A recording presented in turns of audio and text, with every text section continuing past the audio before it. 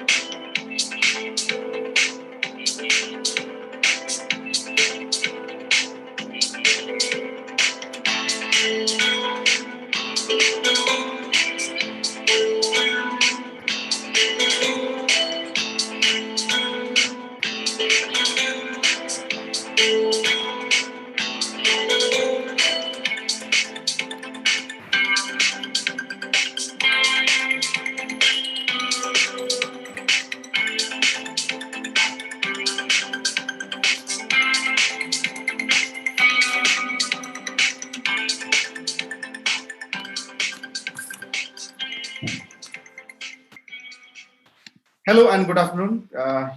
You are witnessing and I'm joining as one of India's largest program on the EPR, plastic recycling, organized by the Policy Times in association with the Shakti Plastic Industries, RECYCLEAN, Ramky Enviro, GRC India, MRAI, Material Recycling Association of India, Indian Plastics Institute, ICCE, International Council for Circular Economy, EcoEx, Sampurna Earth, and Greenscape, one of the again leading players in this domain. And this is a perfect time for India. India, a nation with 1.5, almost 1.35 billion population. Whatever India does gives a footprint, global footprint across the world. Just like India famous today across the world, and Indians are famous across the world, sustainability is also a buzzword globally. And sustainability, sustainable way of living, whether it is environmental, social, economic, all of this play a very important role in nation building. Among all the aspects of sustainability, waste management, especially the plastic waste management, is one of the most important parts where India will be leading the world and giving a complete different kind of footprint.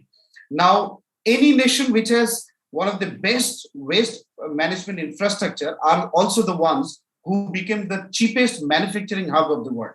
China's rise as a global hub was only because China imported plastic or waste from across the world, recycled them with the latest technology, with massive and magnitude amount of investments, and made their recycling sector one thriving and big, booming and biggest. That led China to be one of the leading, cheapest manufacturing hub of the world.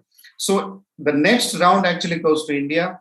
How India develops a world-class recycling infrastructure is also an interesting journey to see. Now, EPR is certainly a step towards doing that. So today, across, I think, 7 to 8 hours, we will discuss at length on what is EPR and all, and we will understand how we can implement EPR for the betterment of this nation. And, to just invite, along with this event, we are having a small award ceremony for our speakers, which we will discuss later. I will first welcome and request Dr. Dheeraj Kumar Singh, the MD and Managing Director of GRC India, one of the leading environmental consulting firms, Dr. Singh has MSc and MPhil and PhD in environmental sciences from JNU. He has been pioneering and spearheading this global organization, achieving phenomenal growth in the company through his dedication, leadership, meticulous planning, and far-reaching strategic outreach. I will request Dr. Singh to kindly deliver the welcome remarks. Good afternoon. Am I audible? Yes, you are. Yeah, good afternoon, namaskar, and a very warm welcome to you all in this national conference on a very critical and important aspect with respect to EPR implementation of plastics in India. My personal thanks to the organizing committee members, our associated organizations, Policy Times, BRICS, Ramky, Shakti Plastics Industries, RECYCLEAN for their support in conceptualizing this entire conference. To grace this occasion and deliver their valuable talks, we have amongst us various eminent personalities, dignitaries, speakers from different environmental background. My humble gratitude and thanks to the entire panel of speakers for giving their kind consent and taking their valuable time out for being part of this national conference on EPR and sharing their valuable thoughts amongst us. Today, we welcome them all, and I will just briefly introduce the panel available. Sri Rahul B. Poddar, Managing Director of the Shakti Plastic Industries. Mr. Masood Malik is the Chairman, Environment Wing of ASSOCHAM and Joint Managing Director, Ramky Enviro. Mr. Sri Krishna Balachandran, Officer in Charge, Plastic Waste Management Program, UNDP. Sri Rajiv Kumarji, he is an IFS and Chairman of State Expert Appraisal Committee of Government of UP. Dr. Thomas Chandy, he is a PhD from Melbourne and Chairman of Sikkim State Pollution Control Board. Sri Samir Unhale, Joint Commissioner of Directorate of Municipal Administration, Government of Maharashtra. Sri Anirban Ghoshji, Chief Sustainability Officer, Mahindra Group. Sri Tushar Patnaik, Head of EHS and Plastic Waste Management, Dabur India Limited. Mr. Surojit Bose is the ABBP Sustainability Legal, Hindustan Coca-Cola Beverages Limited. Sri Amar Singh is the Secretary General of Material Recycling Association of India. Sri Arup Kumar Mishra ji is the Chairman of Pollution Control Board Assam. Srimati S. Srikala, she is a Member Secretary of Kerala State Pollution Control Board. Sri Visku, Mr. Vishu Karmakar ji, he is a Member Secretary Tripura State Pollution Control Board. Mr. Suresh Chug, former Chairman of GNK State Pollution Control Board. Dr. Sunil Pandey, he is a Senior Fellow and Director, Environmental Waste Management Division of TERI. Dr. Ashok Kumar is the Vice Chairman of Greenscape Eco Management Private Limited. Mr. Akshay Rath is the CEO EcoEx. Miss Maggie, she is lead plastic program Vera. Mr. Gaurav Kaul, founder and the CEO of RECYCLEAN. Miss Juhi Gupta, she is the head sustainability PepsiCo India. Miss Salini Goel Bhalla, MD International Council for Circular Economy. Sri Jaideep Gokhale, Vice President Sustainability for Asia Pacific Tetra Pak. Mr. Milind Samant, Corporate EHS Head, Alchem Laboratories Limited. Mr. Ankur Chaturvedi, ABBP Associate Vice President, Business Excellence and Quality, Emami Limited.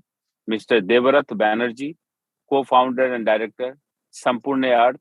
Mr. Pankaj Shah, Chairman, Governing Council, Indian Plastics Institute.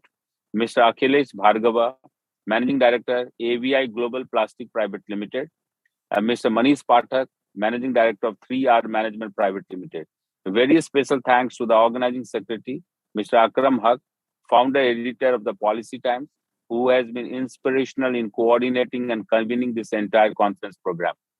I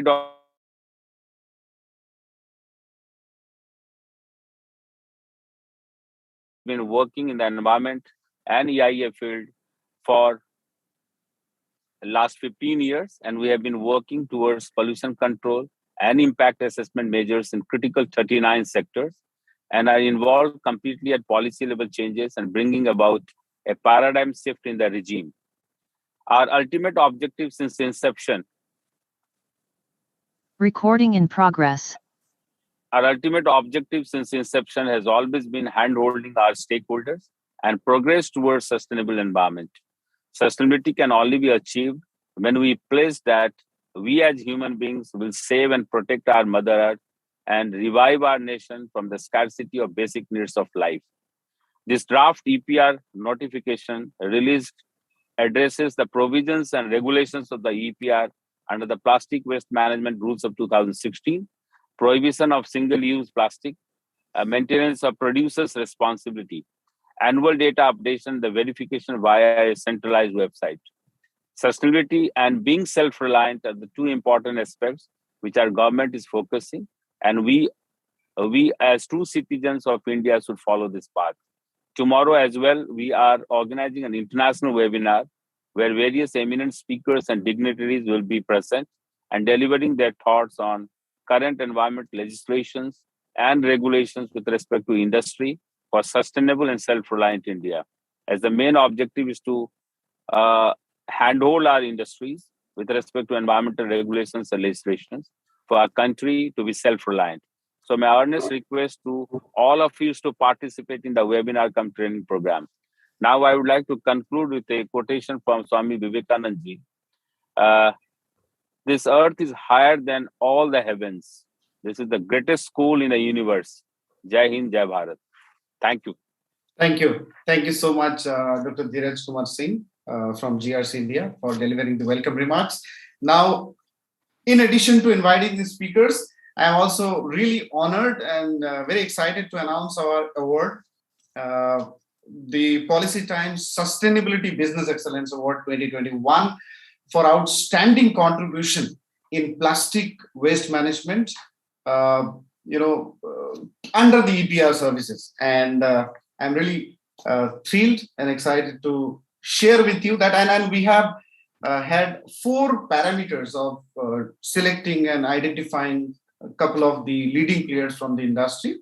They are based on the sustainability good practices, local and green job creation, adaptation of technology, and the overall impact, environmental, socio-economic impact by those companies on the ground, for the local community. And I'm really honored and excited to announce that Ramky, one of the leading players in the sustainability domain, has been the first of the companies to win this certificate, this award of Sustainability Business Excellence Award.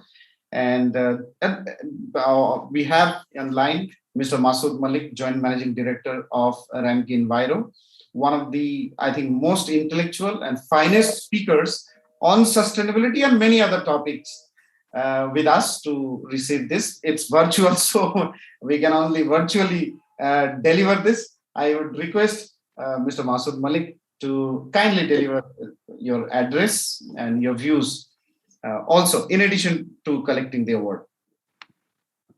Thank you so much.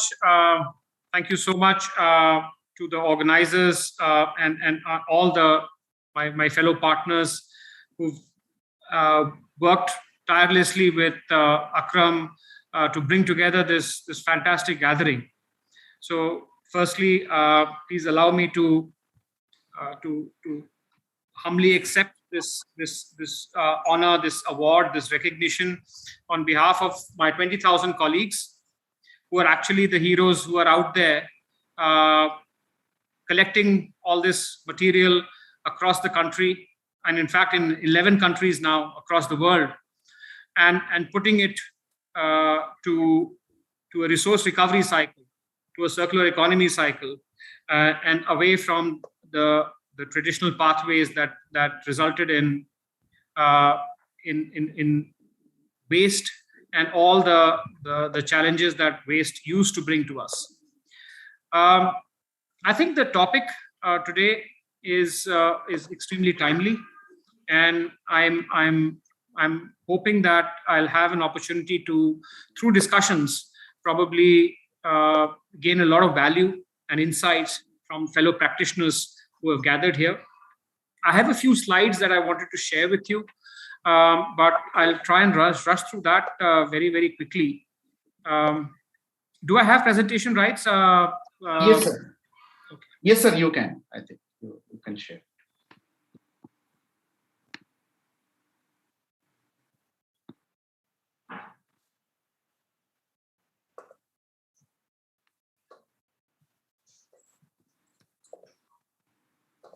Do let me know when you can see a slide come up. We can see, sir. Please go on. Okay, great. Once again, I'll rush through the slides, but I'm really hoping that the discussions will be the real forum where good insights and comments will come up.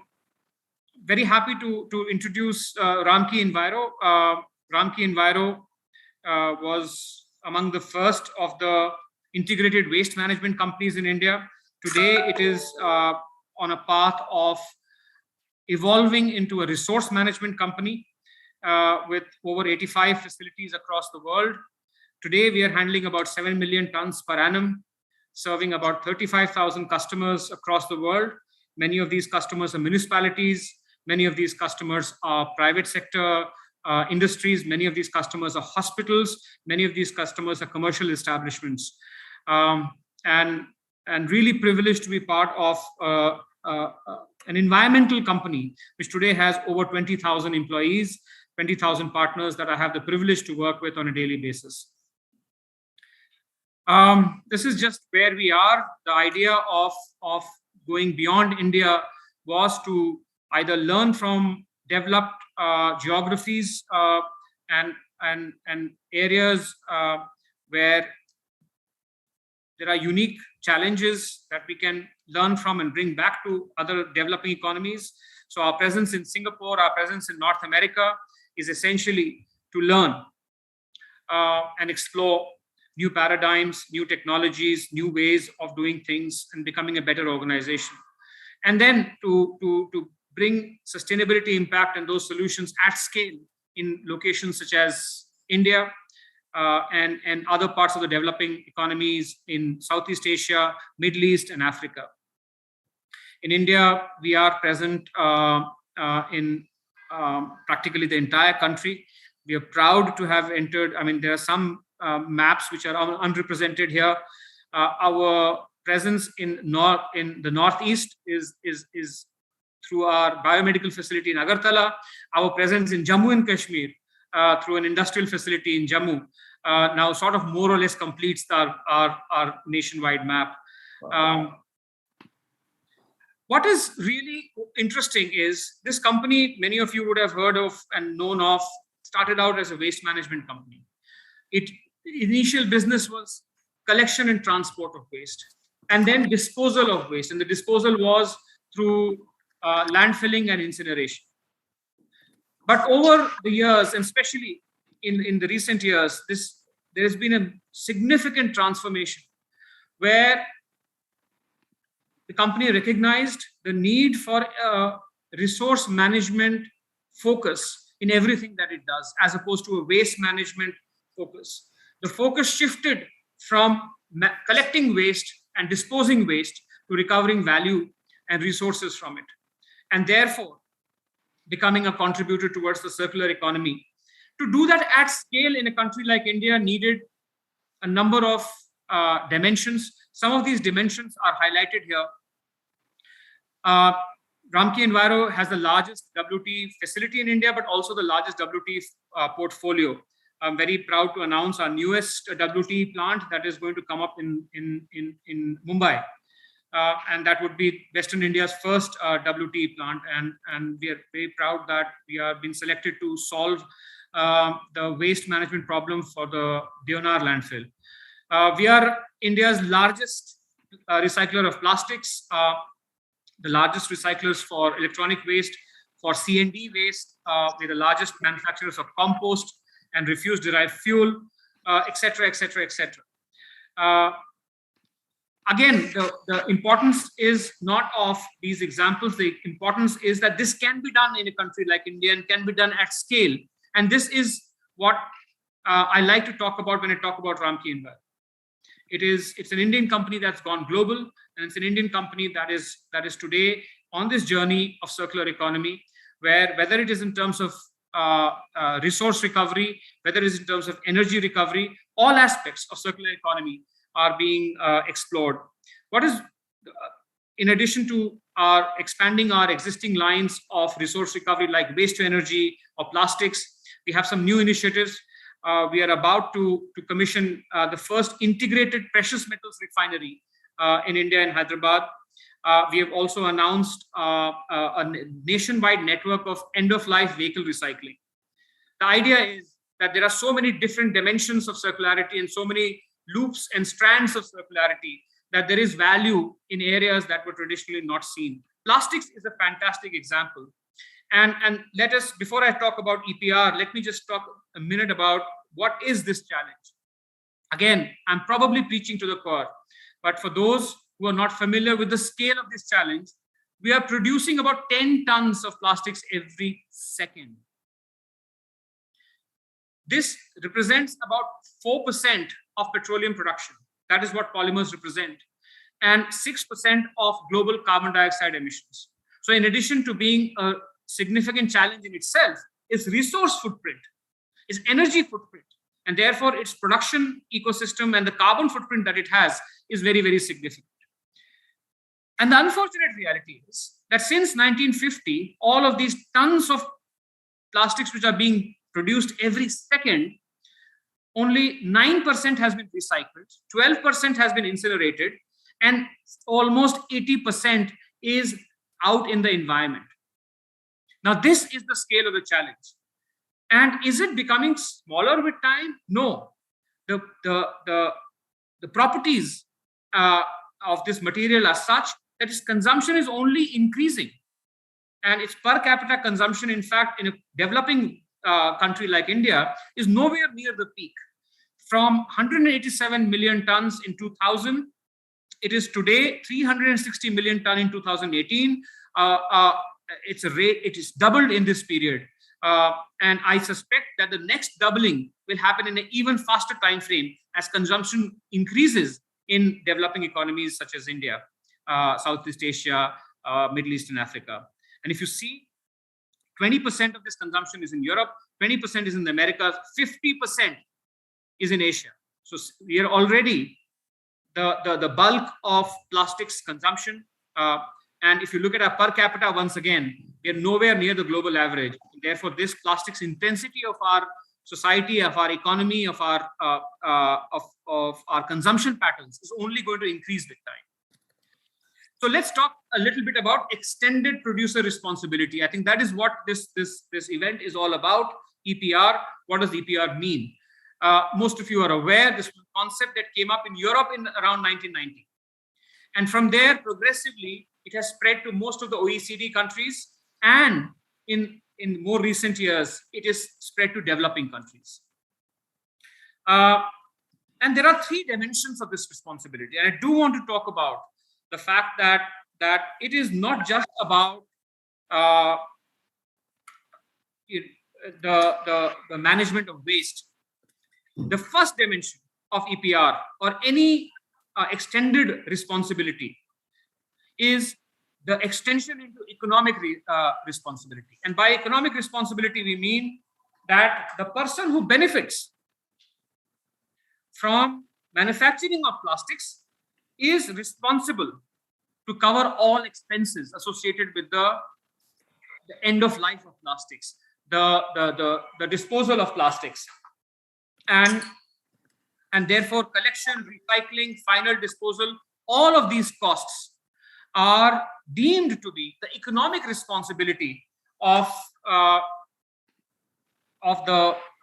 manufacturer, of the producer. The second dimension of extended responsibility is an extension into physical responsibility. So it is not just enough to say, okay, you are the polluter, you pay for it. Polluter pays. I mean, we all know that. There are policy dimensions which require that the manufacturer also takes physical responsibility. By physical responsibility, it means that there are many parts of the world where the plastics ownership remains with the manufacturer throughout its life cycle. So which means that even after you've sold that material and it has gone out into the environment, you retain ownership of that material. That is the physical responsibility dimension.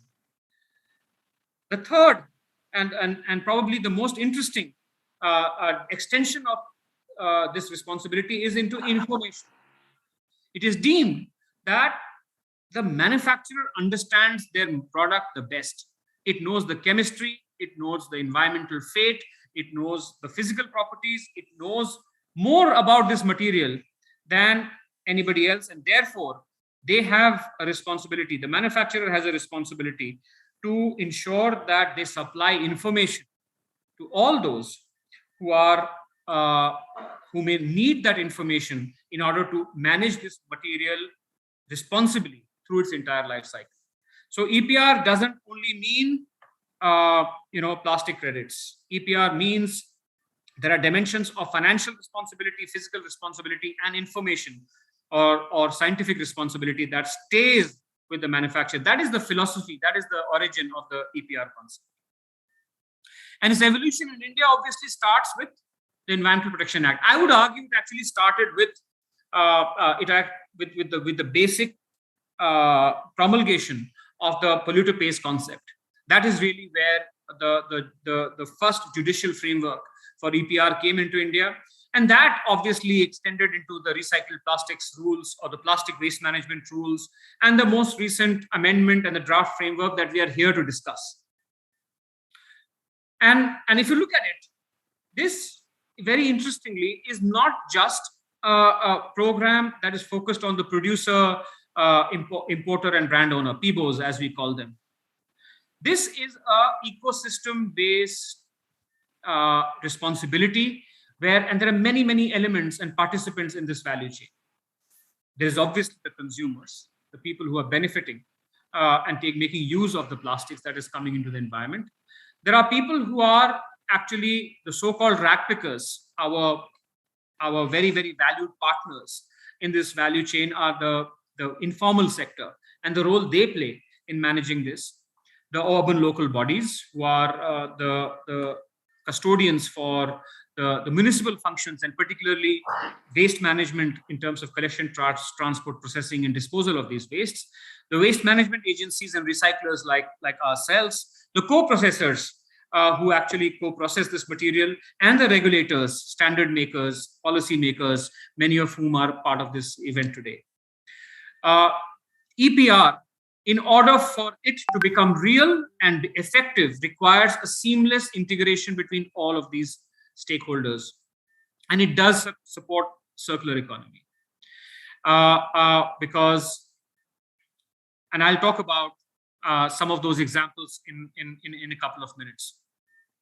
The first is infrastructure.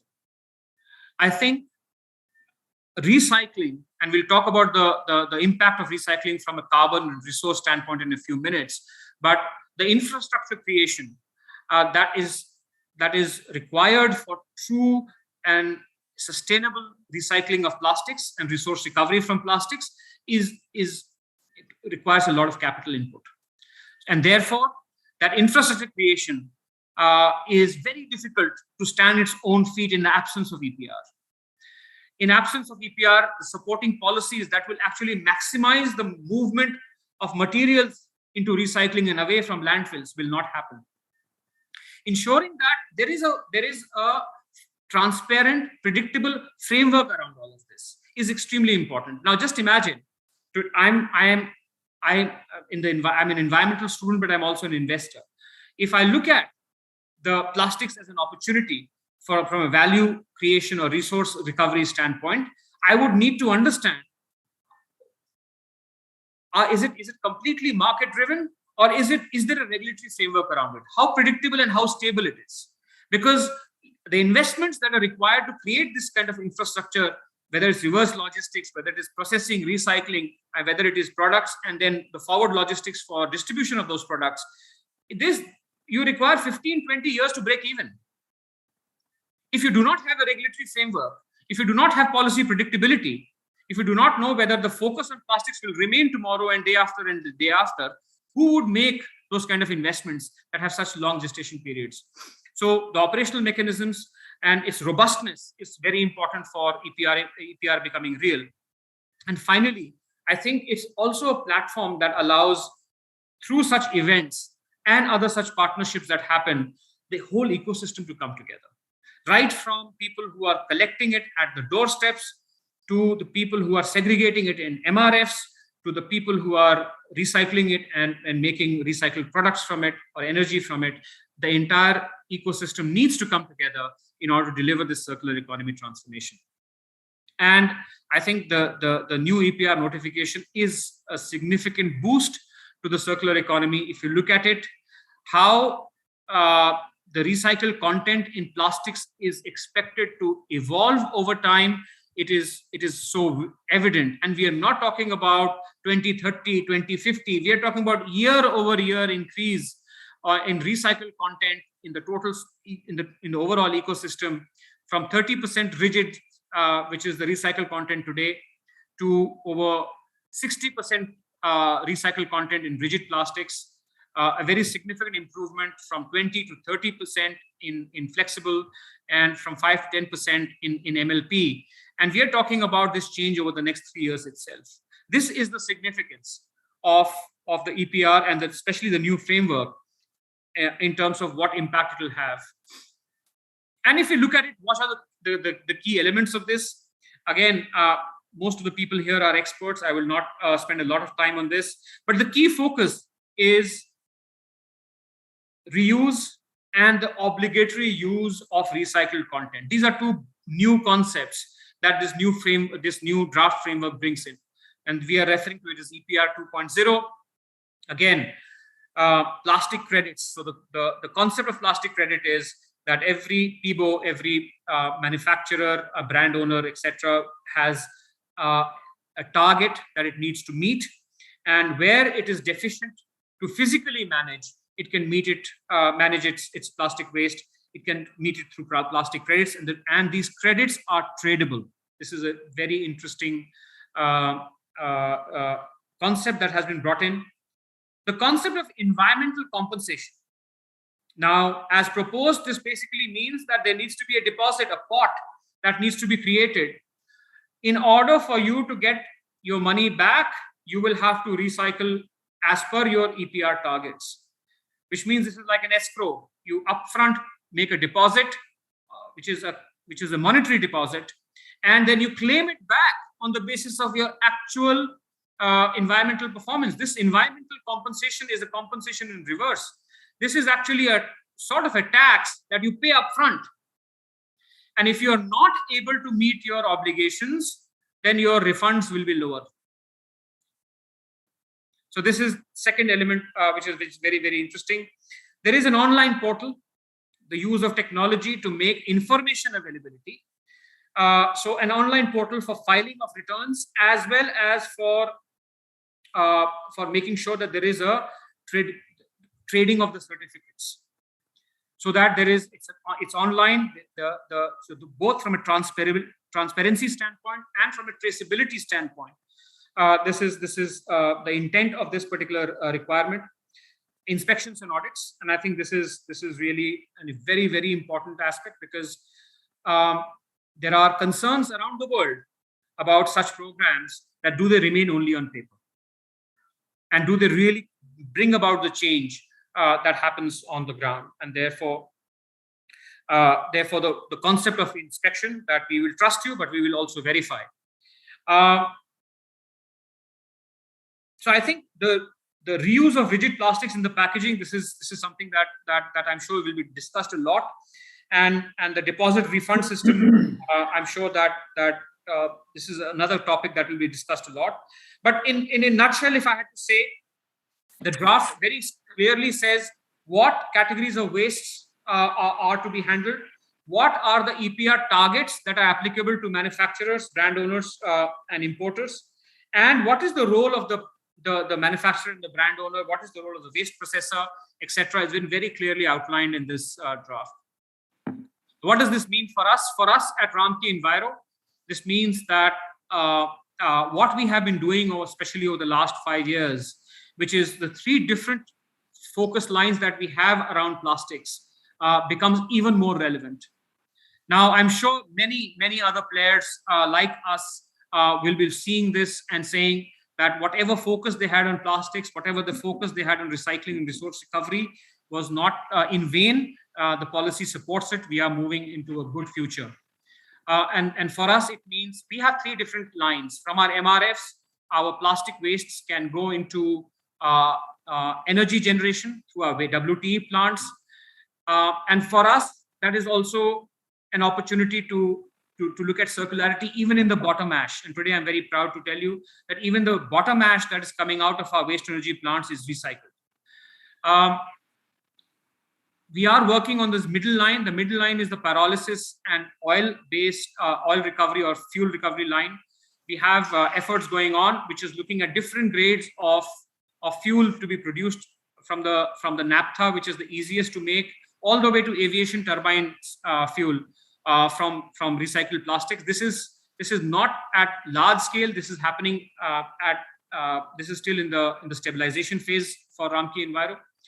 And the third significant area of recycling where we are running large recycling facilities like our integrated plastics recycling complex in Vizag, where we are manufacturing both granules, but also products like garbage bags, paver blocks, and tiles. What's very interesting is that there are opportunities for circular economy within our company. So there are a lot of the biomedical waste bags in which we collect all kinds of different biomedical waste at all our hospitals. They're color-coded bags. We manufacture them ourselves from recycled plastics and give them and sell them to our own companies so that there is circularity in every operation possible. And tomorrow we want the fuel that's going to come out of our facilities to actually run our fleets, so that the overall operational footprint is lower. And this is significant. The fact is that there is a very significant resource benefit of recycling as well as carbon benefit of recycling. Remember, what are we substituting when we make energy from plastics? We are substituting in India mostly coal. What are we substituting when we make products and granules from recycling? You're substituting crude oil based upstream industry and the cracking and the manufacturing of polymers in a refinery. That is what you are substituting. The environmental footprint of all of these, the upstream polymer chain, is extremely high. That is what you substitute when you look at recycling and resource recovery. Another point here is doing it in a way where you are optimally looking at decentralized versus centralized. You can make bottle to bottle, but if you transport 1,000 kilometers, is that the right thing to do? There is a life cycle environmental cost associated with any activity. So looking at that and saying what should be centralized and what should be decentralized is also a very important consideration. For us, we employ both models. I'm giving examples of our mega facilities, which are our nearest from where I am right now is the Hyderabad facility, which is a 20 megawatt waste energy plant that is using RDF made out of plastics. But we also are manufacturing products as well as granules. And the lower left-hand corner is our facility in Vizag, where we are recycling plastics. In terms of separation, this is a picture of our probably one of the world's most advanced plastics sorting lines, which is AI enabled, where there's there's no human intervention. This whole plant is operated, 1,600 tons per day. The plant is operated by 6 people. It is that level of automation that is possible. Is this necessarily the best solution for India? No, our MRFs in India are different. But just to show you an example of where technology is today, the fact is that there is a AI ML integrated, completely man-free, fully integrated 1,600 tons per day facility that we are operating in Dubai. This is in Jebel Ali in Dubai, and a matter of significant learning for us. And the use of technology to extend the social reach and adoption of recycling. One of the most important aspects of enabling EPR is how early in the chain you can capture the plastics. Once the plastics is a part of municipal waste, once the plastics is contaminated, the cost of its recovery, its separation, its cleaning, even before the recycling, is often a barrier to recycling. And therefore, how we can ensure that using technology, we can actually ensure that you are able to capture the material early without it being mixed, without it being contaminated. The second and equally important is how robust is your traceability. Yeah. Masood, if you can conclude in a couple of minutes. 30 seconds. And the second element of this technology is using blockchain to ensure that you are able to have traceability and ensuring that your credits are real credits and they're not manipulated or credits that can be questioned. And therefore, right from collection to sorting and segregation to processing, and we are attempting to make EPR a very mainstream aspect of who we are and what we do. That's all I had to share. I hope that we'll have an opportunity to have a very involved Q&A around this. Thank you once again, Akram and the Policy Times, and all my other fellow partners for giving us this opportunity to present our thoughts here. Thank you. Thank you so much, sir. It is always an honor and excitement to hear you. And I always enjoy hearing your speech, listening to you. Live is even better. Live means physical is even more interesting.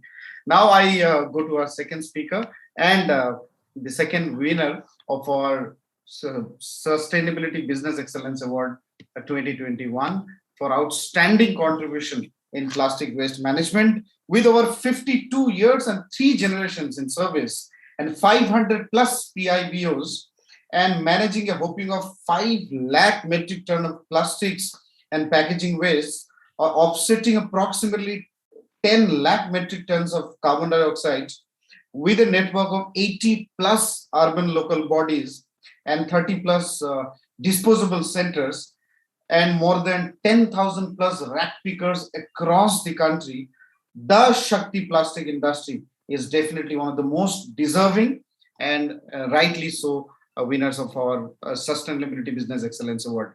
Now to receive this virtually, we have Mr. Jude D'Souza, who is joining us from Mumbai. Thank you so much. And a quick word from you and a brief address by Mr. Jude. Good afternoon, everybody.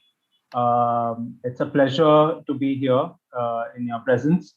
And I'd like to say a big thank you to the Policy Times for having me. Unfortunately, Rahul couldn't be joining, so he had some very urgent meeting that came up. But I'm very happy and honored to be part of this, to receive this on his behalf. And yes, it's a pleasure to, when you speak such great accolades about Shakti Plastics, it's truly amazing. We do have a lot of presence in India with respects to EPR, and it's EPR has gone scaled up a lot. There's a lot of conversation now and a lot of interaction between all stakeholders, starting from your brand owners to your ULBs and your waste management agencies. It's a true pleasure. And as Mr. Masood has already spoken about, he's tapped into all these topics. We've already seen how EPR plays such an essential part in circular economy and keeping the plastics.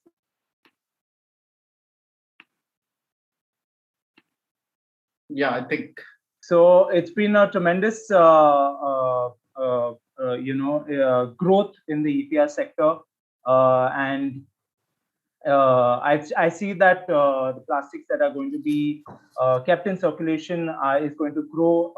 The amount of recycled content also in products is going to be growing tremendously. And yes, with time, the infrastructure is going to grow.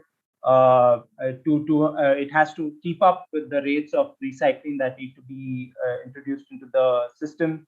And yes, Shakti Plastics is really growing at a fast rate. We have sites starting with our main site in Maharashtra.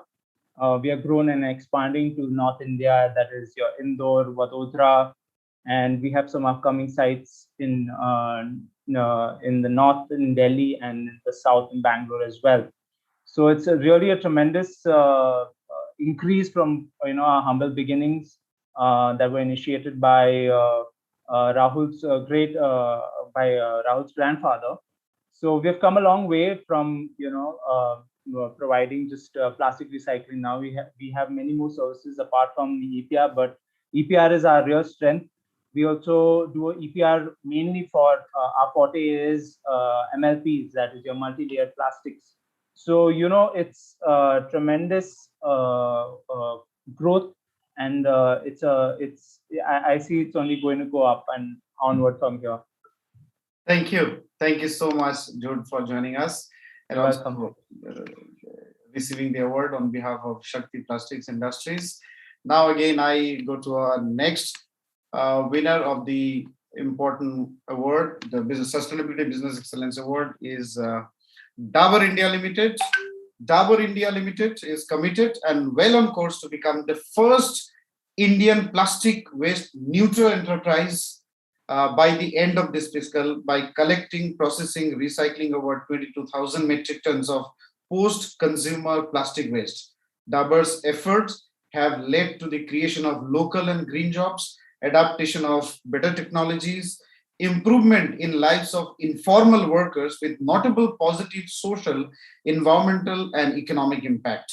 As a responsible corporate citizen, Dabur has always been recognized for its commitment towards sustainability and ecological responsibility. Dabur has taken many progressive actions to reduce plastic waste in cities while also raising awareness about plastic waste management across the nation and different countries of the world. Recording stopped. We have the Mr. Tushar Patnaik, the corporate head, EHS, India and SAARC countries, and also plastic waste management, Dabur India Limited. Recording in progress.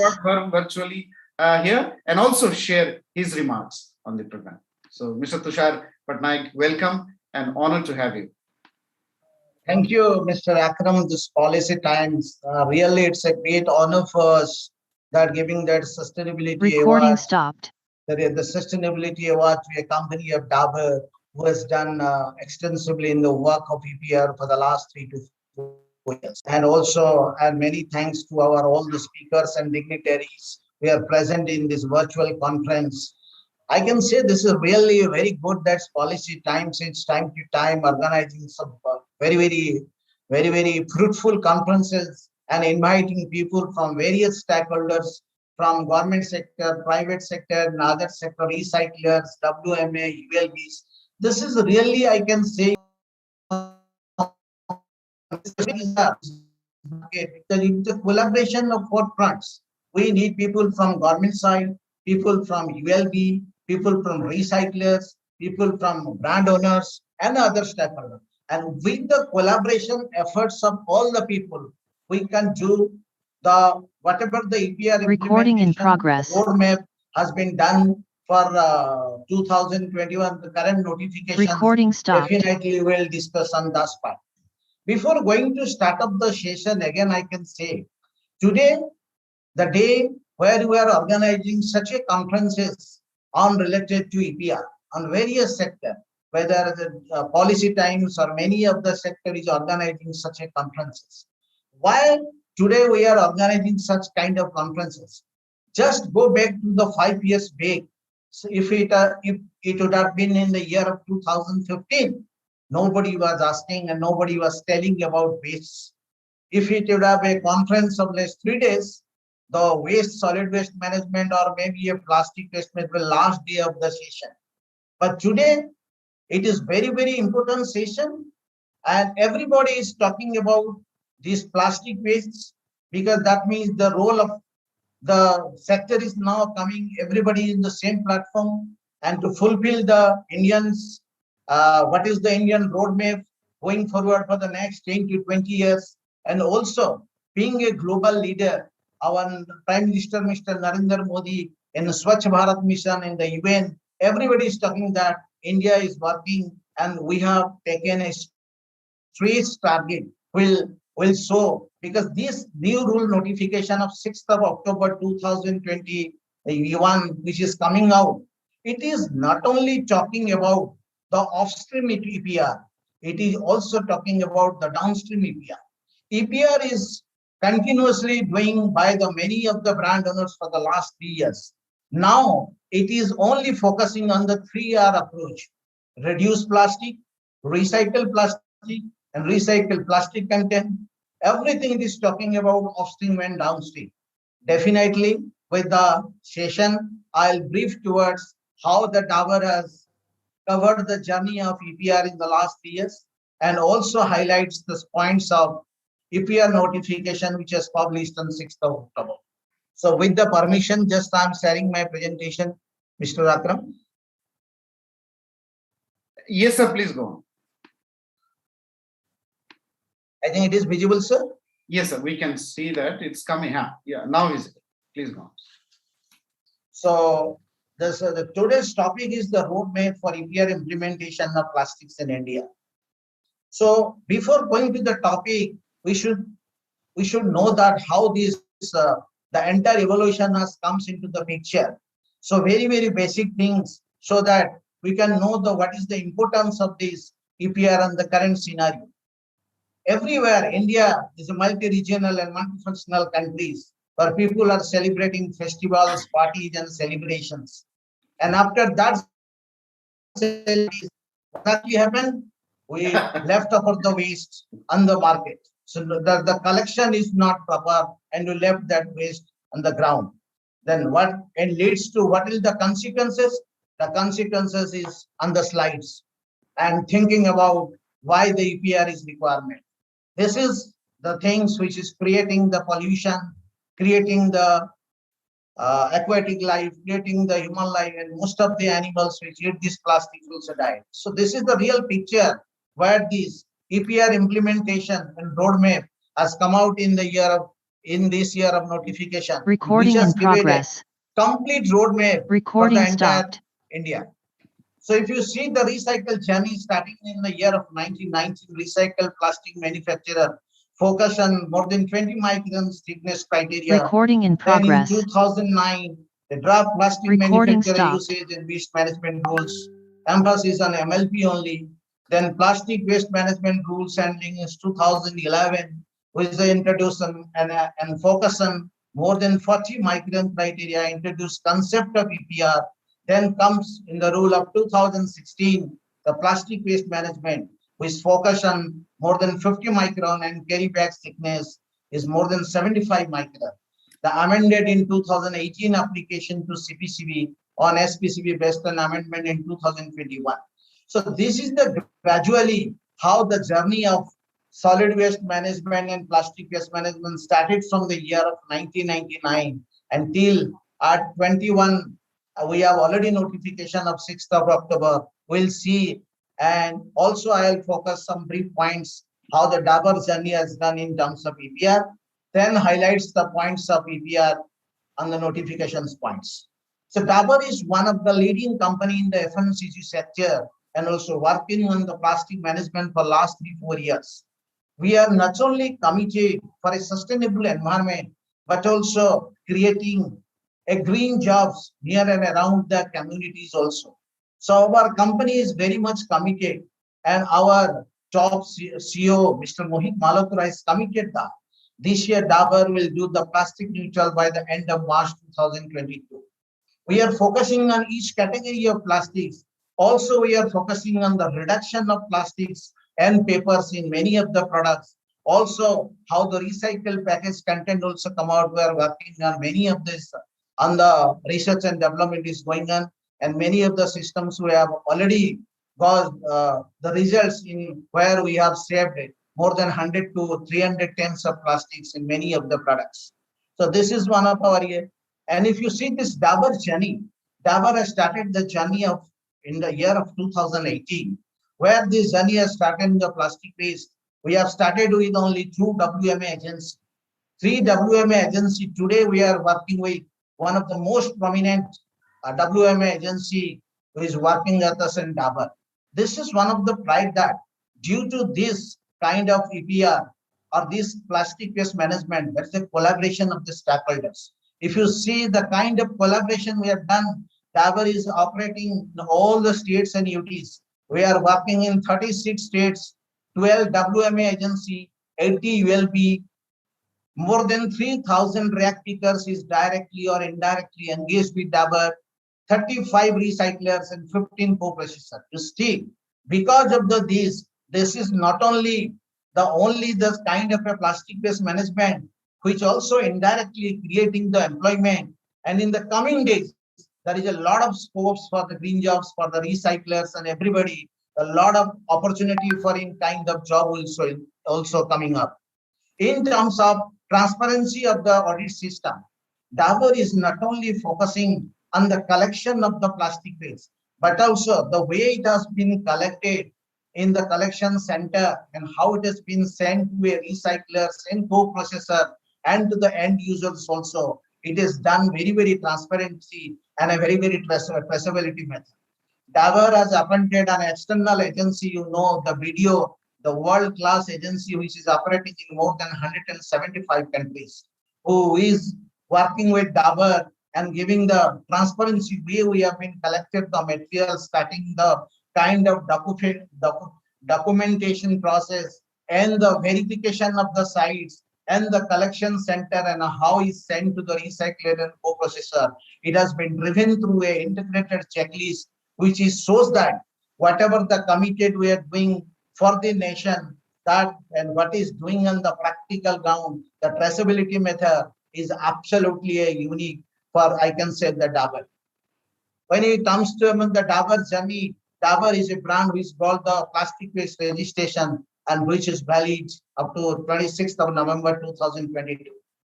Till date, if you see in terms of recyclable and multi-layer plastics, we have almost covered 50,000 plastics into the recycler or the co-processors. Started from the journey of 2018, where we have started the quantity of 3,875 metric ton. Today at this year, 21-22, we are going to complete about 22,000 metric ton, which is a plastic neutral company. Going forward, we'll do the same 100% year by year. So Dabur is not only committed only if you haven't told that, I have already told that it also focuses on the social benefits. Where Dabur doing this EPR, we have engaged the different stakeholders. From that, more than 1,000 new green jobs also created. We are associated with the recyclers, NGO, rag pickers, RWA, societies, directly or indirectly associated, and getting that livelihood will also increase through this kind of a social benefits. Side by side, Dabur is the more environment sustainable organization, also looking at the environmental benefits.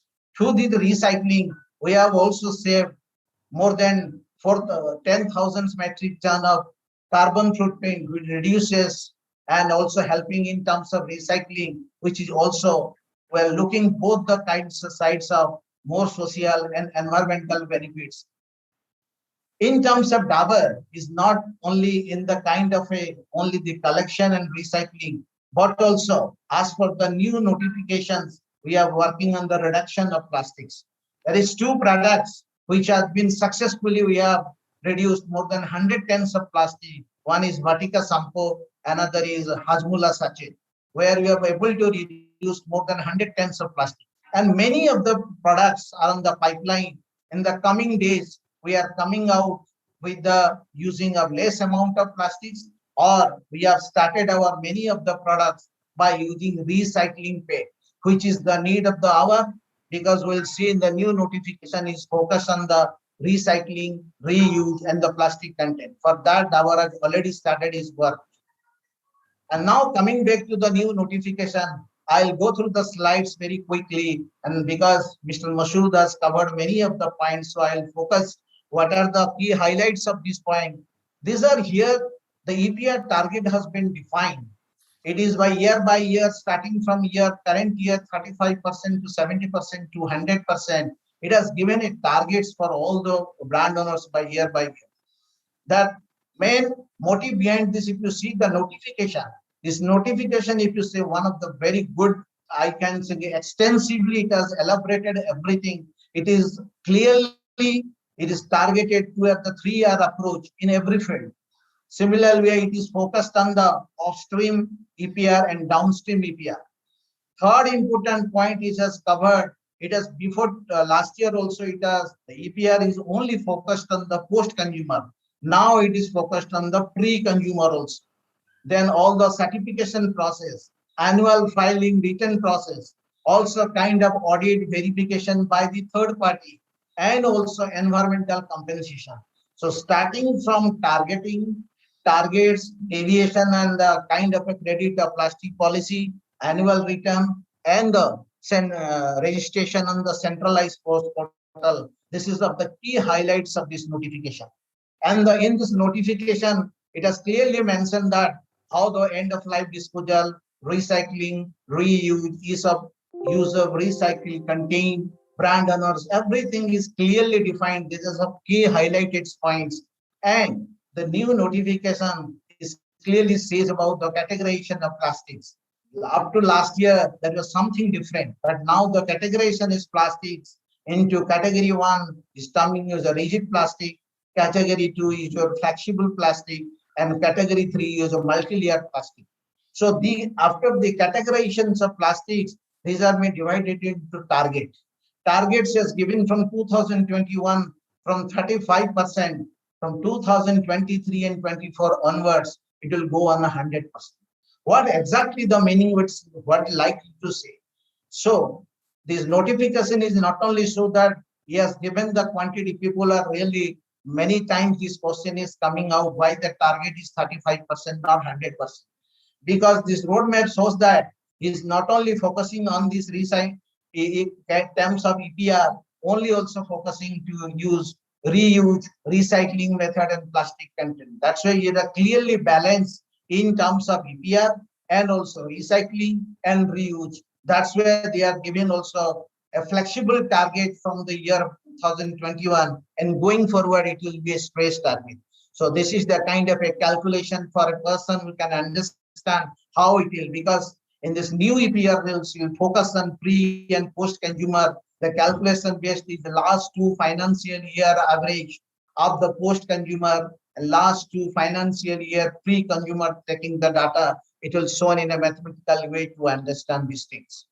And it only, not only, I have already told that it's also focusing on the recycling target. If you see the year 2023 will be a crucial year for every of the brands. So for that, we have to gear up. How to do that? If you see the new notification has says lot of things, roadmap for this EPR, extended producer responsibility, but talking about how to, what so many things is described in terms of recycling, in terms of plastic content, what to do. The major challenge and the major which you have to face, that how to do, it is a question mark. And as a stakeholder in a various, today is the platform where recyclers, a WMA agency, government agency, people from state pollution control board and brands are there. So this is the real challenge. We have to think how to mitigate the challenge from 2023 in terms of recycling content. Category 1, 50%, category 2, 30, category 3, 30. Similarly, we are recycling plastic content. Again, it is a big challenge. If you see the global target and if you see the Indian target for the year of 2023-24, one side, no doubt, it has given a challenge. Other side, yes, whether we are able to take this challenge and what are the constants, we'll see on the last slide also. So in terms of exemption of highlights in obligation, the key highlights of these sheets is that this is kind of a flexible things. If some of the brand owners, if if it's a category of FMCG, if unable to complete that target, he can take the plastic credit from a similar company and you can show. So similar other company can sell the plastic target to a company which is not fulfilling the target. So this everything is, it has been made, but as soon as the portal will start, we'll see how practically and friendly user it will happen, so that the entire transaction in takes place through this e-portal. If you see the kind of a registration is the same, those who are operating in the 2 states have to be registered with the State Pollution Control Board, and more than operating in 2 states has to be registered in the Central Pollution Control Board. So targets, brands, registration, penalty, and revocation, it is a clear emphasis on the new notification process. So this is again provision surplus EPR certificate. I have already covered my previous slides also. In terms of the annual return, this mainly focused on the annual return of the brands by end of April of the next financial year. Similarly, kind of annual return for the recyclers also defined in the new notification process. So this is the, and also penalty provision, how penalty environmental compensation is derived if somebody is not fulfilling the EPR target. Then the next year, if you want to fulfill, then definitely the environmental compensation will charge. But within 1 year, you will return of 75% of that. Second year, 60% return or 40% return. That means environmental compensation is one part, definitely it will be charged. But other way, you have to fulfill the target in the next year and next subsequent year. That means all kinds of provision is given so that the more and more players will come into picture. If you see the up to the last year, many of the big brands in coming for the EPR, but many of the small brands are not coming into picture. But with this notification, everybody will come to the radar, and definitely it will be so that all the players will come into picture. When everybody will come, definitely the recycling or reuse, or in terms of opportunity, jobs will also, more and more jobs will also created. This is in part of registrations. I have already covered this point, already I have covered in the last slide, so I will not go by one. So that coming back to the challenges part. While coming back to the challenges part, some of the points which is raised in various forums, just I can highlight. No clarity and documentation process for collection and disposal mechanism in the correct notification. WMA and ULB engaged in SPCP role is not exactly defined what to do, whether we need the help of WMA or ULB or not. Online portal need to be strengthened for annual filing and also happily report also. EPR targets not clear because mostly brand doing 100% EPR in this year. How you can change the target to less? That means while the target will less, that means more plastic will go to environment without recycling. That is also a big challenge, and this question is still to be cleared. Availability of high quality recyclates comparable to virgin quality. While our focusing is that we should reduce the virgin quality. While we reduce these virgin plastics, definitely we need a high quality of recyclates. Otherwise, the recycling will be a major problem. Availability of high quality segregated waste. Say, while we are talking about segregated waste, waste should be from the particular source. Source segregation is the creating awareness among the people, one of the biggest challenges. Access to process technology using recycle contained in HDP, PE, and PET. MLP processing challenges and achieving low thickness film. Why this point has been included? Because the new is talking about reuse of plastics, and also plastic contained, the target has been set.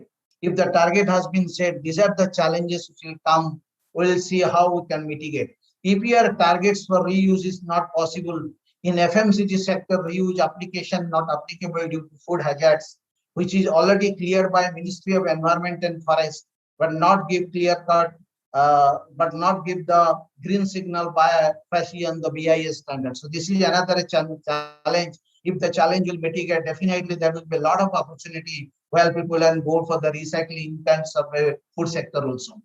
Minimization of virgin plastics and using recycling plastic contained from 2023 at a target of 30, 20, and 5% in 3 categories of plastics. The biggest challenge is that without proper infrastructure and vendor to fulfill the target, keeping it commercially viable is the biggest challenge.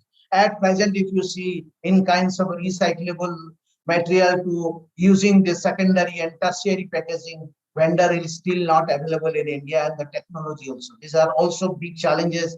Old SOP is not properly aligned with the MOCC draft, not to release the SOP against the new draft.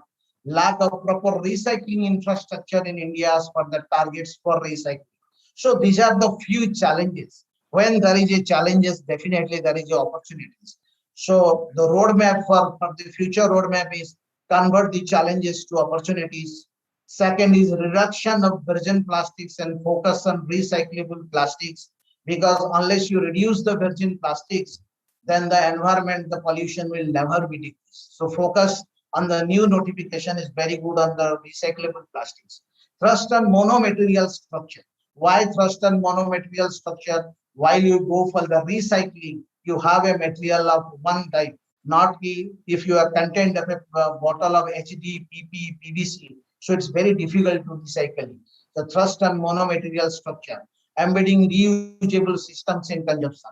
Reusable systems is practically at present. I don't know, in globally also I have discussed with many people. It is very, very challenging how in India the reusable systems in kind of rigid plastic, and we'll see as per the notification that is also a challenge. Reduction of unwanted plastics in packaging material, promote alternative plastics, because single use of plastic has already been from 1st July 2022. So we have to come out with the alternate source of plastics, and awareness for source of segregation. These are the key areas where Tushar sir, coming days it will be a part where we have to unite together in a single pattern. With this, finished my session. Thank you, sir. thank you. Thank you so much, sir. It is an honor to hear again. I think one of the most comprehensive presentation that we had. I think by now we have covered the basic highlights and fundamentals of the policy, and also a couple of suggestions already in by two important players. One is Recycler and one is Brand. I fortunately have now Mr. Rahul Podar from Shakti Plastics Industries from Dubai joining us. He had a, sir, if you can unmute yourself and can place the camera in 90-degree like this, this just to give a bigger frame. We would be very excited to hear from you, and then we will go to our eminent speakers joining us from different part of the country.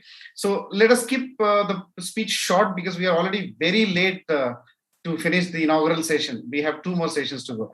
Rahul sir, one of the doyens of and celebrity recycler of the country, and doing exceptional work across the nation, and also a gentleman with a very big heart. So he has been working relentlessly to clean India and recycle as much as possible. So Rahul sir, over to you. Thank you, Akramji. Thank you, Policy Times, for giving us this opportunity to speak on this platform. It was good to hear Tusharji. He almost covered all my points. Whatever points was on my point. So he almost covered everything, even recycler points as well as from a brand owner's perspective, as he is very much experienced in this field. But yes, I would like to say a few things in a very short time. That when you talk about recycling industry and support of EPR in this segment, yes, like Tusharji also mentioned, that recycling industry has a good support of EPR systems, EPR policy, and due to the current policy where recyclables are mandatory to use in packaging industry, and there are minimum mandatory usage of 35% to 70% going forward. A lot of new technologies related to recycling will be introduced in the market, in the Indian market, where we can expect good quality recyclables. So where recyclers, this is my message to recycling industry, basically in India, that we need to focus more on not on the volumes now. We need to focus more on the quality side, where we need to see that whatever granules we produce, it should be a high-end granules by using proper technology, proper equipment, where we can create more value out of our waste. And yes, due to the support of the policy and from the brand owners, we can, there's a good market. We can sell our materials to brands if we produce a good quality and guaranteed material. We need to focus more on the standardizations of the granules, where the quality, the testing parameters, the consistency in the materials. So recyclers should focus more on this. As of till date, the kind of activity, the kind of movement in recycling industries is on very much unorganized side. But moving forward, recycling industry needs to change their thoughts, mindsets by producing good quality materials where it can be utilized by brands and we can get good value. And first, we can end up paying more to our kabadiwala, scrap traders, municipal corporations for waste supply. And this is how we can grow recycling industry in Indian market, where globally, Indian recycling industry is not recognized, is not considered as an organized sector segment. A lot of challenges are there. People know about it. So I think that going forward, we should more focus on the technology part, investments in recycling, where we can supply appropriate granules in time and on a consistent note. Apart from recycling part, the other part is the waste collection part. So, which is equally important for a recycler as well as for the industry. So, again, there should be a standardization. There should be a proper channel where a recycler needs to support this industry by supporting them in terms of setting up facility related to collection, related to segregation, and also guide kabadiwalas how to segregate waste, how to channelize waste in a proper manner so that it ends up going to a proper registered recycler. It is very important for recyclers to adopt all licenses, fulfill all the compliance in a proper manner so that they can work with brand owners hand in hand, fulfilling all their EPR compliance part as well as per their company norms and policies. So this is something where we are lacking, and I wanted to address this message to recyclers from this platform. So when it goes up to this message goes up to all the recyclers, and at least they can start adopting this thing. And I know it's not an immediate process, but it will take time. But if we start from today, of course, in few months or few years, we can achieve our goals as per the government policy and fulfill the requirements. Thank you. So I'd like to finish my speech by saying thank you to Ramky.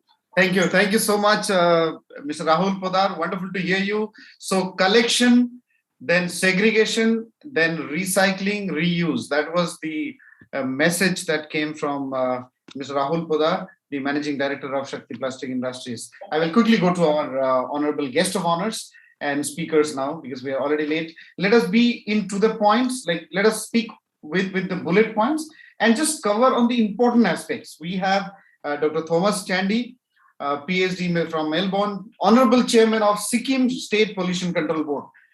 Sir, kindly for your special address. Can you hear me? Yes, sir, we can hear you. Okay. First of all, let me thank Akram Saib and all his teammates and all the co-hosts of this very important event that is taking place. I think we have in Sikkim, we do not have a very good experience of EPR, and I'm pretty sure it is going to be the same in other remote parts of the country, because EPR is something which the PIBOs would probably be happy doing, where the volume of the waste that they put out into the market is large. So probably that is the reason why EPR has not actually taken off at least it has not taken off so well in this state, in Sikkim. And very recently, I interacted with the urban local bodies and the urban development department to find out what was being done in this area. And because this is something which can take care of a lot of the plastic waste that is going into the environment in a state like Sikkim, where and I'm sure this it must be the same in most of the Himalayan states and the mountain areas in other states which thrive on tourism, because most of the waste generated is based on tourism. So that makes the task even more difficult, because remotely placed states, they generate a lot of plastic waste, and most of them are wastes which are produced from brand owners. Again, many of the northeastern states, they have the society in those states are relatively well-to-do. They are relatively better off societies, and therefore the consumerism is much more in those states, and therefore the plastic waste that is generated also is proportionately higher. Now, while going through the draft regulation that has been put out on the 6th of October by the ministry, it is definitely a very comprehensive, well thought out, and a lot of research probably has also gone into formulating these regulations. But a few things very briefly I would like to just mention here. Probably the situation is the same in other parts of the Himalayan region. First of all, like I said earlier, the PIBOs that put out their products into the market in places like Sikkim, they are based outside of Sikkim. They are not within Sikkim.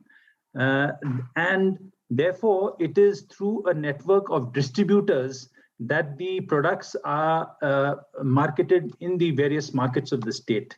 Now, when I try to look for which PIBOs can be actually spoken to, who can be brought on board, and we can meet with them. When I tried to do that, I found that all the PIBOs were outside the state, and it was only through the distributor network that we could access them.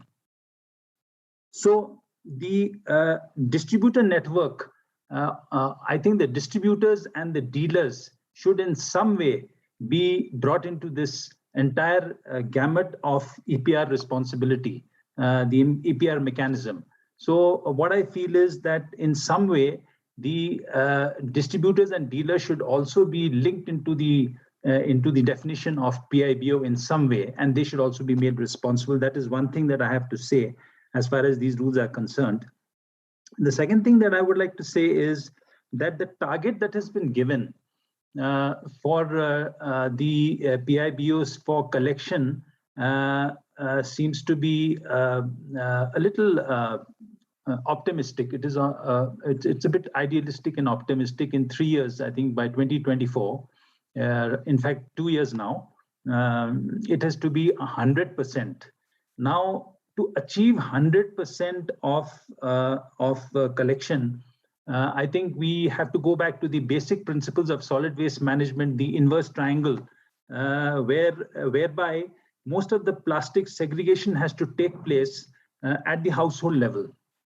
Now, when this has to happen, then I think there is need for a robust EPR model to be set up, starting from the household level and going right up to the end of life. So the entire value chain is to be robust, and when I say robust, it cannot be a single model for all types of PIBOs. I think the model would have to change. For example, very simple example I would like to put out. For example, if we talk of the larger appliance industry, the PIBOs that are involved in the large appliances, for example, refrigerators. Now, the dealers, when they sell a refrigerator to a consumer, they take the refrigerator. It is definitely taken and installed in that person's home. Why is it not possible for a system to be put in place whereby the dealer installs the machine and then brings back all the waste.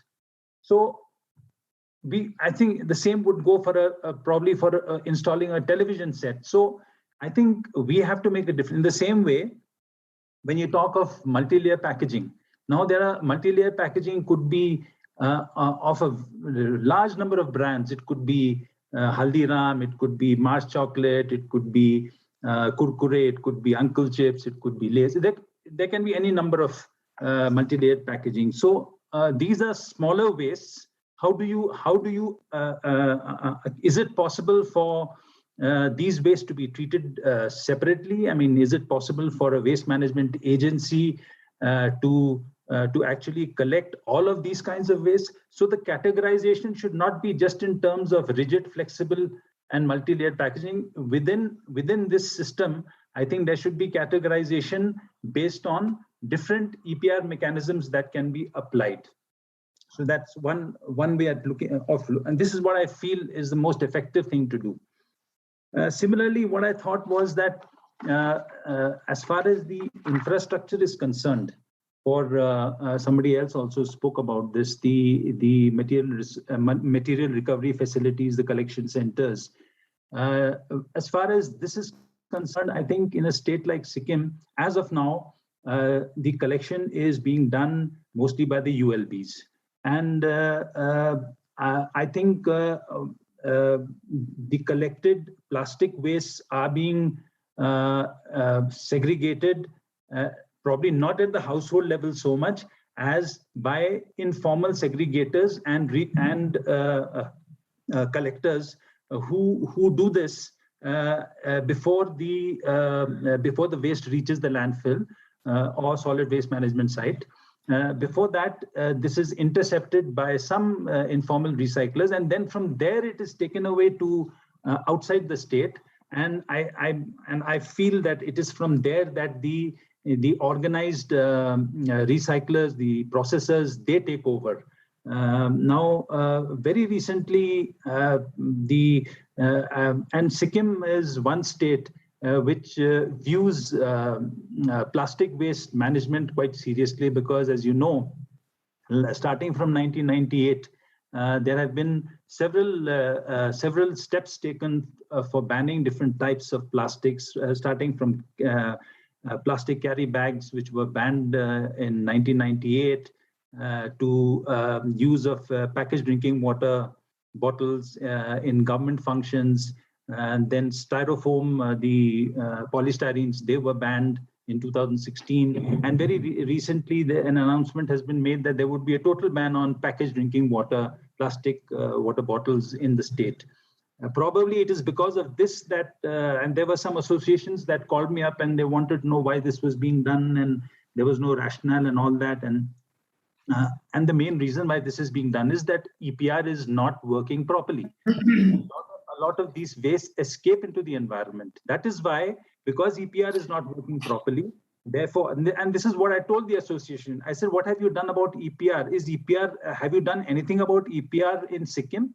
So then, very recently, we have received some data from some of the WMAs and some PIBOs, very few of them. Very recently, we received some of them, and they looked quite ridiculous. For example, Bisleri has said that in the month of September, they have collected 2 metric tons of waste from Sikkim. I don't know, for a population of about 7 lakhs, how within 1 month, 2 million tons of plastic waste could have been collected.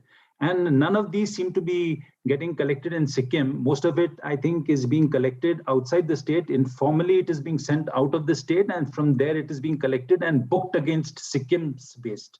So that's what is happening. So there needs to be a proper mechanism, and the State Pollution Control Board needs to be involved in this. And I think, like Mr. Malik said, in order to reduce the carbon footprint of this entire process, it is probably very good for some recycling units to be set up within the state itself, so that the cost of transporting materials outside the state is reduced. But this, of course, will not apply to the rigid plastics, because because if rigid plastics, if you go by the EPR target that has been given, if they have to be reused, then they have to be transported as it is out of the state, and it will be a long. So transporting rigid plastics over a long distance might not be very feasible. This is what I feel. So again, the packaging design needs to be changed for places like Sikkim, remote places like Sikkim, so that the need for reuse is minimized. So these are some of the points. And then what from the SPCB, from the Pollution Control Board side, what I thought was that if we have to monitor, the working of the value chain and the EPR action plan for particular PIBOs, then it would the PIBO would have to work in very close proximity with us. They have to work closely with us, and this has not been happening so far. I hope in future the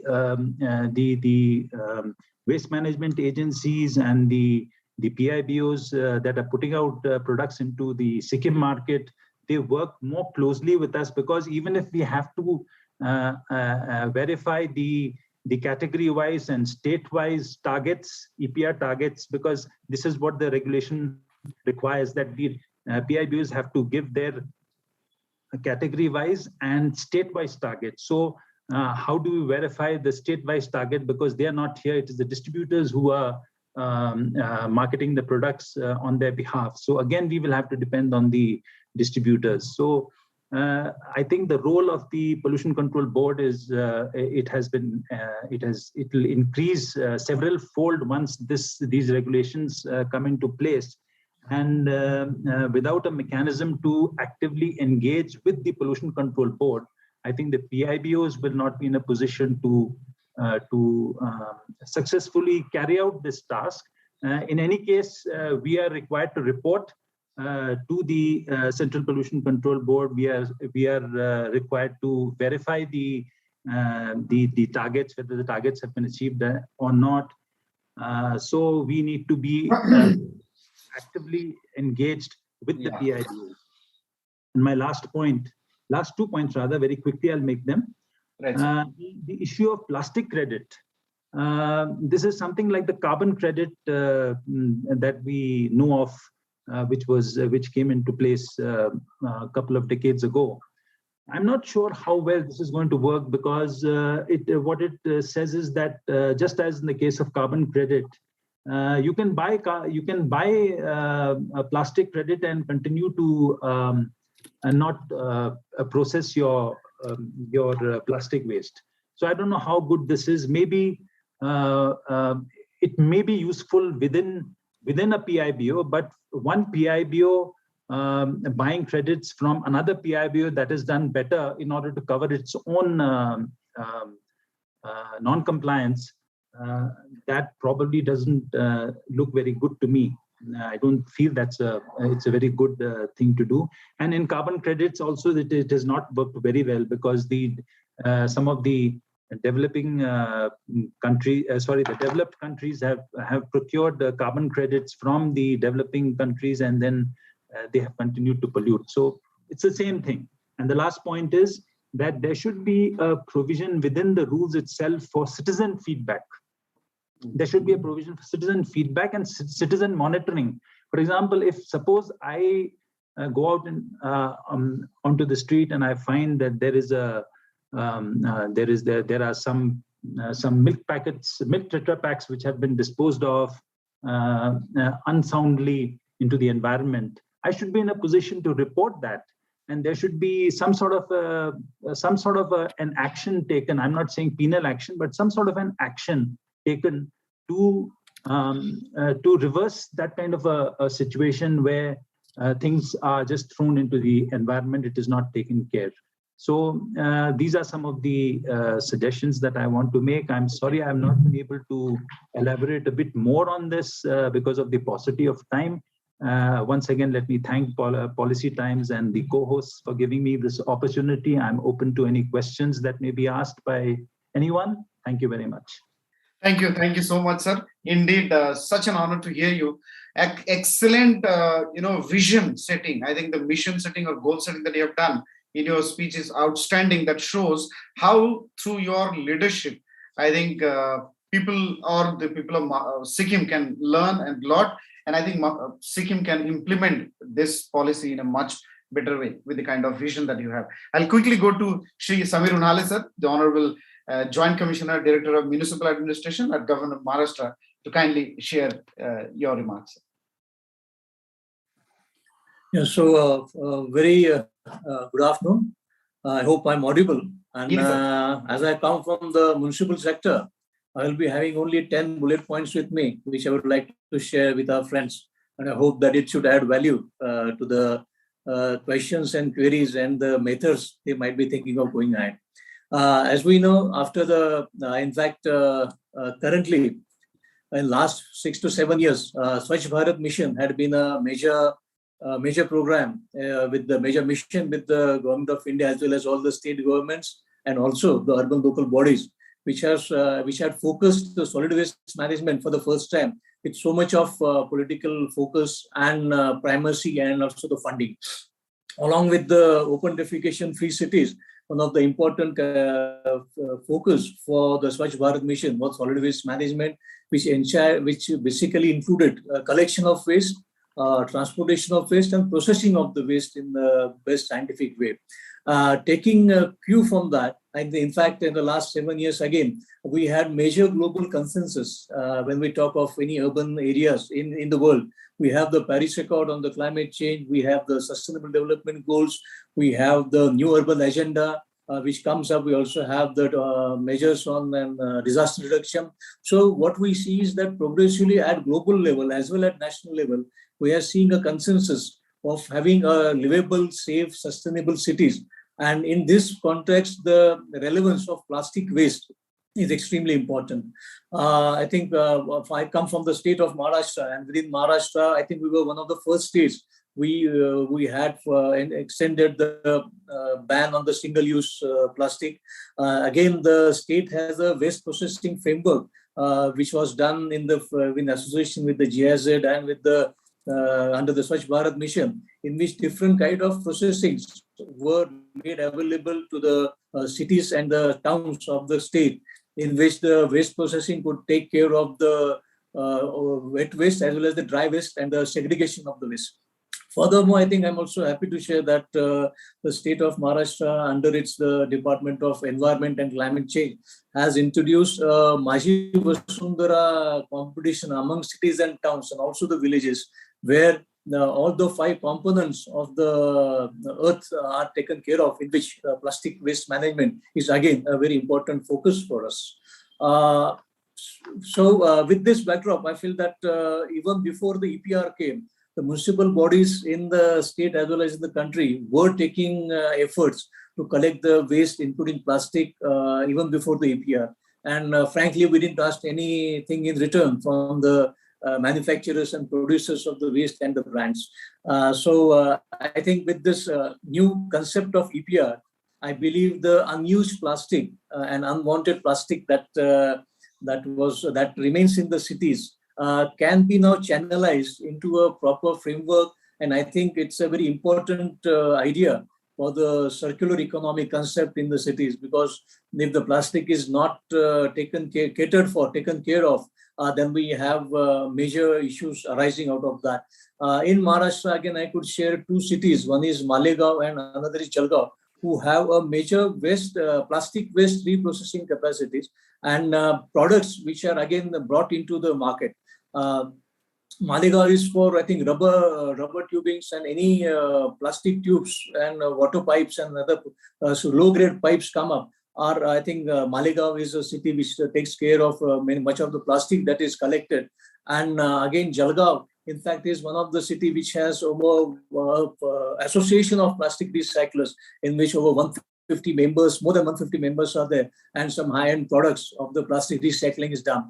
Therefore, the plastic has to be not only collected through segregation, it also needs to be recycled and reprocessed, made into newer products, which can be used into the society.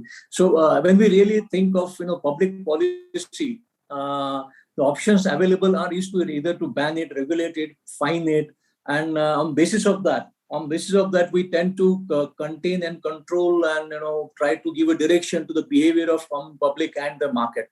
So I think what EPR actually this draft notification is doing is trying to have a mix of not only regulating the behavior but also giving incentives and trying to redirect its behavior to some positive contributions to the society. I think the concept of certification, I think ideas of having a centralized database would ideally help having a better check and control and monitoring over the system of plastic waste that is being done. I think from 2014 onwards, as I mentioned earlier, segregation was one of the basic focus that was tried in all the urban local bodies. It was meant also for the household and also for the shops and retailers and the distributors. Luckily, buyback system, which was brought in by some of the produce from the brands, did help to an extent. And as was mentioned by our friend from Sikkim, that the retailers and distributors need to be made a part of the EPR, and the collection and the transportation system for the plastic recycling is extremely important. We hope that this kind of collaborative method should give rise to better processes and systems and efficiencies. Lastly, I would like to focus more on the use of digital technologies to ensure the segregation, collection, transportation, reprocessing, and certification of the plastic waste. In fact, in the urban sectors right now, we really don't subscribe to an idea called waste. There is nothing called actually waste. Everything is a resource, and we need to develop and treat it as a resource. And it's like like mining. You go like extract industries. When you go into mining, you have to extract the ore and then purify it, and to extract the minerals that metal that you're looking for. Similarly, in this framework, if we see that a plastic is a resource which can be used and reused, I think at least 8 to 9 times it can be reused. Of course, there are various types of plastics which can go through that. So I think a major change in the temperament, major change in the attitude, I think is also important for EPR. It is just not something where something is being forced to people to do something. It is just not forcing the people, but making people aware of a new business opportunity that exists in recycling the plastic by the various appropriate methods. So I think EPR need not be taken as a regulatory framework, but as a new business model that is being made available to us citizens. And I think the use of digital technology is very important. In fact, when I was early working as CEO for Smart City Thane, we had tried to bring in a very small app, which connected the rag pickers, the houses, the housing societies, and the recyclers into the proper segregation and collection of plastic waste. So I think this is an initiative at the city level, which can be replicated even in the other parts of the country, whereby we can make available the powers of technology for removing the information asymmetry and making people and making the loose ends that tend to come, and thereby ensure that the efficiency is at its best. So I think these were the few points which I thought I could share from the perspective of the municipal bodies. I think municipal bodies can be treated as important partners into EPR, and I think this can also be turned into a revenue stream for the municipal bodies, as it is the oldest and the most important agency which really looks for waste collection and waste management. So thank you very much. As we are really running ahead of time, I thought I would be as short as possible, as precise as possible, with two messages. A, EPR is not a regulation, it is a business model. Please look at it that way. And B, municipal bodies can be a major partners in your the responsibilities of the EPR. So thank you, Fahimji.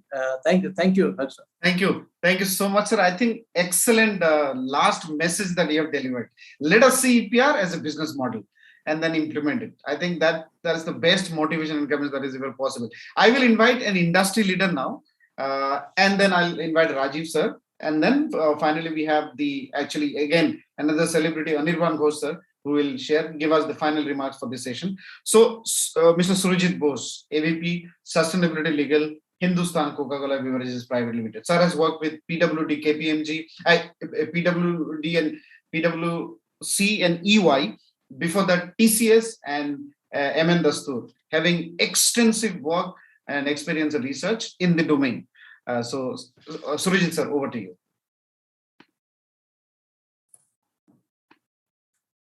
Am I audible? Yes, sir. Yeah, please. Good afternoon, everyone. And at the outset, I thank Mr. Akram Haq, founder, editor, the Policy Times, for inviting me to this very timely conference on roadmap for EPR implementation of plastics in India.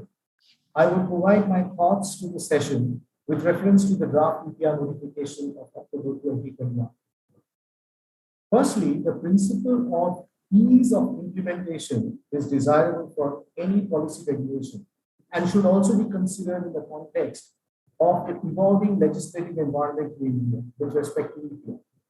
At some point, as we would know, the EPR and other plastic waste management, solid waste management frameworks are expected to be subsumed under the upcoming umbrella of the environmental policy.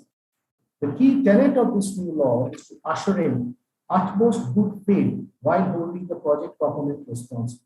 Ease of implementation of EPR should be a step in the direction of this intent. Secondly, the 35%, 70%, and 100% phased 3R EPR target. The 3R EPR target, keeping in view COVID and market conditions, is extremely laudable, as many of the speakers have said. However, 100% collection is a misnomer, and state-wise collection targets are likely to be fraught with challenges. 100% collection, it's a misnomer because in terms of practicality, so the government may consider some kind of a viability gap funding for balanced waste, including leveraging civic action, campaigns, etc. State-wise collection challenges would remain due to practicality in terms of maturity of collection models everywhere, logistics and recycling and collection partners and so on uniformly in all the states. Thirdly, digitization of the SOP for traceability should have links for PRO and WMA platforms. And while traceability using recycler certificates instead of ULP certificates is a very good move, this too has challenges as very few recyclers are registered. Digitization SOP should be designed for API, that is Application Programming Interface, on the CBCB portal for PROs and WMAs to input the data through their own apps and platforms. NIC could be roped in to enable this. Doing away with the ULP certificates is certainly a move in the right direction. However, collecting recycler certificates from registered recyclers is bound to prove a challenge in the medium term, as a large number of recyclers are yet to recycle in our country. Fourthly, the EPR tradable certificates are definitely a very innovative move, but must bear consonance with the carbon accounting and carbon pricing, science-based targets and circularity on one hand, and the low carbon economy on the other. And these linkages should be one single objective. Why? Because the tradable certificates could cause distortions in the carbon accounting for many organizations who have signed up to the science-based targets. There needs to be a holistic strategy for organizations with science-based target commitments, and if possible, through a cross-functional grid linked to the new nationally determined contributions that India will be submitting after Glasgow, and possibly roping in the NITI Aayog on the circularity of plastics. As we know, collection rate and recycled content in packaging reduce the Scope 3 emissions. In the same token, carbon credit methodologies for plastic, BCS and CR markets may impose a differential pricing as compared to the market assigned price of EPR certificates. A protocol for EPR tradable certificates in consonance with carbon pricing norms may need to be suggested. The introduction of recycled content of PET, that is RTEC, is definitely welcome and should be incentivized to government startups and incubators. Similarly, the role of CPCB in the review of technologies in section 12.4 is extremely vital from the point of view of circularity of plastics. It would be great to complement the introduction of recycled plastics, that is RPET or PET, targets and how this should get funded from government startups and incubators where industry could leverage expertise as well as capital. The key aspect of circularity of plastic thrives on a bouquet of strategies such as lightweighting, thickness, recycled content, ease of collection, life cycle carbon emissions, purity of feedstock, and so on. Therefore, the role of CPCB in prescribing standards for specific types of high volume plastics that have excellent recycle capabilities but may need to have varying thickness based on functionality needs to be addressed technically rather than use a single criteria for thickness of different types of plastics.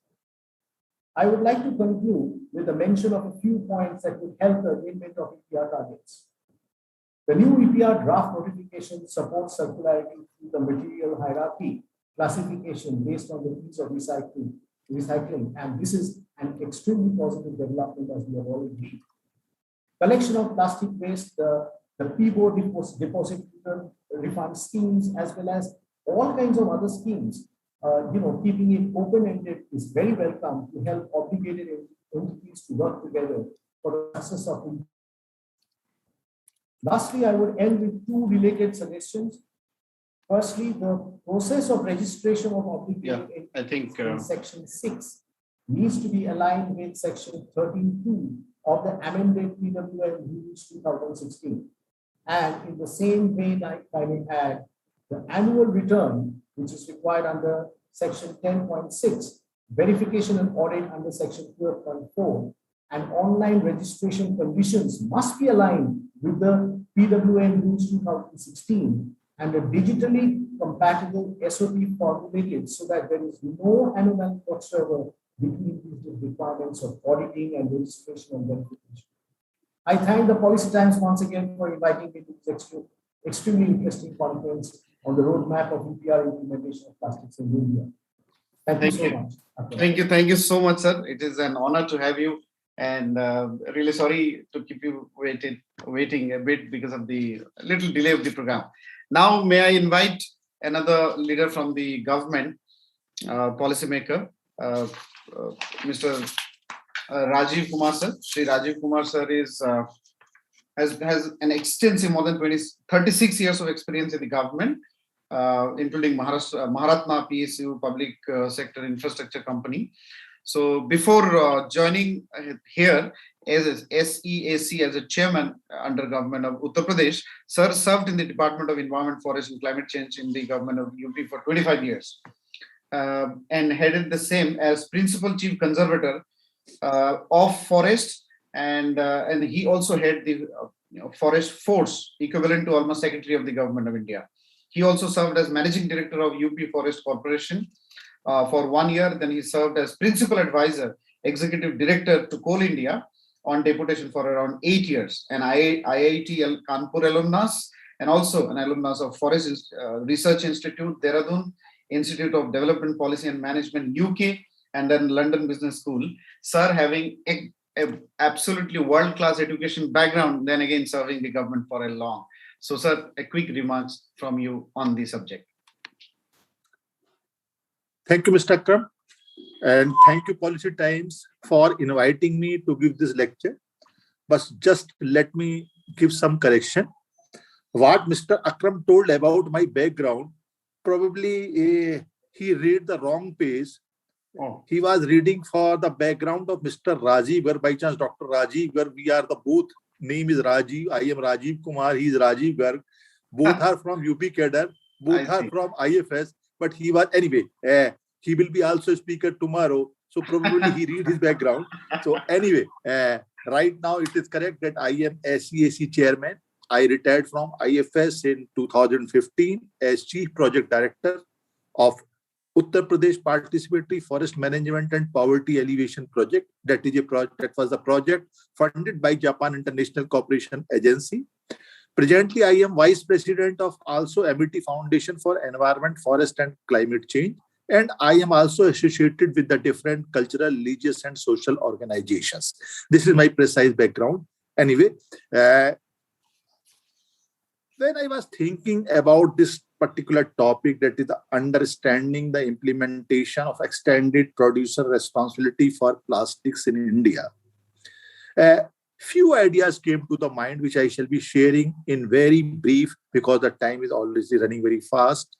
As a chairman SEAC, what I am observing, that when we give these environmental clearances in different projects of whether it is mining or infrastructure or building or industries, we are putting a number of conditions.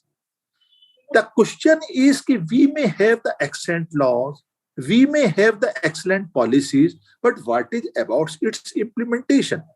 Same is going to be with this notification, as I think one of our colleagues from the Sikkim, he also mentioned about its implementation, whether our society, whether our industries, and whether the general climate of society is ready to accept this particular legislature or not. Because it has been observed, unless there is a climate, there is a proper climate in the society to implement a particular legislature, then I think it is not implemented in true letter and spirit. We are talking a lot about that the producer should have this responsibility, the producer should have this responsibility. Our again friend from the Sikkim, he added one very good thing, that it is not only the producer, within the definition of the producer, even the distributor, they should be also included in the producer. I shall also add one more thing. It is not only the question of producer, it is also question of the consumer who have the responsibility. Many times the producers may give the alternatives. Look, if you use the plastic, if you take this kind of the plastic, the cost may be this much. If you take this type of the thing, the cost may be this thing.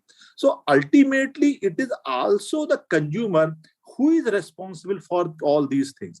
So I think unless we create a proper high degree awareness among the consumers, and the producers also think in terms of its responsibility, probably the desired intention of this act is not going to be fulfilled.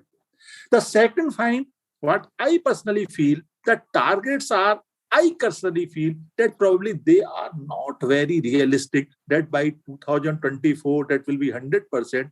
I think there is need to revise these targets, and it should be realistic. And I think this policy frame, policy types, they are doing this wonderful job that they are organizing this workshop in which they are not only calling the persons from the industries, they are also calling the persons from the industry, government sector, and other environmental sector. And they should definitely develop some sort of a draft suggestions in the, because still it is a draft, it has not been notified so far as the act. And once it is implemented, once it is issued, notified, then it is difficult to make the change in, and this is the right time that you should develop a comprehensive idea about this act, and wherever some correction is required, by mutual consultation, we should communicate to the government that this need to be implemented, this need to be corrected. Second is, next point is about this non-compliance. This point of non-compliance given in this, though they are mentioning that non-compliance, it is not for the purpose of in a traditional punishment, but it is for the purpose of they should compensate their environmental responsibility, something like this. But the question is, who is going to determine it? Suppose a particular industry, X industry, they have not complied with the provisions of EPR, how much environmental damage they have done. Who is going to determine it? Whether we have to think here, and here I shall like to, some may not like it, whether we are making these rules only for the purpose of advocates or for environmental consultants, or we are making these rules really for the public at large and industrial people who have to implement it, who are the biggest sufferer of it. So it must be, even in the act, it must be transparent and specified what does this act particularly things means, how much and how they are going to determine what environmental damage they have done. It should be clearly defined rather than leaving it to the that level, so that in 1 year they will take, in 6 months or 1 year, they will determine how much they have damaged for the environment, and the cost of calculating that damage is much more than actual damage created for the environment. So this point needs to be also looked at by the different panelists of this session. The next point is EPR certificates. I don't understand how this is going to be implemented. And at least so far as our country is concerned, still it is not feasible. Moreover, when we talk about the EPR, it is like this, the carbon credit. And it also raises certain issues of social equity, justice. Reason being, you are giving some sort of a leverage to the persons. Look, you create pollution and just pay, and you will be scot-free. This should not be done. Ultimately, if I have the money, this is something like this, because the developed countries, they have the money, they can create the pollution, they can purchase the carbon credits. Similarly here, you can create the pollution, you can use the plastic, and you can simply purchase it by paying the money. So this is, I think, against the principle of social equity and social justice. So we should also think about this. And last point about the implementation. Who is going to implement this? We say either this Central Pollution Control Board or State Pollution Control Board. They will be basically, you can say, some sort of a monitoring agency or they will be responsible for implementation of this act. But the situation in Central Pollution Control Board and State Pollution Control Board, they are highly ill-equipped. And I am sorry to say that they are not even able to discharge their present duties. In EC, we face daily conditions like this. Suppose somebody wants to extend their validity of EC, time period validity or expansion of the project. We tell them, look, you have to bring the certified compliance report from the Central Pollution Control Board. And they say they don't have the staff, they are not able to certified compliance report even in 6 months, even in 1 year. The question is, if they are not able to cope up with their project work, how they are going to discharge their additional responsibility? This should be also looked upon. These are few points which have came to my mind, and thank you very much for inviting me and giving this opportunity to share my views. Thank you. Thank you so much, sir. Really very short, brief, but absolutely to the point. And a lot of challenges that you've raised, practical challenges that our organizations are facing and will face is important. And I'm really sorry for the profile. Now I go to our final speaker of the inaugural session and one of the most important speakers. But I don't know, sir chose to speak at the end, and sir waited for almost 2 hours and listened to all the speakers. Now finally, we have the opportunity to invite Mr. Anirban Ghosh, Chief Sustainability Officer of Mahindra Group. Sir is leading this organization for decades now, and his role involves leading the strategy and implementation of $19.4 billion Mahindra Group, the group's sustainability initiatives. Sir spoke, presented, and represented India in many national, international, global platforms. I think there is no platform left for Sir to speak. If I continue reading his CV, I think it'll take another 20 minutes of mine to completely present his entire profile. I'll request Anirban sir to kindly enlighten us from the Mahindra's perspective, or also your experience on the topic. Then we move to the next session. Thank you for having me in this conversation, Akram.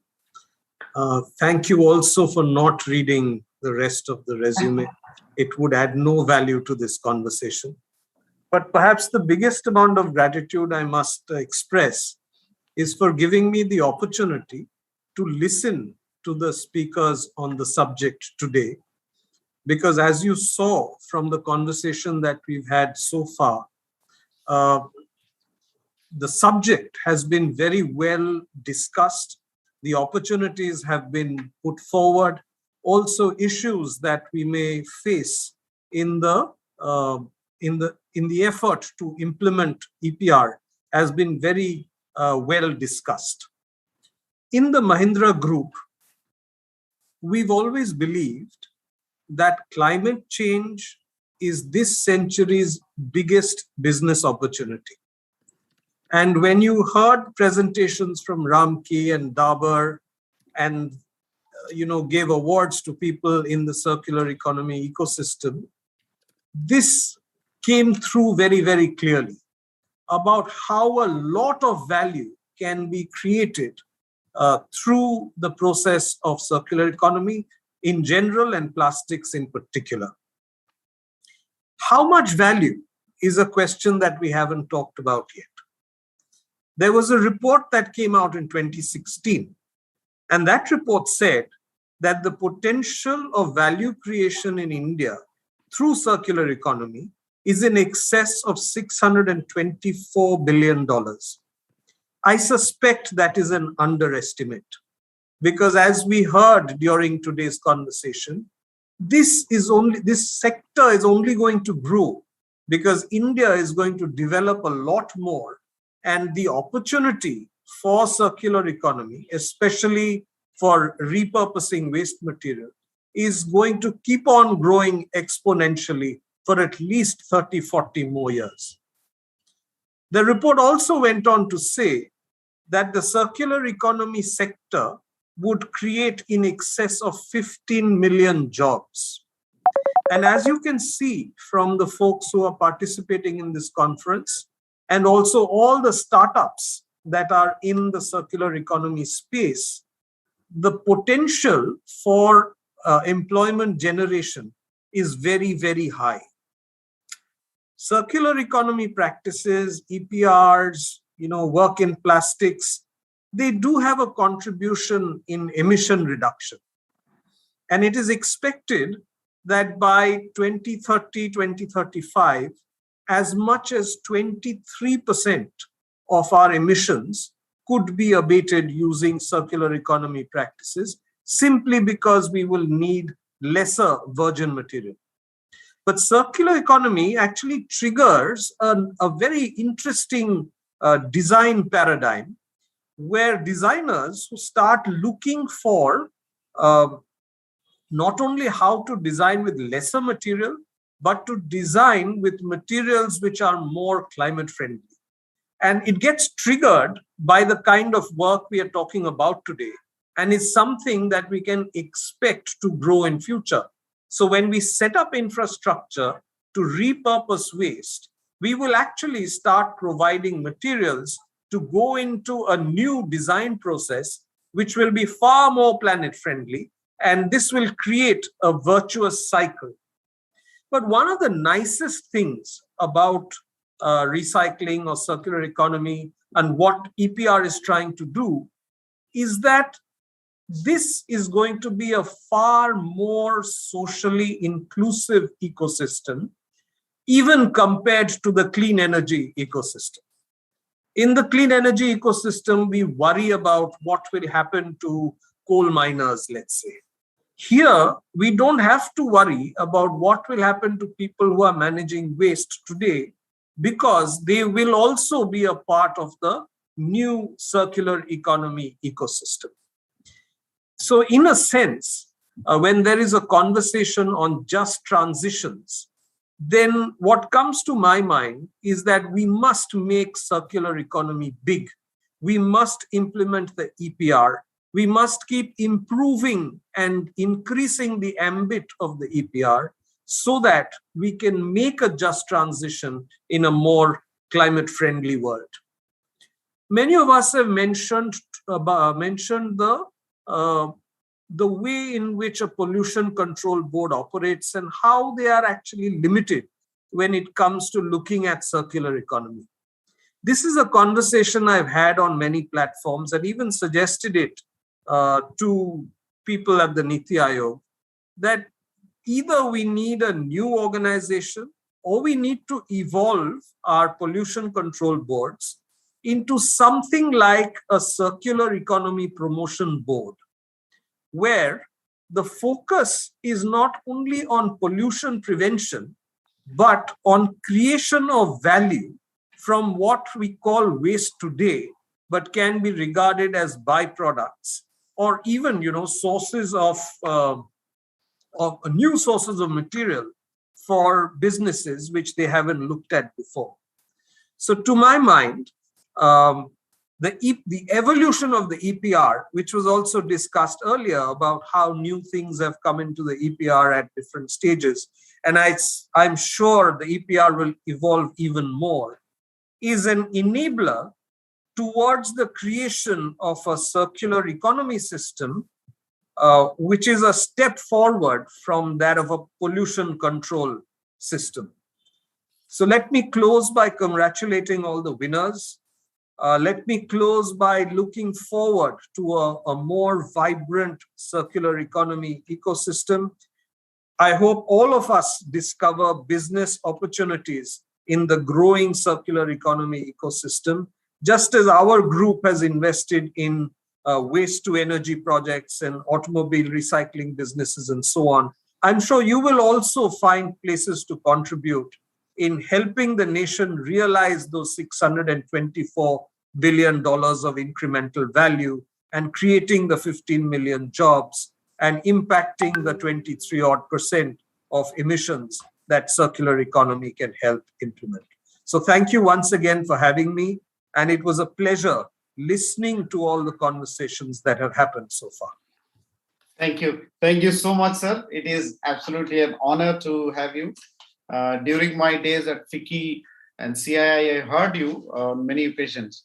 But today I witnessed you, saw you, and it's really a pleasure at our own platform.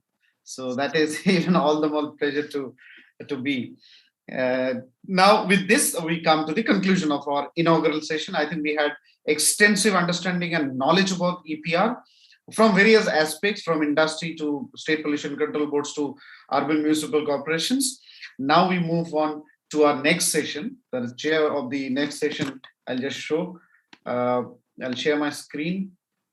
Is Dr. P. Shekhar, one of the leading voices in policy making. I would love to call it a policy man of India.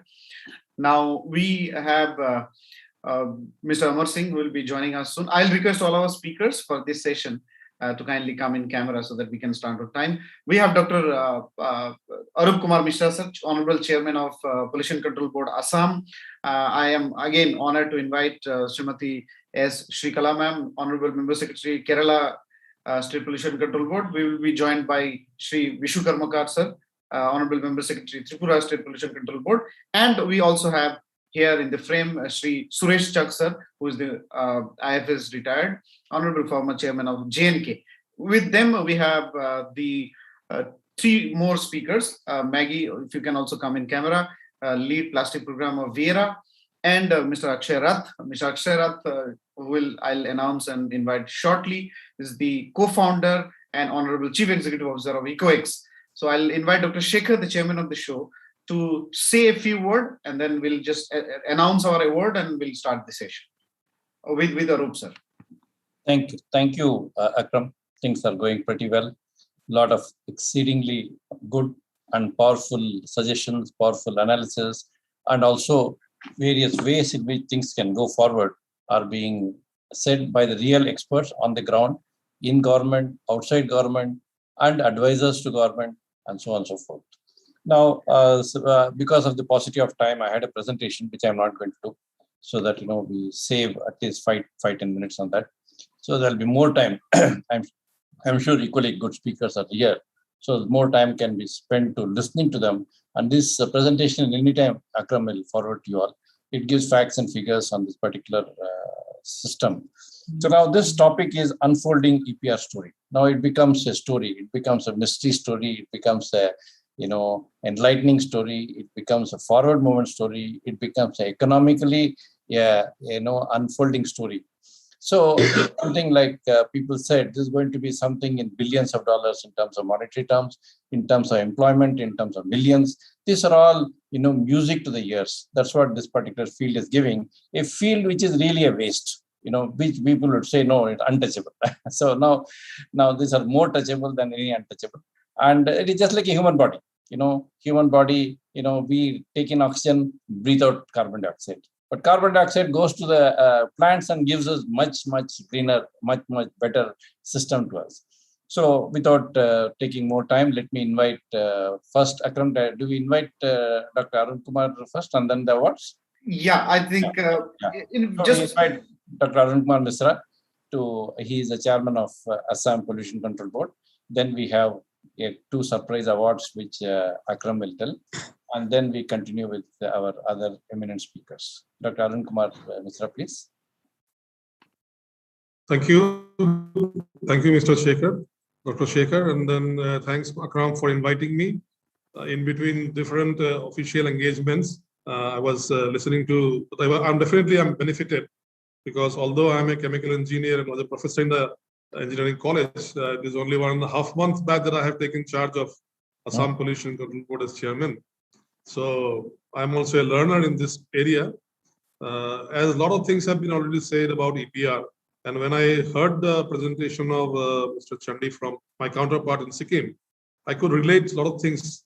How small states in Northeast, in Eastern Himalayan region, how scattered our places are, how difficult it is to collect waste at a particular point, how much lack of awareness prevails in the entire region. Therefore, EPR is going to be a huge challenge for us. After I took office, 3 days after I took office, 9 recyclers in and around Guwahati city, they came and met me, courtesy call. And then they say, we don't get enough materials to recycle. We have our plans. So we have to bring from neighboring Bengal and Odisha, Jharkhand, we get the material, stuff to actually run our projects. Otherwise, it is very difficult. So like a collection of waste, segregation of waste, and then taking it for recycling is a very difficult matter. And always, I have been always telling, in the past also, I have been part of different seminars, conferences, seminars. I have been saying that our people habit also sometimes is a very difficult thing to change. You can change a lot of things, but rules and regulations merely don't bring about desirable changes. So what I thought initially that I will just make a small presentation, but now there is a lot of paucity of time. So I'll just run through it. Whatever I have to say, you all know my name, and then the topic also you know. Is it visible? Yes, it's fully visible. We can see it. Okay. So it's basically we are talking about an economy which is a linear economy: raw material, production, distribution, consumption, and then waste.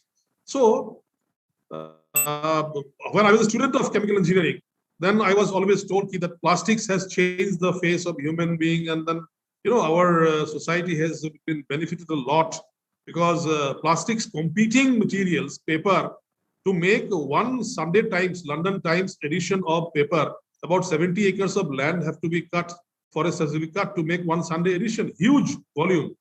And then if you talk about the minerals and mines, you know how much harm we are causing to the earth when the topsoil is gone. And then although the companies, they tell that they have recovered and reclaimed the land, it is not like that. So today we have understood the problem, but basically I think we are more talking about single-use plastics. Single-use plastic is the material which is more dangerous to all the things, because I always tell my students in the classroom, you don't keep on changing your refrigerator, your washing machine or other things made of plastics, different of the plastics, every now and then. They run for 15 years, 20 years, like that. So basically, we are all bothered about the single-use plastics, and therefore, more than the linear model, the more sustainable model is the a circular economy model, where you talk about conservation of resources. It lowers carbon footprint, minimizes waste, and new business opportunities. And we Indian people are really good at it. We have been already practicing. We don't know the technicalities of the whole thing. Circular economy might be a new term for many among the common people, but they're doing it already. We don't throw away. If you look at any average Indian, middle-class Indian kitchen, you will find a lot of things there for stuffing the salt, the sugar, the masala, and everything, which is basically all reused bottles, reused plastic containers, like that. So we have been doing it. Now it's a matter of only consciously doing it, changing consumer behavior, talking a little bit about, recycling benefits, and so on and so forth, so that the production level comes down. So transition to circular economy for plastics, basically, there could be 3 verticals: elimination, innovation, and circulation. And in this particular audience, with lots of people who are working in the industry, huge experience, much more learned in technical terms than me, I think I don't need to explain what is elimination of plastics at source, what is innovation that could be done now in packaging industry. Already innovations are being made. This time when we were talking to different industry people, they came to meet us. It's must be in your place also. I'm sure before Diwali, coming with some dry fruits or sweet packets, I found that maximum industries here, whether it is Patanjali or Dabur or L&T or whatever, cement industry, all are coming with some sort of material which is reusable or which is easily decomposable. Not many multi-layer plastic, colored plastic packets were found in any of these things. So by these three particular verticals, elimination, inversion, circulation, I think we can go a long way. Now, recycling cost, you can see this diagram, how this recycling cost and revenue for recycled products, how they are balanced, tilted. It's a hugely tilted. So funding that economics of recycling, cost of collection and recycling of plastic material is very, very high. I told you already, unless some municipal, urban local bodies or the government per se, or the industries do not come forward, it is not everybody's cup of tea that this economics can be tilted the other way in a more favorable way, right? So EPR, I don't want to say, 2011 onwards, EPR was mooted, how to manage and handle the plastics. It applies to industries, individuals engaged in manufacture, etc., etc. And I say multi-layered packaging or plastic sheets, these are more harmful than your any other material that you can think of. Right now, 3 models have been already proposed through its own distribution channel by producers. Model 1. Second is direct engagement with urban local bodies. Actually, our board, in Pollution Board Assam, after we took charge 1.5 months back, me and my member secretary both are fresh, new. So we both had a round of discussions with the Guwahati Municipal Corporation, as well as some other organizations for this type of problems, because solid waste management is becoming the biggest problem now. You all appreciate, you all must be knowing that Assam has probably, the entire state has got less number of industries than one metropolitan city compared to any other place. So we have much more developed states with lots of industries, huge industries. Assam is known for basically tea. We have got some 1,500 tea gardens. That's a problem, no doubt about that. We have pesticides, other problems. Assam has 4 refineries, some petrochemical complexes, fertilizer complexes, but lots and lots of small and medium enterprises. And that's the biggest challenge. When you talk about more of SMEs and less of bigger industries, they take care of their pollution inside. They have their resources to invest. But when you talk about small microfinance, micro level, small level, medium level industries, it's a very big responsibility. And I found that in terms of this EPR also, Model T, that is the producer responsibility organization, they are preferring that. So Model 1 and 3 are adopted by most producers, and they don't try to normally engage the urban local bodies, town committees and town councils or municipal corporations. So basically issues for which we are now bothering. I have also gone to the draft report, 2020 June report, and then the other notifications which have recently come in October. I found that targets and scopes of EPR activities are not clearly defined. My learned colleagues and friends might differ, but I didn't find it a very, very clearly defined thing. Inclusion of products not clearly defined, no guidelines on documentation and verification of EPR. After you install a particular process, you have a process, who will go to do the verification part, that is not probably done. Lack of policies for informal sectors, that's also another problem which has been flagged by many people. In my office also, I had a discussion with some of the engineers and laboratory people who are working in this area. Then proper enforcement and monitoring mechanism also is not in a particular place. Inability to identify producers of unbranded and products as well as importers. There are many, my predecessor also spoke about that. There are some people who are selling their products, they're unbranded. We do not know from where they have come. So this polluter pays or the producer does take the onus of EPR. This principle has to be fortified by giving a very, very clear definition, and we should know from where these products are coming and how it is coming. And in Northeast, it is rampant, these type of things. We do not know exactly who is producing where and from how it is being done. So, although it was introduced in the year 2011, the written operating manual was not given, and the Government of India notified draft additional regulations under these rules. And the draft regulations aims to set targets for implementation, the centralized and digitized monitoring platform. Yes, Assam board has already, we have gone forward for that. Categorization of products in 3 categories, EPR targets and obligations, EPR certificate, penalty for violations. These are there in the thing. Now, current scenario, circular economy is producers and collect, sort, and this thing, recycling. But I will go to the last two slides. What do we need now? An incentive-based approach by creating a sustainable, profitable market for recycling and recycling products and bigger players in the recycling business. This is one challenge we have to really address to. Are the bigger players going to come to the market? Because recycling is a costly affair. It's a cumbersome process. Therefore, are the producers going to come? How will we rope them in? How will we make them accountable? That's the biggest challenge we have.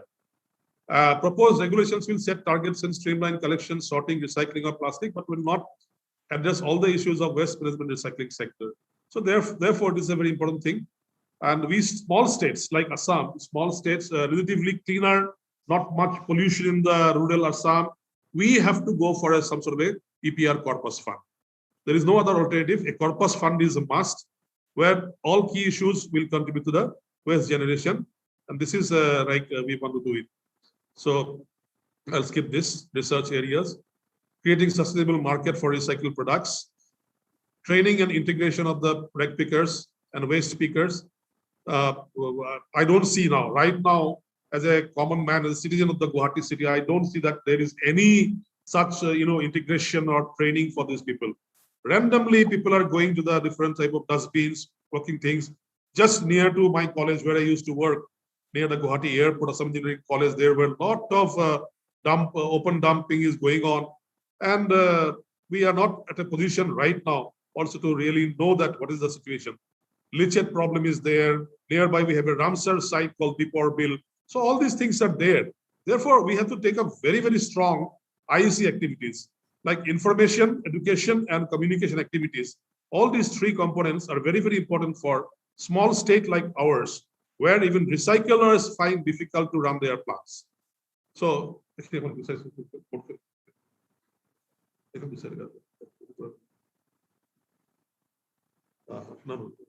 yeah. So we have already started this process. This slide will show you 23 producers and 8 recyclers have already registered with us now. Status of PCBA. While granting registration, PCBA examines the implementation of all producers. Most of the producers, as I told you, have opted for EPR implementation help through PRO. PCBA also took the initiative to facilitate disposal of plastic by co-incineration plant, and we are glad to say that Dalmia Cements in quite far away from Guwahati, the hill districts of Dimahasao, the Dalmia cement industry has already taken up the co-incineration plant. And we have also submitted recently one project for assistance in lieu of water cess to CPCB, whereby a digitized platform will be created to connect producers, recyclers, consumers, and pickers, waste pickers under this particular project. But still, Assam does not have enough recycling facilities. As per the EPR implementation submitted by producers, PROs, they're collecting and challenging to recyclers outside Assam. That is what they told. They are either bringing waste to run the plants here, or they're sending the waste outside Assam. But when you get the application form for consent to operate CTO, CTE, etc., they will very nicely say that all waste has been taken care of. Now, this taken care of, we do not know where it has gone. Assam waste has, I have heard Assam waste has gone to Himachal Pradesh also. So I do not know, but it has gone to Himachal Pradesh, it's gone to Orissa, it's gone to Bengal, Bihar, like that, where there are much bigger players in much bigger conglomerates of industry, etc. So we are now, we have already done a few. We are going to have some more with the Indian Chamber of Commerce, with Federation of Industries of Northeastern Region. We are going to take up this EPR issue very seriously for some workshops.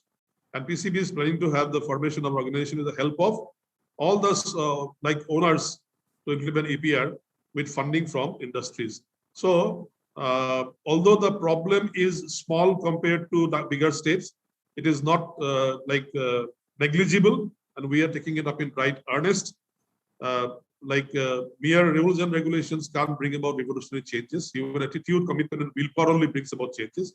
Refuse, reduce, reuse, recycle, recover, dispose is the mantra right now we have to go for. This is the way you have to go for. Refuse is bigger than reduce, is bigger than reuse, is bigger than recycle, bigger than recover, and last is dispose. So this thing, and somebody spoke about plastic credit. I don't speak on that. I know what happened to carbon credit, etc., etc. Therefore, without sacking manpower, without making people unemployed, without closing industries, what alternative means can be taken up by the plastic manufacturers? What alternatives can the technology, great technology of India can provide? This is the biggest challenge.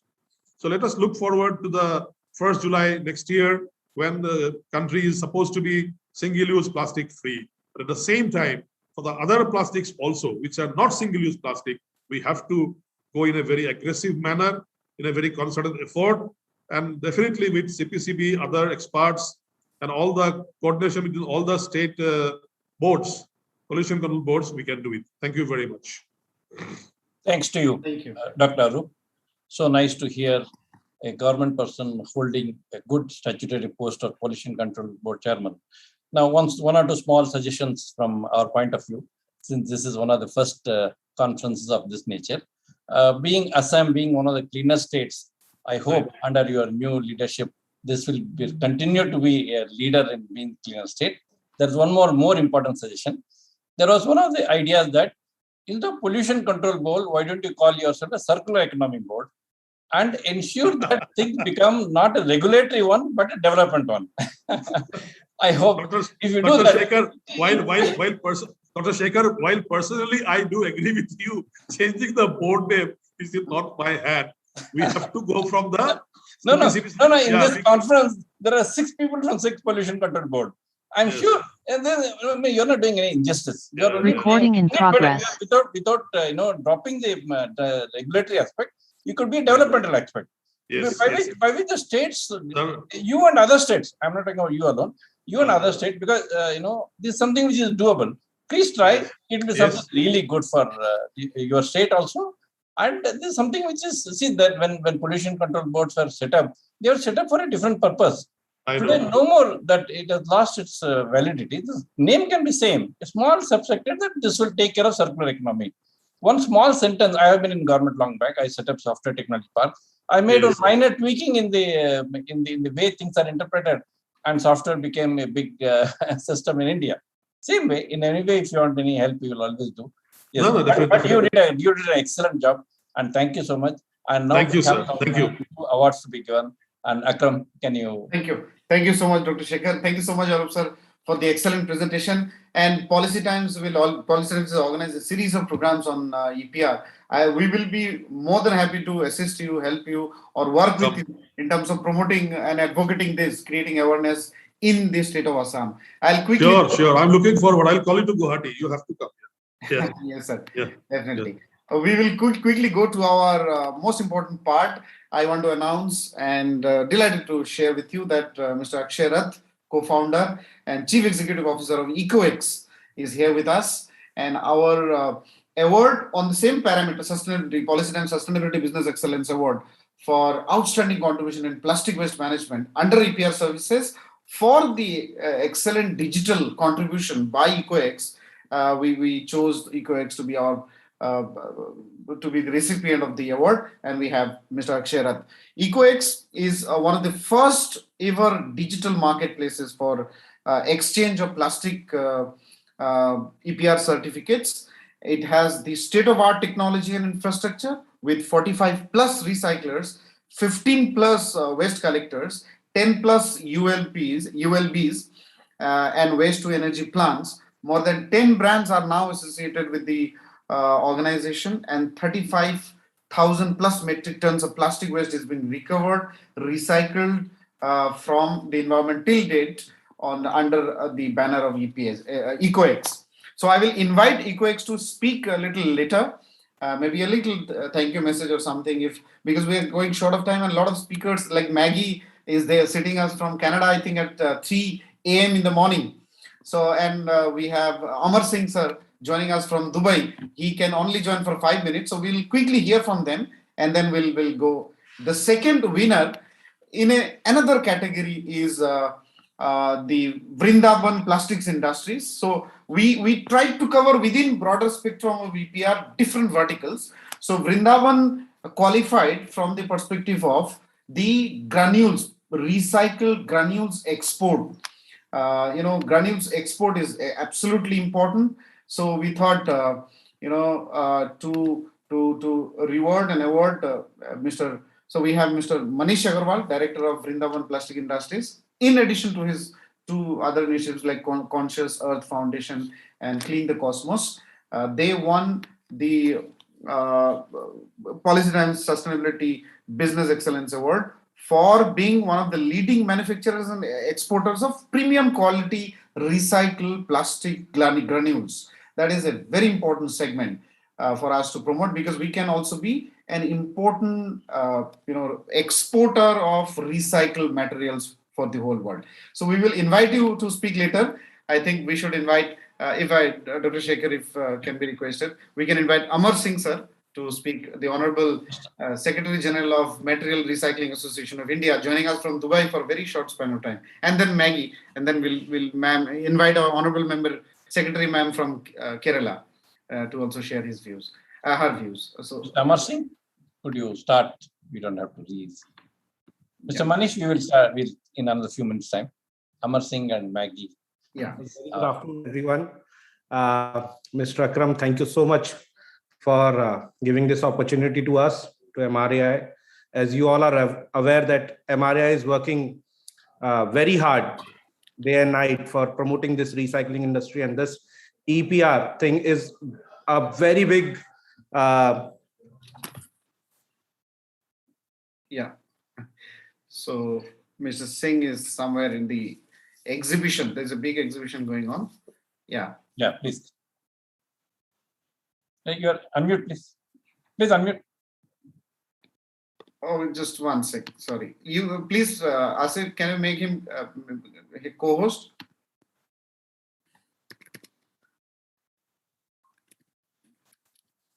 Just one minute. Go ahead, go ahead. So this EPR is a game changer. As we all are aware, European countries have already implemented the EPR and we can see the effects. See, India has already announced this EPR in 2016 on plastics, and post that there were certain amendments, and now we have come up with a new EPR policy. Our team, we at MRAI have a good team of professionals as well as companies.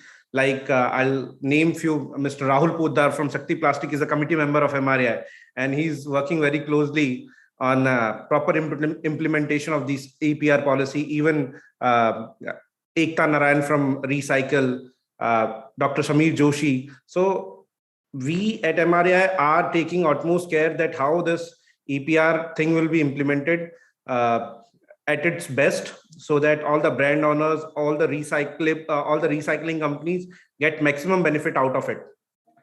I'm so sorry, I don't have much time, but thank you so much, Akram, for inviting me and giving me this opportunity. I'll not be able to give much time. Thank you so much. Yeah, Dr. Shekhar, you can. Yeah, thank you, Amar. Now let us have Maggie Lee from Canada. I think it is past midnight there. Sorry for the you have to wait for some time. Could you give your views on plastic and the new policies which are there for global growth? Maggie, please. Thank you so much, Dr. Shekhar, and thank you so much, Policy Times, for inviting me. And yes, it is definitely late, but definitely not too late. So I'm very excited to share with all of you about what we have in store, for, especially with plastic credits. I noticed that there are quite a few stakeholders, especially MRAI, and also quite a lot of project proponents that have joined us in this meeting today. So I'm extremely excited to be reunited with you with this talk about how plastic credits could help EPR in India. And so as we all are here gathered today to talk about EPR, plastic credits came up a couple of times, especially with the previous speakers. Just like to actually introduce to you Vera's plastic credits. So just a very quick video. 12 million tons of plastic, the equivalent of the weight of over 20,000 A380 jets, are estimated to end up in the oceans every year. As a result of overproduction, the underlying take-make-dispose model of the economy, and inadequate waste management. How can we tackle the plastic pollution crisis? Within its value chain, a company should eliminate and minimize unnecessary plastic, design packaging for reuse and recycling, opt for more sustainable materials, and improve end-of-life management. Even in the best scenario, where a company employs all of those strategies, it will still have unavoidable plastic waste leakage. To compensate for the plastic pollution they cannot yet prevent, companies can invest in extended producer responsibility schemes and plastic credits projects. An EPR scheme is a policy approach where producers are held responsible for the costs of end-of-life management of their products or packaging. EPR schemes have positive effects up and down the value chain, making them an ideal tool to push the economy towards circularity. However, they can take many years to design and successfully implement. That's when plastic credits enter the scene. Plastic credits are transferable units representing a specific quantity of plastic that has been prevented from entering the environment through collection and/or recycling. Projects that generate plastic credits can jumpstart and complement EPR schemes by driving funds towards circular infrastructure.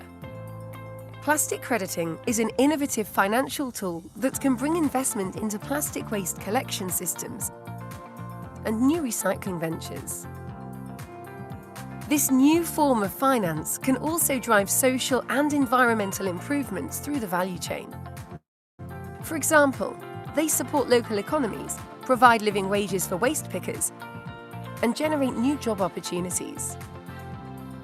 Plastic credits must be generated from new, additional activities in order to guarantee investment in increased collection and recycling capacity. Transparent reporting, monitoring, and independent auditing of waste management and recycling systems are all key components of credible plastic crediting. What comes next?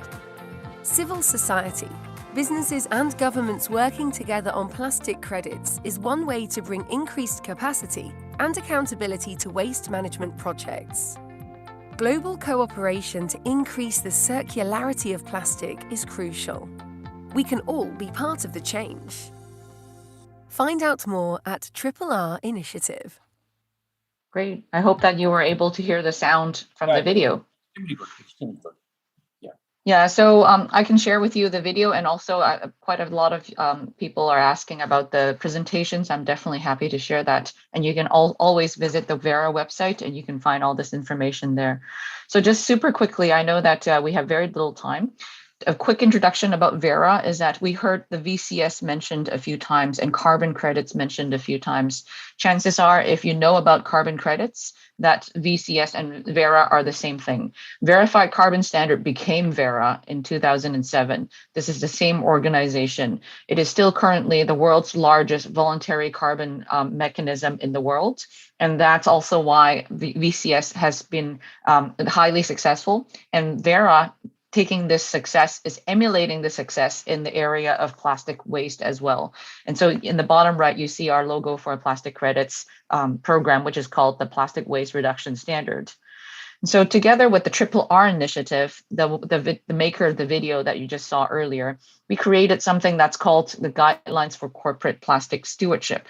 This guideline is available for public use. It's completely free of charge for all plastic manufacturers and also different types of retailers, manufacturers across the world.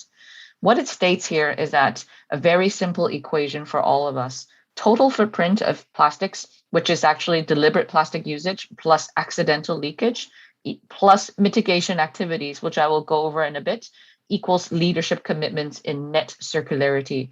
This is a very simple statement that we may all agree with. It's just that what we do in terms of mitigation activities would differ from country to country and from company to company. So what we say is that, of course, as we all know with EPR and with plastics, is that we have to reduce our footprint first. We have to redesign for reduction, reuse, and recycling. And also at the bottom two here, you see that we have to increase collection and recycling, which is the essence of EPR. And that's also why, going back to this equation, is that EPR is in dotted lines because it's only now implemented in certain parts of the world, just like India. But plastic credits is now available globally because of this standard. So just a quick introduction about what plastic credits are and how is Verra actually taking care of this standard is that, first of all, it's very simple. We as we all know that there are collections and recycling that's been done throughout the world, especially in India. When these projects get registered with this highly robust standard, we're talking about the most robust in the world right now. We have such strict requirements that the standard itself is more than 300 pages long. So the standard, including all its requirements and methodologies, add up to a very, very large document that now is actually available for public use. You're able to access this document for your own use, but registration actually only takes place with Verra. After you're registered with Verra, that plastic credits can be generated from these collection and recycling projects, and that credits will be generated from there. So when the credits are generated, these credits can be tradable, meaning that they could be sold to manufacturers globally, not just the ones in India, but across the world as well. We're seeing a very large demand and supply of plastic credits right now. The industry is booming so much that we're reducing our registration fees and credit levies by almost 90%, up to 90%. So we're seeing so much demand for this right now. And so the concept is extremely simple. I won't go over that again, but it is actually noteworthy that there are two types of plastic credits under the Verra standard. One is the collection credit. The other one is the recycling credit. As you know, what we collect from the environment may not always be recycled. And that's also why recycling credits come at a more difficult process. So there are quite a few objectives and benefits of adopting plastic credits. First of all, it's extremely robust, as I mentioned. Secondly, it increases the recycled plastic feedstocks. It actually gives way for much cleaner recycling streams. And so it's actually making way for closed loop recycling. And of course, at the very end of the day, it's extremely transparent because our registry is a standalone registry that shows which projects have generated what credits from which region in India, for example. If it is in Assam, let the world know that this credit is actually generated in the Assam region of India, and so on. And so, at last but not least, these credits must be additional, meaning that they cannot be actually generated from existing recycling. We're not saying that projects that have started now already cannot generate credits. We can retroactively create credits for recyclers that have already been generating additional recycling, meaning that this is actually above what regulations dictate, and that these are actually surplus on top of the status quo, bettering the status quo. And of course, all this is real and measurable. And as I mentioned, these are transparently listed in the Verra registry, meaning that everyone can see how many credits are generated from each of these projects that are registered. And so as this plastic waste credit reduction standard is fairly new, we only launched this in February of this year, we can aspire to see how it would help India's EPR regulations, because first of all, I mentioned that this is a highly robust standard. Secondly, we have global buyers from all around that are interested in buying this with or without the EPR standards. And thirdly, it contributes to EPR. It does not compete with EPR. And so we're definitely looking forward to these three pillars you see here: the robust methodology, the independent auditing that's required to actually get the registration and also to actually verify these amounts, and lastly, the independent registry system that all the plastic credits are listed and shown, and also shown to the world. These three combined creates that integrity that we need to ensure that EPR plus plastic credits is really working in India. And so last but not least, together with the guidelines and also with the plastic standard, we do not agree that the plastic credits alone will not reduce plastic footprint. It definitely will, especially because of how India is implementing EPR mandatory for all the PBOs. And so with all the PBOs that are interested and also regulated and obligated to use the EPR or to facilitate EPR, plastic credits can come in very handy because it is actually definitely one notch above. And it is shown to be proven to be impactful and also extremely transparent for all the stakeholders to see. So this does not mean that you have to uncover or reveal your plastic footprint. It just means that all the plastic credits that are generated, especially those generated in India, are transparent for the world to see. So right now, we do have a very mass collection of projects that are on their way to being registered, including some from India as well. And so we're definitely looking forward to being part of the help with EPR in India. So we do have a few next steps. We're looking forward to connecting to you, everyone who's listed here, 205 you, and also the Indian authorities, and also MRAI is now in active dialogue with us to partner up. So we're very excited to see how plastic credits can contribute to India's EPR development. Thank you so much for your time, and thank you so much for indulging me in participating and showing your interest in EPR and plastic credits. Thank you. Thank you, madam. So nice that you have something, and I'm sure this will graduate to a stock exchange in terms of the way it is being described, and it will become profitable for both you all and also the users. And also you got tie-ups with all the pollution control boards, which are all coming. Next, I have the pleasure of inviting another pollution control board member secretary from Kerala, Sri Lekha, please. Could you give your next talk?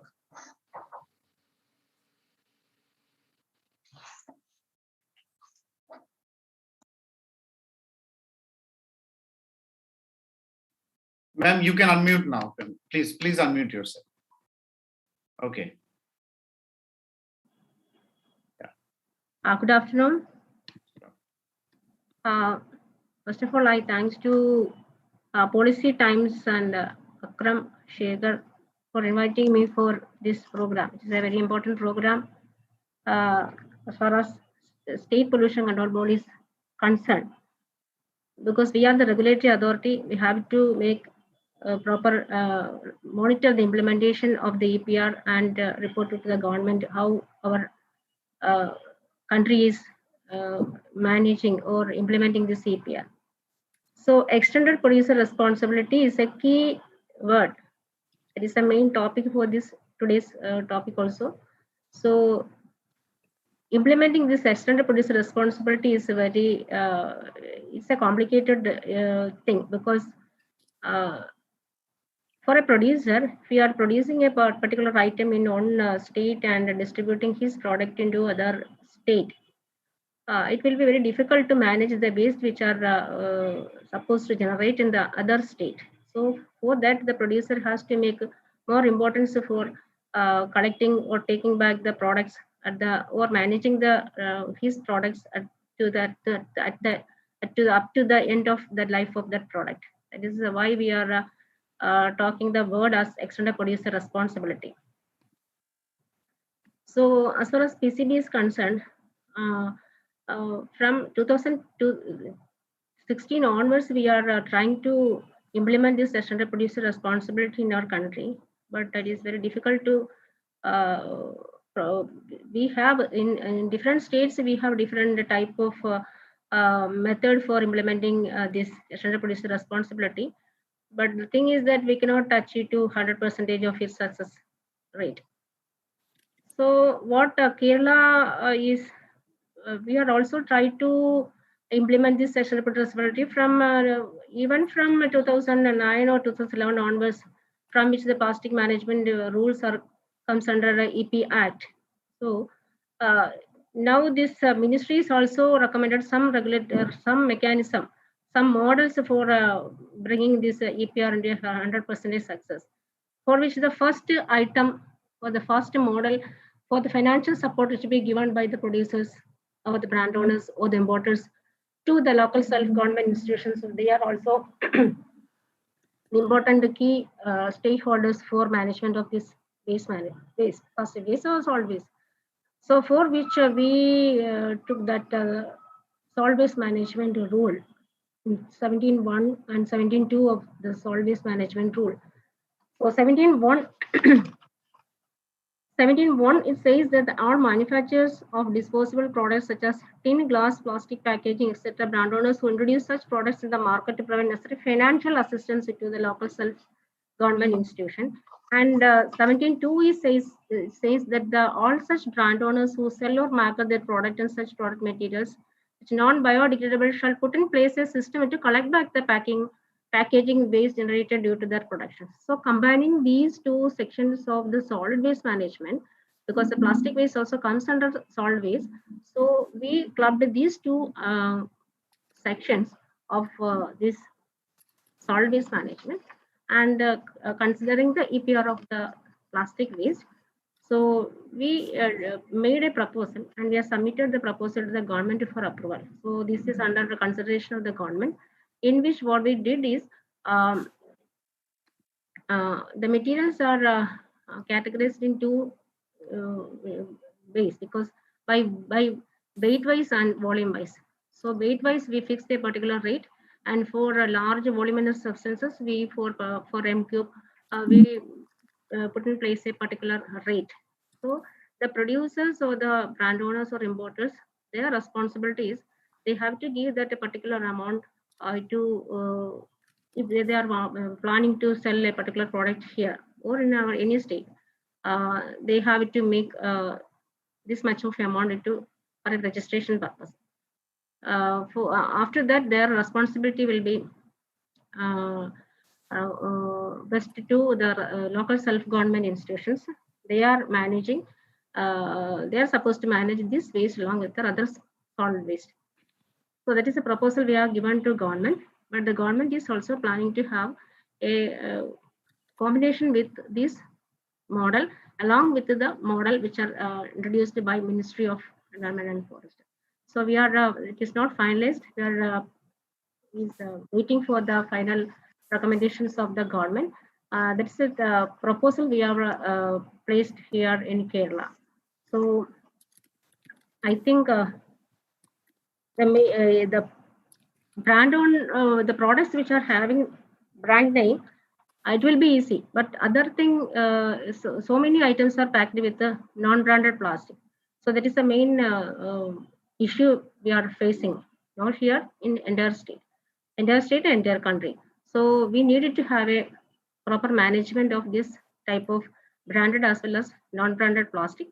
So we are here also some banning has introduced by the government of Kerala for single-use plastic.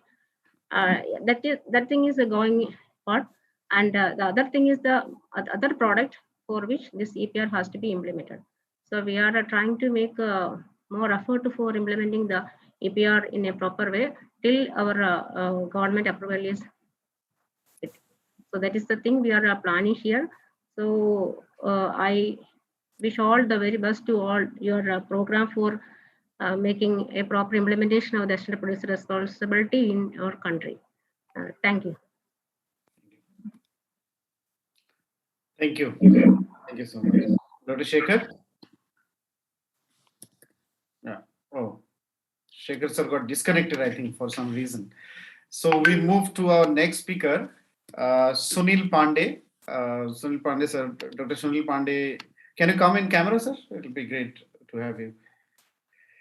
Yeah. So the plastic waste management expert from the senior fellow and director of Environment and Waste Management Division of TERI, one of the leading organizations which does advocacy in the waste management domain. Sir, over to you. Thank you, Akram, and thank you also to chair of the session, Dr. Shekhar. I don't know for what reason he's disconnected. I had a formal presentation, but hearing to all the sessions, this session and previous session, I believe all that was already discussed. Yeah. So what I'll do is we are doing assessment of EPR in plastics for a project. So what I'll do is I'll pick up some small abstracts from that. And also, this also actually resonates with what some of our previous speakers pointed out, especially Mr. Thomas Chandy, his experiences in Sikkim. We also found the similar experiences working in Uttarakhand, religious towns of Haridwar and Rishikesh. They're struggling to understand EPR. And if you look at urban local bodies who are central to, other than PIBOs who are central to implementing EPR, they simply don't have staff in the sense staff who can understand EPR, who can be deployed and who can work with state pollution control boards officers, and also with the PIBOs. They are scared to go to PIBOs who are active in their cities and towns. So in summary, what is seeming is for larger cities, metropolitan cities and towns, there's still mechanism in place, and people are, also PIBUs have substantial production output in these cities. It's easier to start a mechanism, start a system. The smaller cities and towns are struggling. And more so, most of the EPR discussion is happening mostly for the urban India. And problem is that even the rural area, the penetration of packaged goods is increasing. And rural areas also struggling in terms of, because they don't have viable waste collection system. Though, plastic waste management rules give definite responsibility to even panchayats, like urban local bodies. But those systems are yet to be put in place. So this is one point. Let me start with some good news. Other than starting, though, listening to other speakers, I thought let me point this out in the beginning. We're tracking, though data is not easy to come by, how each recycler or each producer, importer, or brand owner is setting out to meet his target or her target. We were looking at plastics, which are something which are called MLPs, and these are known to all of us, multi-layered plastics, and how much of that in different states is now being collected and is being, as the regulation requires, is being sent to either for the road laying or for its utilization in cement kiln as a alternate fuel for co-processing. And good news about that is now approximately all, there are 14 states and union territories who are sending their plastic waste, especially MLPs and other low value plastic waste, to cement kilns for co-processing. And these numbers, the numbers which they're sending on an annual basis is increasing. The key notable states are Andhra Pradesh, Assam, which is a good news because just before, sometimes before, Member Secretary Assam said that he's struggling to implement EPR. But good news is that a lot of it, actually, a low value plastic is going for co-processing. Then Chhattisgarh, Goa, Gujarat, Himachal Pradesh, Jharkhand, Karnataka, Madhya Pradesh, Odisha, Puducherry, Tamil Nadu, Telangana, though Tamil Nadu, Telangana at much smaller level, and UP, Uttar Pradesh, much smaller level, largely because there are cement plants in the vicinity. Though, in Goa, the cement plant is not actually in Goa, it's in Karnataka. And they have been sending their low-value plastic waste for co-processing for quite some time. But they're also scared because they're not clear, they're not sure when the government of Karnataka would change its policy and stop accepting waste from neighboring state. And in that case, they'll have problem. So this is good news. Other than this good news, I'll also kind of point out one limitation when we see EPR in context of EPR policy in context of, though it is still draft, in context of India. When you see EPR policy in other countries, there's a lot of emphasis on achieving ease of recycling, looking at concepts like design for recyclability, design for environment, a lot of changes happening in packaging design, packaging designs. Here, the EPR policy seems to be focusing more on end of the pipe or downstream processing, where a lot of focus is on whatever has been generated has to be collected, has to be sorted, and then sent for recycling so that those recycling targets which are set out can be met. So somewhere the upstream processes get lost when you look at only downstream processes as a focus of EPR. So that's something which I believe we can point out that though in essence EPR doesn't say that it's only focusing on downstream processing, but upstream and midstream processes also need to be a part of a viable, effective EPR in Indian context. Second issue, which also was pointed out by Dabar earlier in their presentation, as one of the suggestions, is harmonizing packaging standards, and also looking at how less complicated polymer designs, polymer packagings can be brought into use, so that their collection, of course, is not an issue, but their recycling can actually result in high quality pellets or high quality products. And there's no intermixing, intermixing in the sense downcycling or going to low quality products in the recycling process. Third major element which EPR also needs to, when we were analyzing EPR elements of EPR, what it says is that there are urban local bodies, no denying to that they have major mandate of managing solid waste and also plastic waste as per solid waste management rules and plastic waste management rules. And parallelly, they have identified PIBOs through either through their own resources or through PROs. Now we are also talking of waste management agencies in the end, which also are coming into picture and given the responsibility of collecting the waste, though in close cooperation with urban local bodies. But how much of that would happen actually on ground? Because essentially we are talking of two parallel systems, one where ULBs would be looking at as a responsibility of plastic waste management, primary responsibility, and second system of this private sector, mostly brand owners and producers, to some extent importers as well, as also responsible for doing the collection and also funding the collection and sorting and recycling process.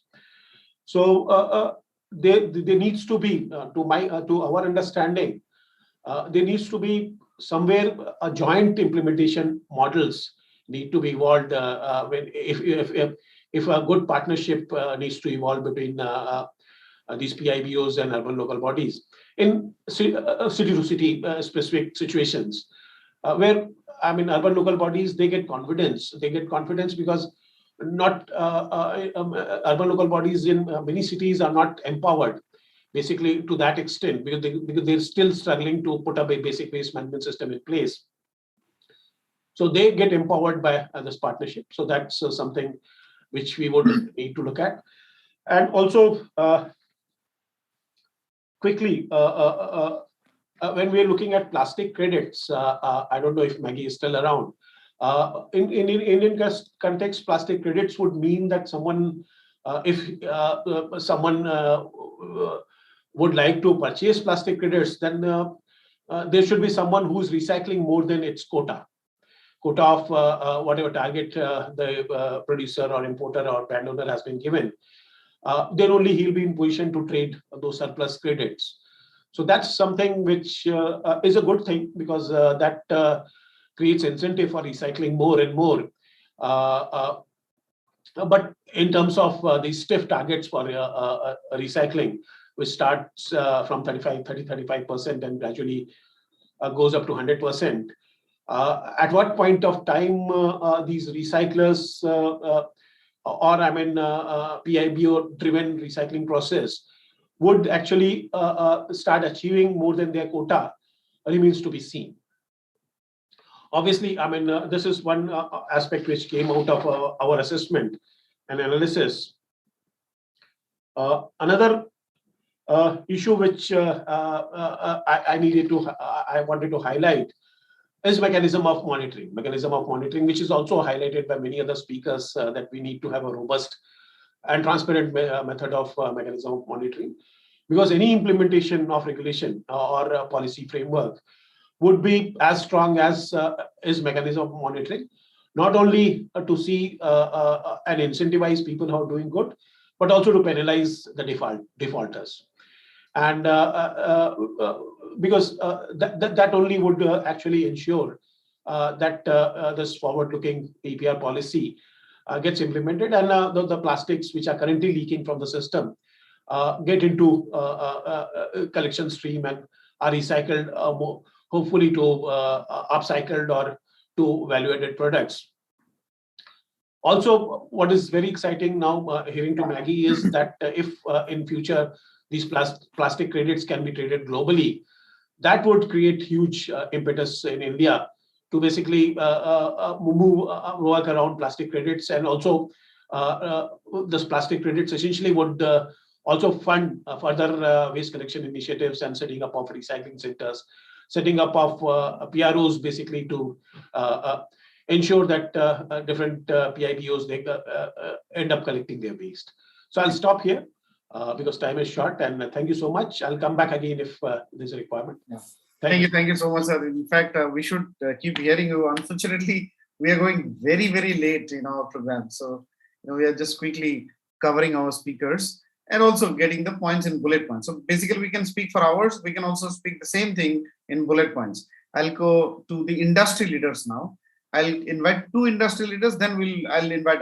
I also want to welcome Honorable Member Secretary of Tripura. Sir, you are here. So welcome. I'll just hear our industry leaders and also our award winners in the outstanding for the outstanding contribution in plastic waste management. So Mr. Akshay Rath is the co-founder and CEO of EcoEx, doing exceptional work, wonderful work, bringing the entire fraternity digitally, and day and night working for this mission, and which is one of the most important factors also for India's success in this. So Mr. Akshay Rath. Let us keep it short, also if we can. Yeah. Thank you very much, Akram. Good evening to all the speakers and delegates. Really interesting insights we could get from Mr. Unale from Maharashtra Pollution Control Board, Mr. Rajiv Kumar from EP, and Gosa from Mahindra. So the punchline is trash is no longer a trash, so waste is no longer a waste. Waste is now money.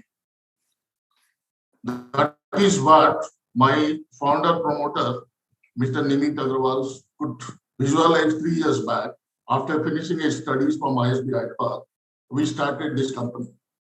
Before starting, we did a lot of research and we could take help of KPMG for a 6-month exhaustive research to find out the roadmap, technical viability, and possibility of trading globally, like a carbon credit. That is where EcoEx came in. And as we said, now COVID was also in disguise a boon for us. We had enough time to build a very good software. So we never compromised on building a cutting-edge technology and went to National Stock Exchange group company called NCDEX eMarkets Limited, NEML, with right pedigree and which is under SEBI guidelines. We could come out with our software portal. So this software portal ideally is combination of two. One is you can call it as a trade exchange for selling plastic credit, or else it can also be doubled as a B2B e-marketplace. When I say B2B e-marketplace, like any other marketplace, it's very easy for a PIBO to come in and post their requirement, category-wise plastic quantity and state-wise quantities, which information can be broadcast through participating onboarded, registered co-processors and recyclers. When I say co-processor, it could be a cement plant, it could be a waste-to-energy plant, it could be a waste-to-oil plant. And I think for the new addition which has happened in India now is road construction companies who use MLP in road laying.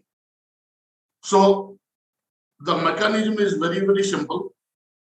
Apart from that, we also never undermine the importance of urban local bodies. I was really happy to get the pointer what Dr. Pandey from KD was just saying.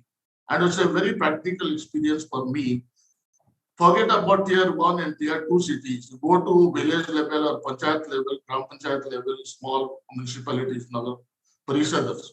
And there even the executive office is not familiar with EPR what. They do not know how the EPR can be used.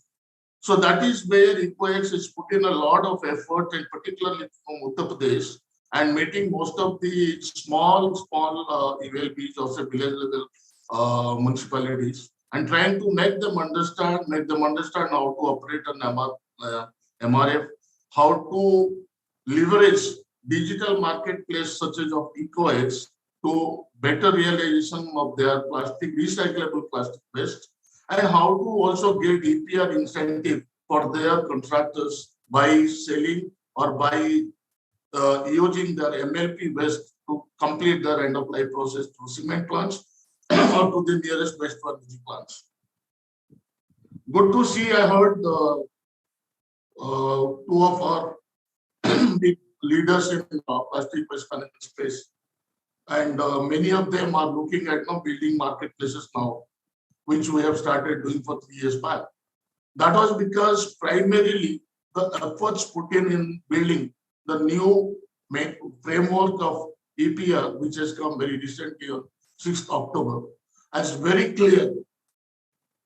So what Dr. Pandey was saying, trading of plastic credit, there are two issues into it. One is trading of surplus plastic credits. Suppose an PIBO has done more than the allocated quantity or the obligation he has to make, can either sell it to his own group companies or to smaller companies. That is one way of looking at it.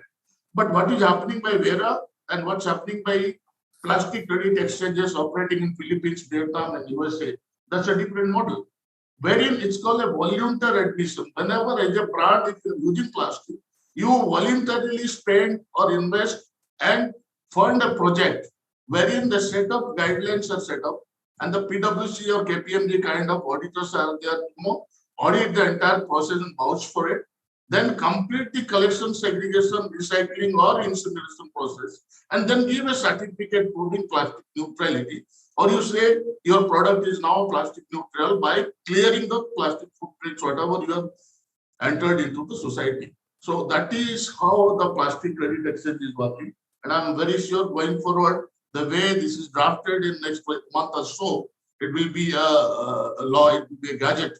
And a lot of PIBOs will see an advantage of getting into a trade exchange wherein they will have multiple options of offsetting their EPR obligation by interacting, negotiating, evaluating with multiple recyclers and co-processors available under a single platform.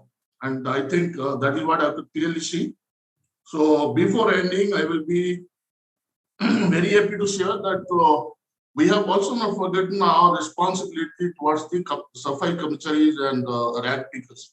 So we have actively participated in various IEC activities under a few of these municipalities, wherein we are trying to upgrade them with ID cards and also giving them information, how they will be better finance, how they can get leverage by bringing the material to the MRF of the municipality instead of selling to Kawadiwala, and the price what they are getting today is at the market price.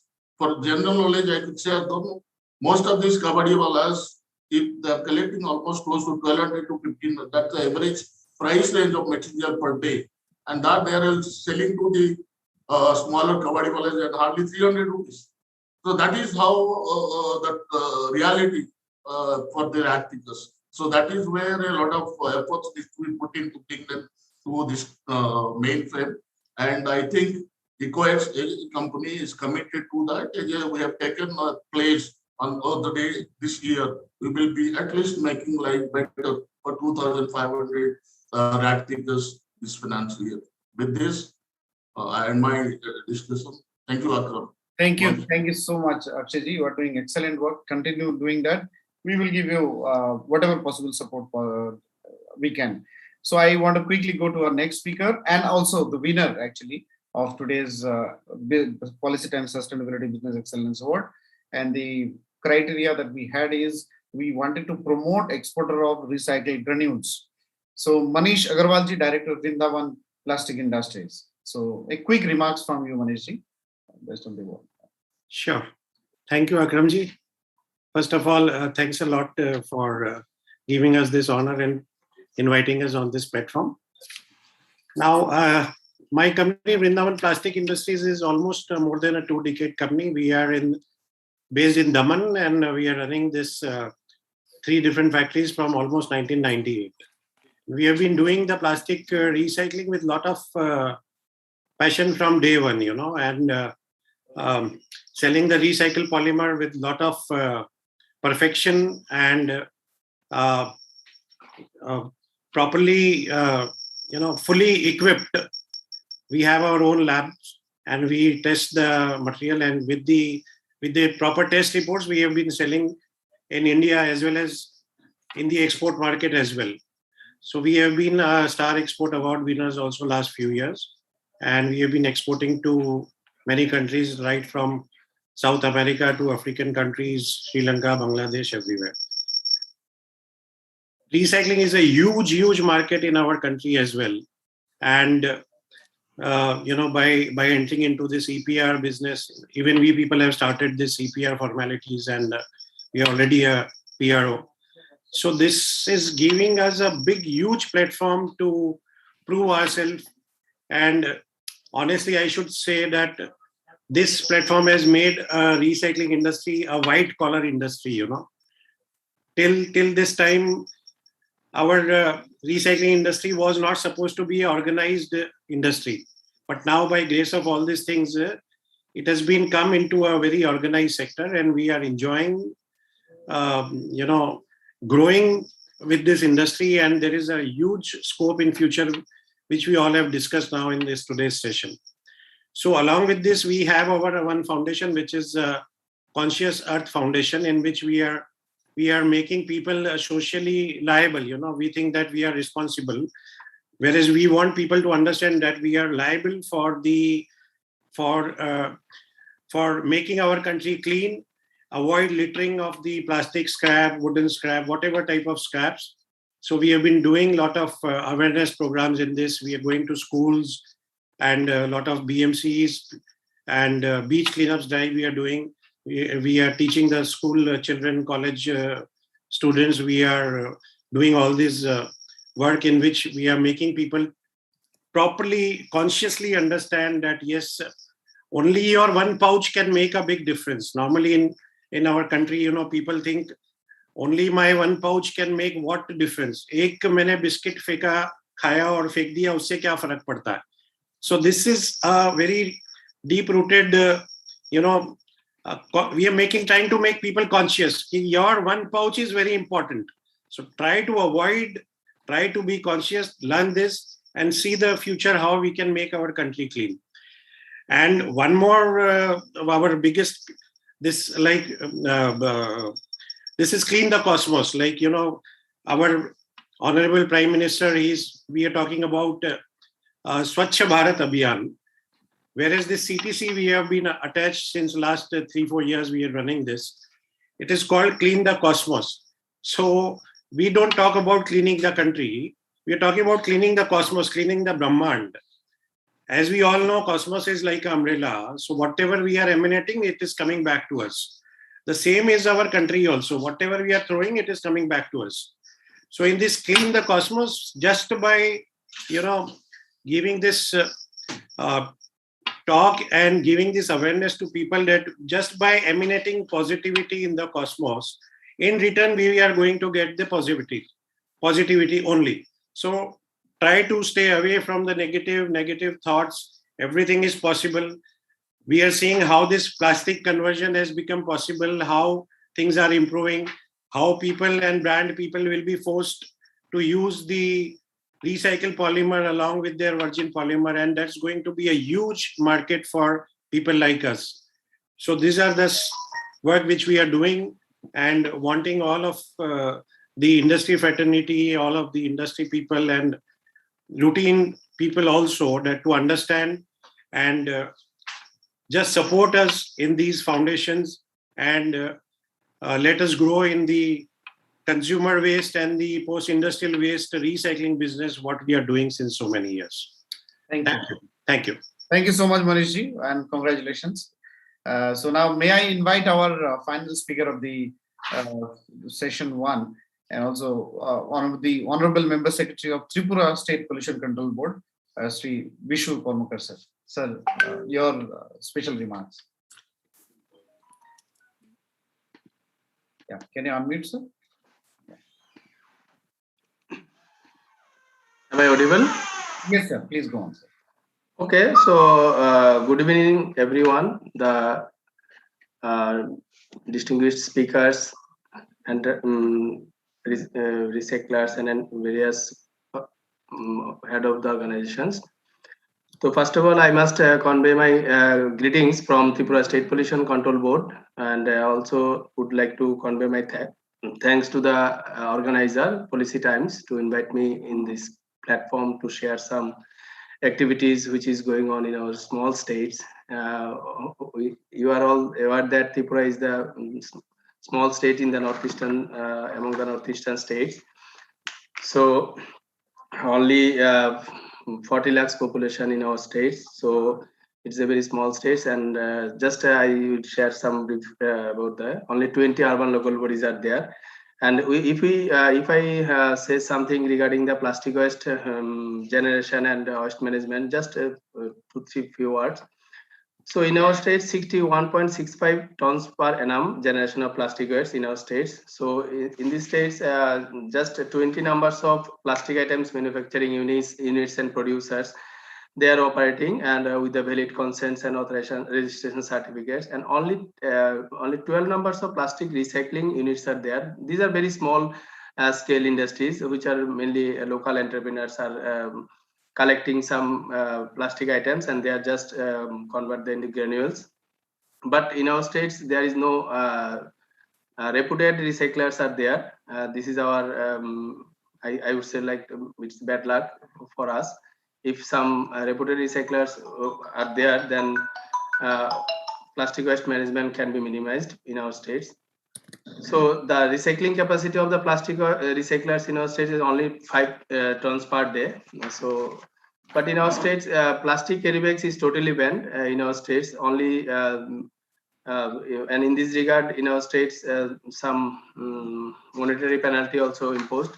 So recently, Minister of Environment, you are all aware that Minister of Environment, Forest and Climate Change, they drafted an EPR regulations. Initially, there is no broad guidelines for EPR in the plastic waste management rules, but I think this is draft notification have been issued, and it will be implemented after final notification. So in these all the issues, what is the main issues regarding the plastic waste management? This is covered. So in our states, these years we have received some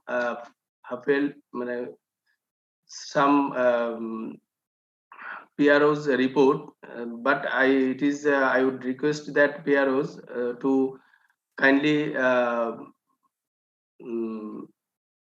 share their experience in our states, because this is the first report we have received from Shakti plastic industry and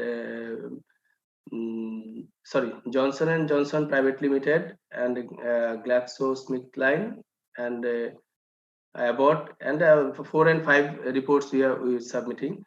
So I think that this objective of this webinar would be very fruitful to effective plastic waste management in our country. And but I would like to say that if after EPR guideline is finalized, if active implementation of EPR by the PROs will be done, then the issues of the plastic waste will not be the big dangers for our country and for our nations.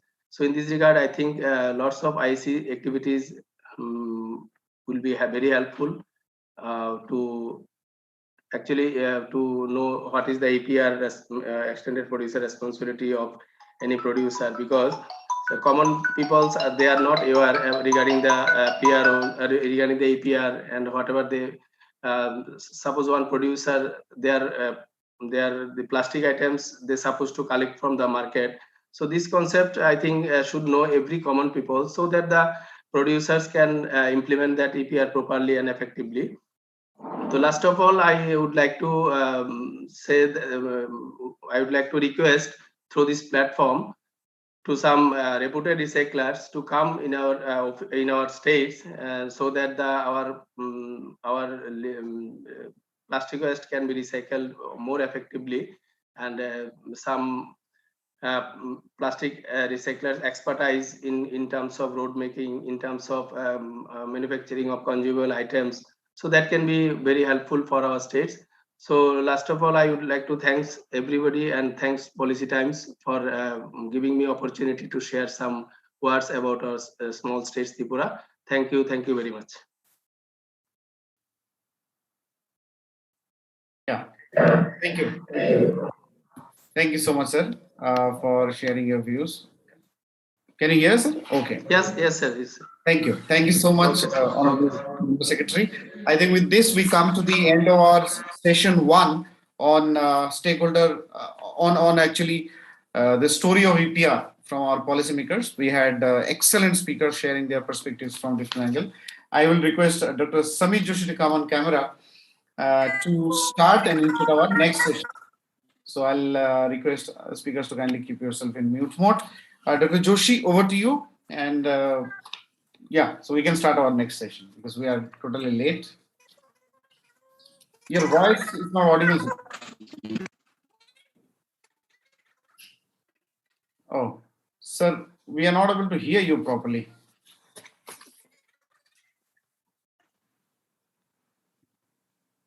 No, sir. Yeah, can you quickly exit and rejoin again? Just for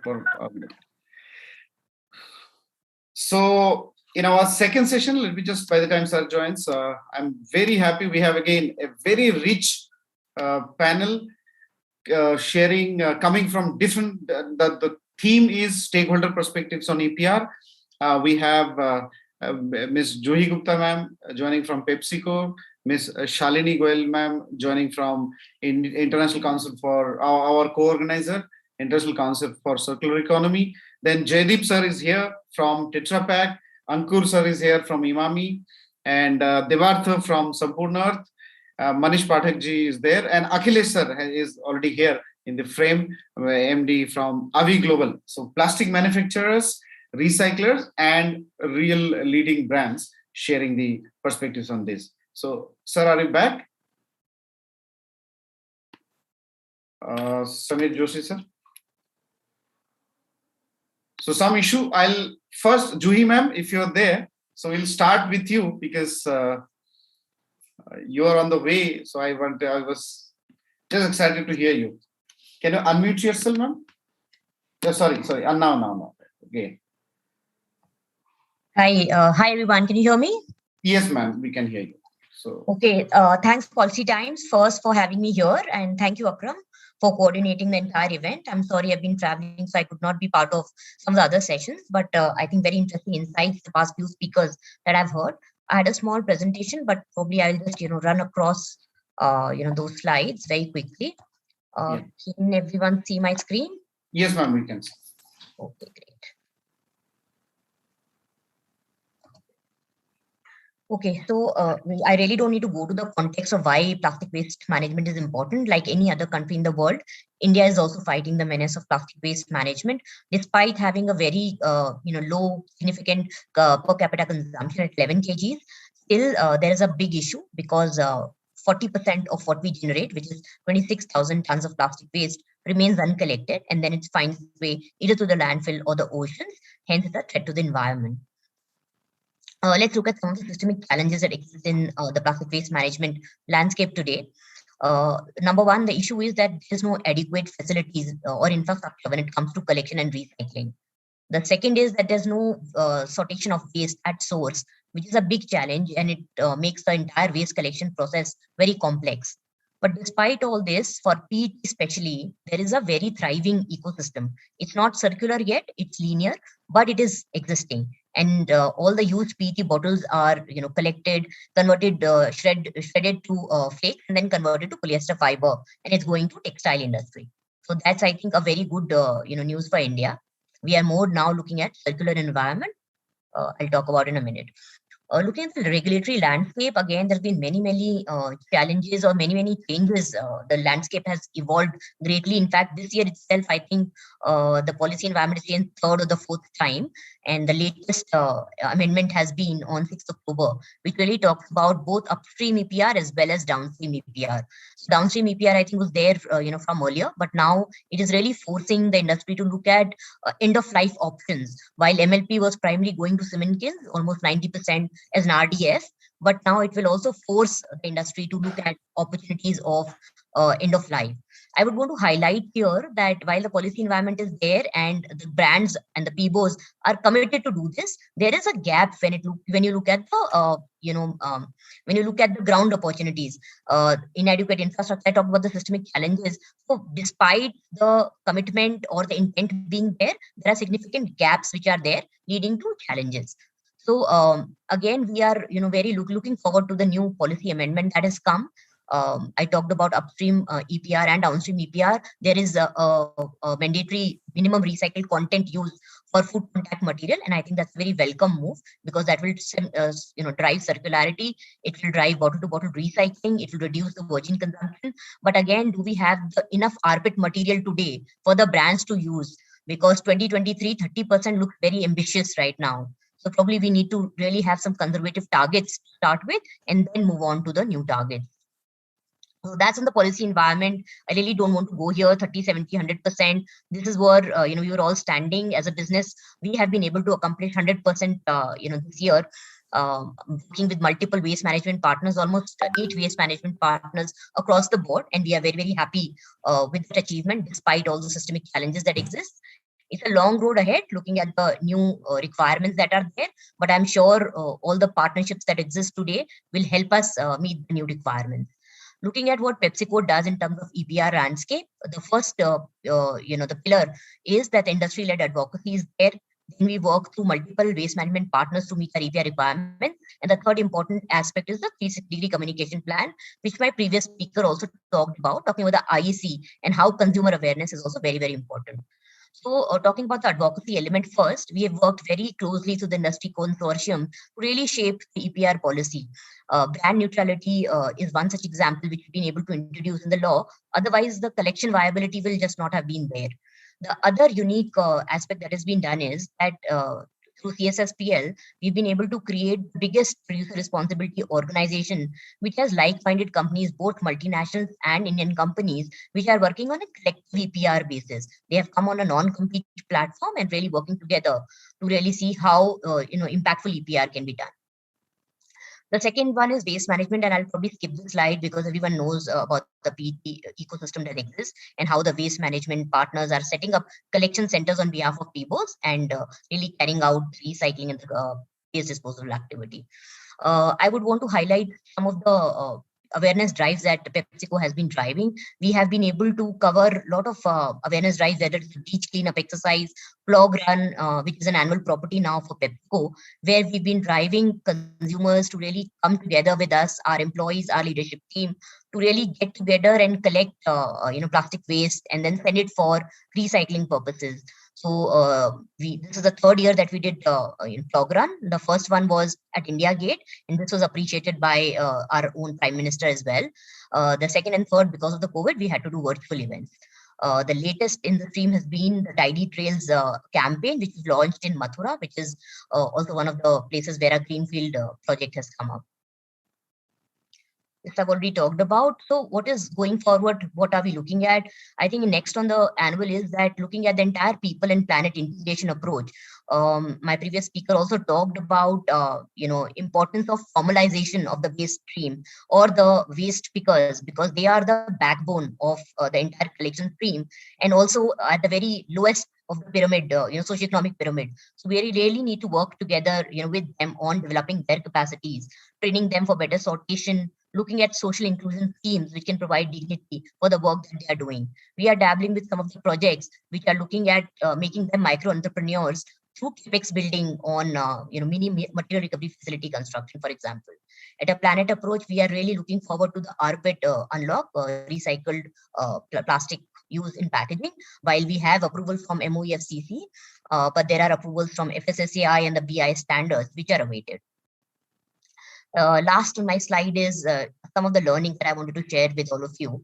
I think a proactive approach is really required. We should not really wait for governments to turn really sentient and do something on the environment. We absolutely know this is the right thing to do, plastic waste management. This is in the long run good for the environment and the business. So we really need to define the narrative. The second one is build ecosystem alliances. The magnitude of the issue is so big, no single company, no single municipality, no single country can really manage this alone. So we really need to have a collective action, driving on plastic waste management. The third aspect is on adding value to get value. We really need to keep working with waste management partners on the entire capacity building, also the rag picker network, so that we can derive a fair and transparent EPR systems.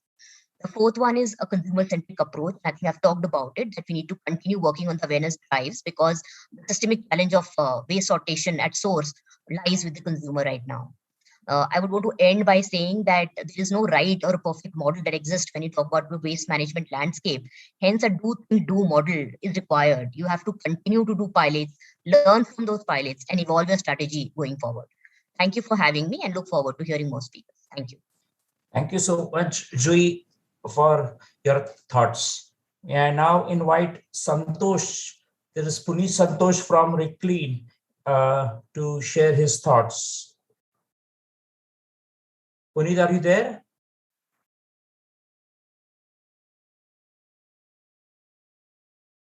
Puneet, are you there? Please unmute yourself. Yeah. Okay. Yeah. Hi, everyone. Good evening. So basically, we are an online portal, RECYCLEAN. Basically, I was working with Naukri.com for last 10 years. And when I saw about this and I had interest in Swachh Bharat Abhiyan and everything, and I thought that recycling industry is an industry where there is no platform where on a single platform, a person can solve all his problems. Because being a part of Naukri.com, everything, I realized one thing, that there are many online portals in the industries, but they are all scattered. There need to be one kind of a portal where all the needs of the recycling industry and waste management industry should be solved. For example, whenever this event is for this EPR implementations and everything. Now, I went to the seminar also. When I was there in the seminars, there were many policies which was changed, which were there, and people were a little bit confused or something. So this is a recycling industry where all the news, all the stakeholders, they can come together, okay, and have their conversations. For example, this is basically a platform for all recycling industry, whether it's related to e-waste, whether it is related to plastic industry or anything. So our basic idea behind this recycling industry is that all the stakeholders like buyers and sellers, they should know what the price is going in the market, what events are going in the market, what are the things that are there in the market. So for example, if any implementations in EPR systems also, the news and everything, they can flash over here, like the agency which is making these policies, they can flash this news over here so that all the recyclers from the plastic industries, they can see all the changes which are happening. And even if we talk about brands and everywhere, we thought that brands are doing so much activities about sustainability and circularity and everything, but they really don't have any platform to showcase what they are actually doing. So this is the platform they can showcase all these things, where they can showcase how they are helping the environment and circularities, what are the new products which are launched in the market for recycled industries. Like, for example, I saw one of the tiles made from MLP material, example. But I guess he didn't had any source where he can advertise these things and had the right people, audience to cater it. So our portal basically solves many of the problems where a buyer can connect directly to the seller and the seller can connect directly to the buyer. We are subscription-based company. We are not a transaction-based company. So here I would like to end by saying this, that please, we can all together come on this website. It's a common platform for the waste management agencies, waste management, rag pickers, maybe scrap holders, brands, for EPR, for everything, where all the brands, EPR people, waste agencies, PROs, and everybody can connect to each other by a few simple things. Thank you. Thank you, Puneet. Next comes my hero, Akhilesh, the man behind afros for the beach and doing a lot of wonderful work. Over to you, Akhilesh from Avigo Plus. Hi. So thank you. I just will like to just share a quick background. I come with over 10 to 11 years of experience working on, environmental issues for the All India Plastic Manufacturers Association earlier. And then I joined the journey with UN Champion of the Earth, Afrosha, for beach cleanups and to actually finding a complete solution to circular economy. So I come with experience with, working with the whole ecosystem from collection to end packaging solutions. I think what I would just like to, I would like to share with on this platform is a processors or a packaging processors perspective. So at AVI Global, we actually are making 100% rPET sheets and thermoform products for multiple brands across multiple segments. And what we have managed to do is get digital traceability to packaging, where we are able to give complete transparency to address the greenwashing challenge which is there, and we are able to give this digital traceability for the whole supply chain on packaging. Also, we are offering recycled contents, certified recycled content on packaging. This actually is something what we actually going back, and I would like to share this experience because we started this almost 7-8 years back. As I move my journey, personal journey on the environment front, and I was seeing the challenges. So with this new EPR policy, the draft policy which has come out earlier in October, I think has thrown out amazing challenges. At the same time, it has challenges for brands and for the processing industry to adopt, because you have at one end now obligation to move from a 30% recycled content in rigid packaging. And let me focus on rigid packaging because I'm coming from rigid packaging, to moving up to 60% in 26-27. Now, when we are looking at recycled content into packaging, we earlier the mindset was that if it is recycled content, the quality would be lower, the price would be lower. And if you would see globally, actually this whole trend has changed, and actually recycled materials actually end up selling at a higher price, and quality, it has been getting there. So we as processors and as the recycling industry need to address challenges with color, odor, the strength, either in polyolefins with MFI or in PET with IV. At the same time, processability. So investments into those kind of technologies which enable high quality recycling are, very, very important. We also need to know that, now there are Indian startups which are actually come out with solutions where automatic segregation can happen. There is a company called, for example, Ishitwa, which is doing robotic sorting, something like what Tomra is doing. But now you're able to get those kind of technologies at very affordable prices. Why am I saying this is, it's because if you have sorted waste, you are able to get a high quality of recycled content or recycled material better. Some of the other challenges which clearly are, one is around greenwashing, because the claims what the industry is making need to be having a lot more clarity. We need to be trusted as recyclers, as processors. The new designs also which are now also mentioned, the design guidelines which is mentioned in the draft policy, is again going to be something which is going to be changing landscape for the whole industry, because it is not only going to be designed for recyclability, it is not only going to be designed, the guidelines are not only going to be covering higher content of recycled content, but they're also going to be covering design for collection, easy washability, and that is what we will see as an enabling. So one way we can look back and say, oh my God, as an industry, and I'm an environmentalist at one end, but then, an industry torchbearer at the other end. But I am saying let's not look at this as a scare. Let's look at this as an opportunity, and how we can capitalize, the opportunity we have, and let's give back to the environment, to the world, or to this earth, more than what we are going to be taking from this. I think I wouldn't take much time. Rest of all the details are covered. And thank you, Samir. It was nice connecting again here. Thanks, Akhilesh. Thanks, Akhilesh. Well spoken as always. And you are the man of action who keeps on inspiring us. Our next speaker is Mr. Milind Samant from Alchem Laboratories. Over to you, Milind.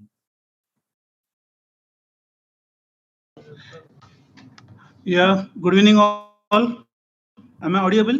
Yes, you are audible. Okay.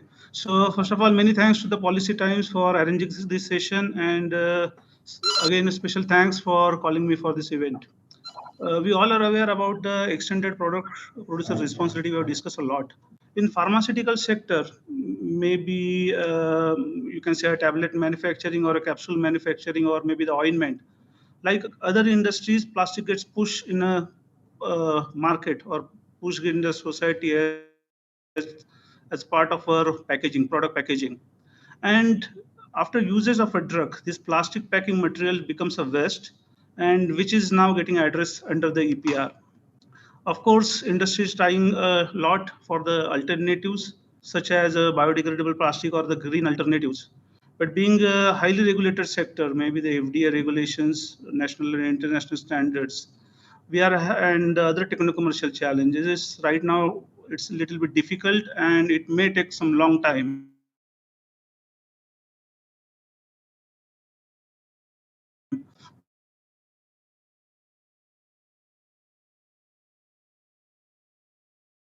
To phase out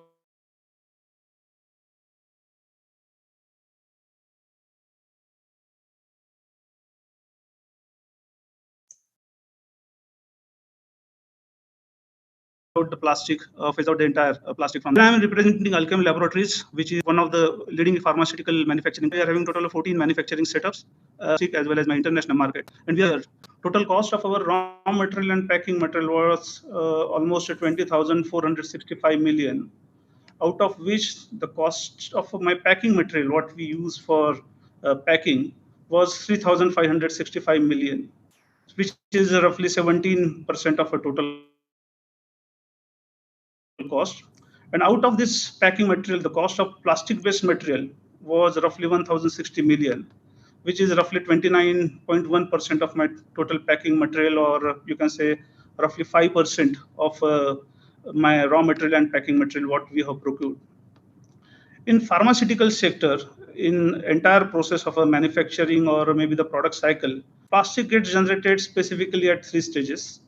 The first stage is after consumption of a raw material or use of any article. Specifically, after the use of a raw material, the plastic gets generated just like a plastic carboys, HDP drums, plastic bags, wrappers, something like that.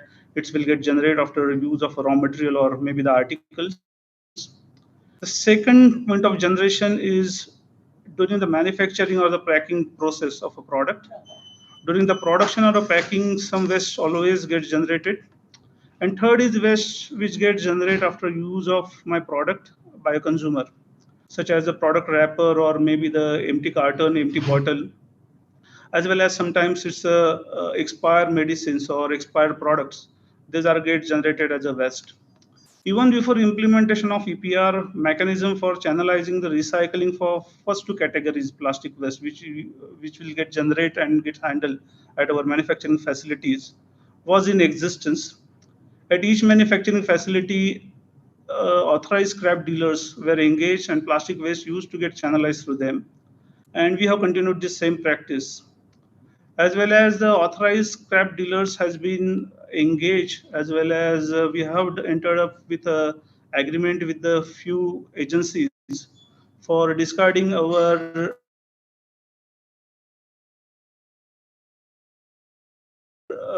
expired medicines, or as well as reduction of a plastic. We have already started a conscious action for reducing the usage of plastic in our operations wherever feasible. We are reducing the plastic consumption. For example, specifically in the batch process during every changeover, because again we are having a batch process after every product or every batch, we need to do some changeovers, and again we need to set the equipments or align the equipments or product lines for packing of the new material. So during that setup process, there will be always some waste gets generated as a trials and all these things. And now we have given, as a part of our commitment towards sustainability, we have given targets to my packing team as well as my manufacturing team for reduction of this type of wastages. We are again initially we are targeting for 1% of waste reduction, and then slowly we'll move on. For the plastic which gets generated or gets introduced in a domestic market as a part of a packing material, we have established a mechanism which is aligned with the requirements specified by the regulations, which is authorized by an authority, and they are providing us a service on a pan-India basis for collection, channelization, and recycling of a plastic waste. They are having a presence and network across the country, and awarded by again Policy Times, Swachh Bharat, Economic Times for best recycling and waste management. And this is working well. Last year, we have channelized and recycled approximately 2,000 tons of plastic waste through them. On the part of a challenge, what I see is specifically the lack of awareness in the society about the channelizing the waste. Not only in our case of the tablet strip or maybe the liquid bottle. What I have seen that the users, after consuming the product, they are not putting even the waste cans in a proper trash bins. Even local scrap dealers, like we are calling normally as a raddiwalas, they refuse to take few items which can be easily get recycled. And one of the main reason, what I think, is that they are not aware about how to deal with it, or in their views, it may be not a commercial viable to purchase it from the customer. So my urge to the government agencies and all others, that apart from creating the robust mechanism to recycle the waste, what we need is we need to come up with the more ideas, and we need to give more thrust on advertising of the waste channelization and recycling to make our society aware and cautious about it. We need to sensitize our society to take a conscious decision, and I am sure that together we can make it happen. With this, I am concluding my presentation here. Thanks for patient listening, and once again, thanks to Policy Times for arranging this session and giving me opportunity to speak. Thanks once again. Thank you, Milind, for your perspective. It is very important in this current times. And this is, a small tablet, but how people should learn to, conserve the packaging, rather not dispose it irresponsibility. Thank you so much for that perspective. Next, can I invite Mr. Jaideep Gokhale from Tetra Pak to please address the gathering?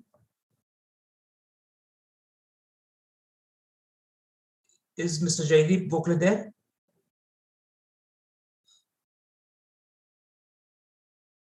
He seems not there, sir. I'll just call him. In the meantime, we can invite Shalini Madam. Shalini Goyal Baila, the chairperson of the International Council for Circular Economy. I call her the Zarina of circular economy in India. Over to you, madam.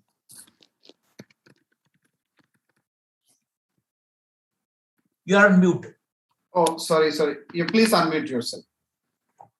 Thank you, Akram. Thank you, Dr. Sameer, for inviting me here. And I would like to thank Policy Times for giving me this opportunity to speak here. I'm very honored to be on this panel where I've heard so many people talking about how EPR could be made successful. And it's a very good initiative by the Policy Times where they have collected not only the industry, but the government, the Pollution Control Board, and other people to talk on this. I think a lot of information around EPR and in plastics has already been covered.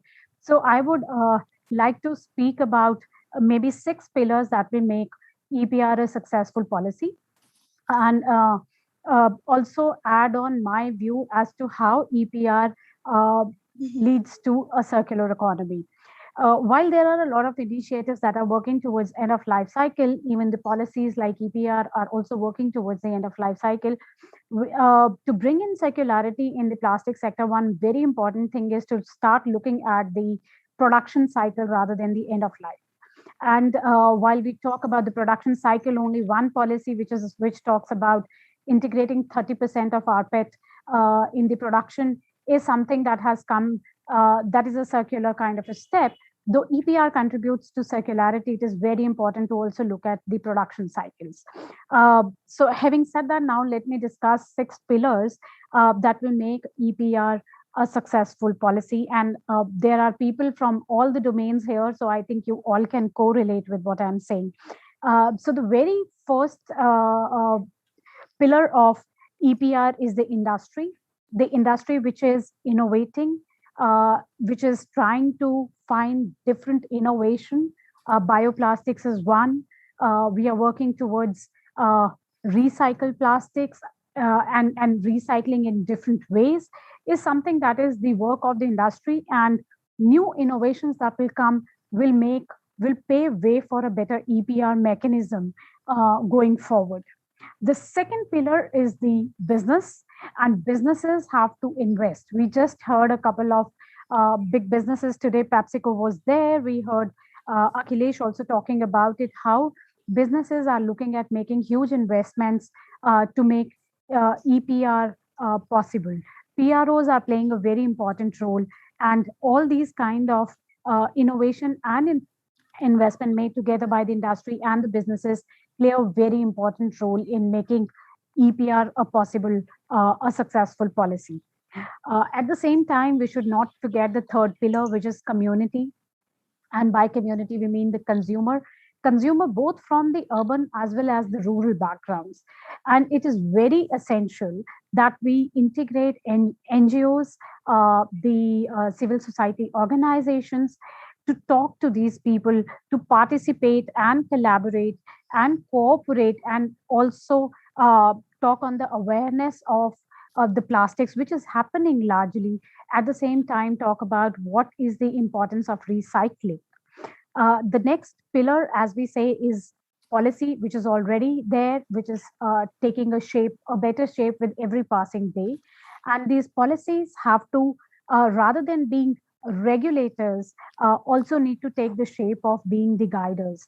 So they don't only have to, like someone was talking, I think Dr. Shekhar mentioned that the pollution control board should change their name to circular economy boards. So perhaps that's a wonderful step and a wonderful measure that could be taken. Rather than just being regulators, they could become the enablers of policy. Next very important role, as we all know, we are working with the urban local bodies, is the urban local bodies itself, who will be the real executive bodies and who will implement EPR along with the help of industry, businesses, community, and a lot of research that will go on. And the last pillar is the researchers themselves. There is a lot of research going on in plastics, and this research will play an important role and pave way for better innovation, and new technologies and methods as they will come out will definitely allow industry to innovate better. So we look at also researchers from different areas to build on from the data that we have, and also expedite the EPR implementation in India as such. With this, I think I'll wind up and I'll be listening to the other speakers. Thank you so much. Thank you, Shalini, for your 6 pillars, the founding pillars and the important ones. Thank you. May I now invite Debarth Banerjee, co-founder and director, Sampurna Earth, to share his views. Hi, Debarth, please. Hi. Good evening, all. Thank you for inviting me for this. I will share a quick presentation. Just a second.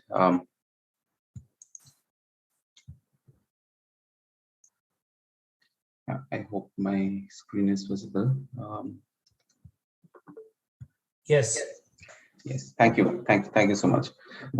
So thank you again for inviting me and giving me the opportunity to share about our work around EPR. So EPR is something that that as an organization, we got founded in 2012, and actually one of our first programs was extended producer responsibility. It was I was very happy to see Tetra Pak also as part of the panel, because our first program of extended producer responsibility started off with Tetra Pak only. So for Tetra Pak, we could create a very successful example way back in 2012, where we could work with the informal waste markets, the scrap dealers, and could create a separate collection network for Tetra Pak cartons. And we reached a certain capacity, which I think definitely made sure like other cities could also follow. So though the program was very old and it was a popular thing, it was still 2016 and the plastic waste management rules till it got enforced, and we could have the opportunity to work with a lot many more clients. But now we can proudly say that we are working for EPR projects across all the states in the country. We are working with more than 100 odd cities where we have ULB linkages and partnerships, where we are working to collect both recyclables and non-recyclable plastics. And we are not only sending everything to cement factories, but we have also started lots of recycling centers and facilities where we are finding unique ways to recycle and put plastic back into the circular economy. So at this point of time, we are recycling more than 3,000 metric tons of plastics, different varieties of plastics every month. And our EPR services have kind of spread across, as I told you, like so it's not only the large cities and towns that we work with, but we have been able to set up our associations with lots of tier 2 towns, tier 3 towns. We are very active in Goa, different parts of Gujarat, different parts of Maharashtra, and other parts of the country as well, where we have been able to reach out to the small cities, towns, villages, and we have been able to recover plastic waste. While we see that many of the large cities have some sort of waste management solutions, EPR we see as one of the tools which can actually set up the viability gap funds and make sure that even the smaller towns and cities can collect plastic waste. And one of our attempts in the last year has been a lot towards that. So having said that, we are also, our EPR programs also works very closely with the informal waste markets. Over the conference, we have been hearing many people referring the need for the scrap dealers and the waste pickers to be part of the system. And we can definitely say that over the last couple of years, we have been able to develop a system where we are working with a few hundreds of such waste pickers, and we are scaling up very fast. So where we are able to cover and include the services of the last mile informal waste workers and scrap markets. And one other point is that like we have been also been able to digitize all our services. So the reports, recycling certificates for brands, it's all digitized at this point of time as well. So our clientele, though it started with Tetra Pak back in 2012, and we had to wait a very long period to get our second client. But now we have been working with a whole variety. So while we have the Unilevers, Britannia, and Marico's, and Coca-Cola, which are the largest brands out there, we are also working a lot with small brands and manufacturers. We are associated with IPMA, All India Plastic Manufacturers Association, where we have been working through them for small brands. And the work has also been diverse. So it's not only the FMCGs, but also, for example, cement factories, cement bags, or milk bags like Amul. We have been also working with car companies like Toyota, Maruti, Suzuki. And so the application has been very wide, like sort of client base. Just to share the approach of our project, basically. So I think EPR is something that it's not only that we work with cement factories or the municipal bodies, it's a very multi-stakeholder approach that we need to bring in. And as Sampurna, we have been able to develop that system. So we have been working with waste generators, the waste collectors, as we already told with, and our main two pillars for collection has been urban local bodies, where we have been working with the local partners over there, as well as we have been setting up quite a few material recovery facilities, which have been helping us to generate the plastic volumes that we are looking for. So I can definitely say in the last few years, like the plastic waste management policy has come in, the solid waste management rules has also made sure that many of the municipal corporations and ULBs set up material recovery facilities, and we have been very actively engaged with those material recovery facilities. The other part is, as we told, the scrap dealers and aggregators, and we have a variety of identification and formalization programs, which helps us to create this collection base. So while the non-recyclable fractions, of course, goes to cement factories and other end of life, the recyclable fractions, we have a whole set of recycling facilities. We are also setting up quite a few recycling facilities, which is very unique. We are very inspired by the Amul model, how the cooperatives of dairy has formed, where the milk farmers not only get the fair price, but also get an equitable share of the profits. In the similar fashion, we are setting up many such recycling units at this point of time in the country, where the informal waste markets, we are organizing as cooperatives, and they are also part of the profit sharing structure. And finally, everything goes back to the recycling system, and we are trying to working with many large brands and manufacturers, where we can actually push this material for again reuse. I think that's all. I'll stop here.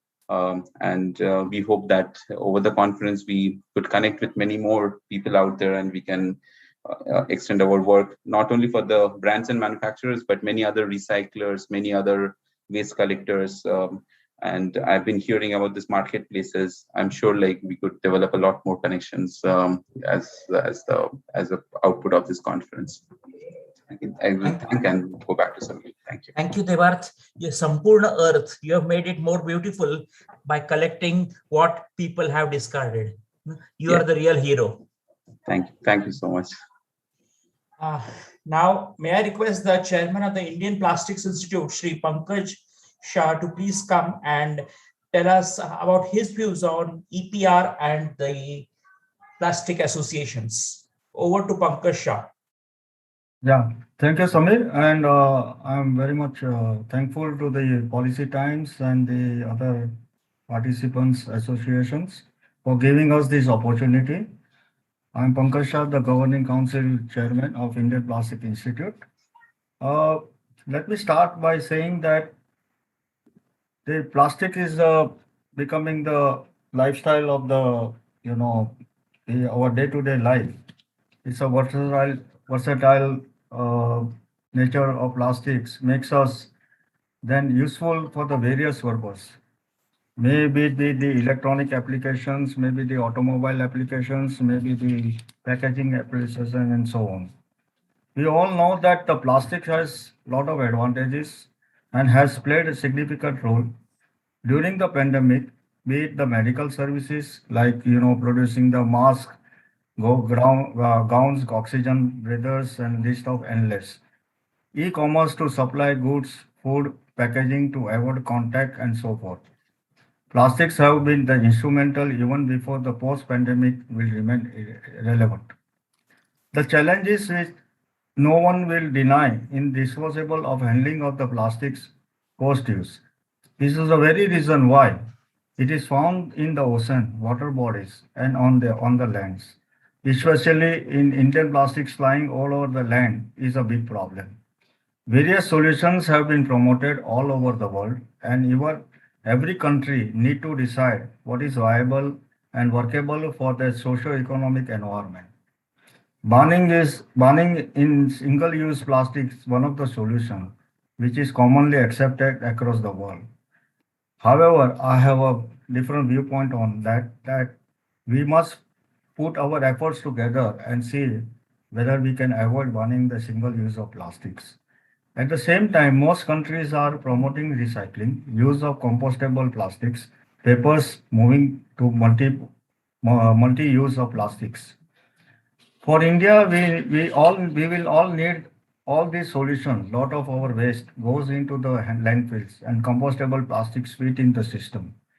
Where the collection, segregation, and recycling is a big challenge due to the highly unorganized and complicated socio-political system that exists. As my friend Mr. Banerjee said, that it's really the need of hour to set up the recycling centers, for which I think so if we approach the government, we can get a lot of help from the local bodies like municipal and Gram Panchayat. We must create the recollection center to come up and organize the collection of the waste and send the recyclers. Recycling is a very variable SUPs and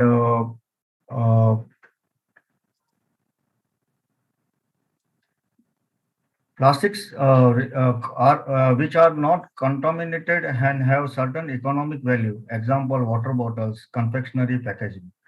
Plastics Association should come up with the guidelines and to organize this sector to standardize the core recycling products and safe, healthy environment workplace.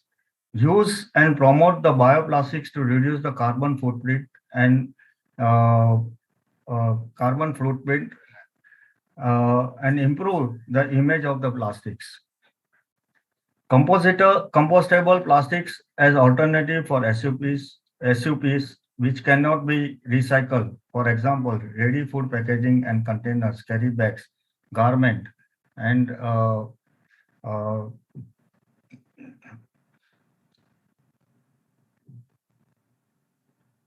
packaging, garment and carry bags, garments, trash bags, and etc. Compostable plastics need to be handled responsibility by the Plastics Association by putting clear guidelines, else it will end up like any other plastics. All members of association like NMC, ICCE must have a pollution control board CTO certificates. No petroleum-based non-compostable plastic should be allowed in the same premises under the same business unit. This will help government authorities and manufacturers as to remove the ambiguity. Limit the use of fillers, stop and blacklist the manufacturer doing malpractices. Color coding or similar simple classifying the mechanism. Color coding for SUP, recyclable, compostable, non-recyclable and non-compostable. Use of digital technologies like unique code, QR code can be option. All this come to reality and the representation strongly at the various government levels. Indian Plastic Institute, ICPA, Indian Compostable Polymer Association, MSME Association and organization like MRAI should work together. Littering is not punishable in the many parts of the world. Responsibility of end use of disposable is not defined as it based of convenience. There is no control except in few countries on what kind of material strictly used for which product and applications are required. Unfortunately, it's very harsh to say that ugly side of the story puts us plastics fraternity in the bad light.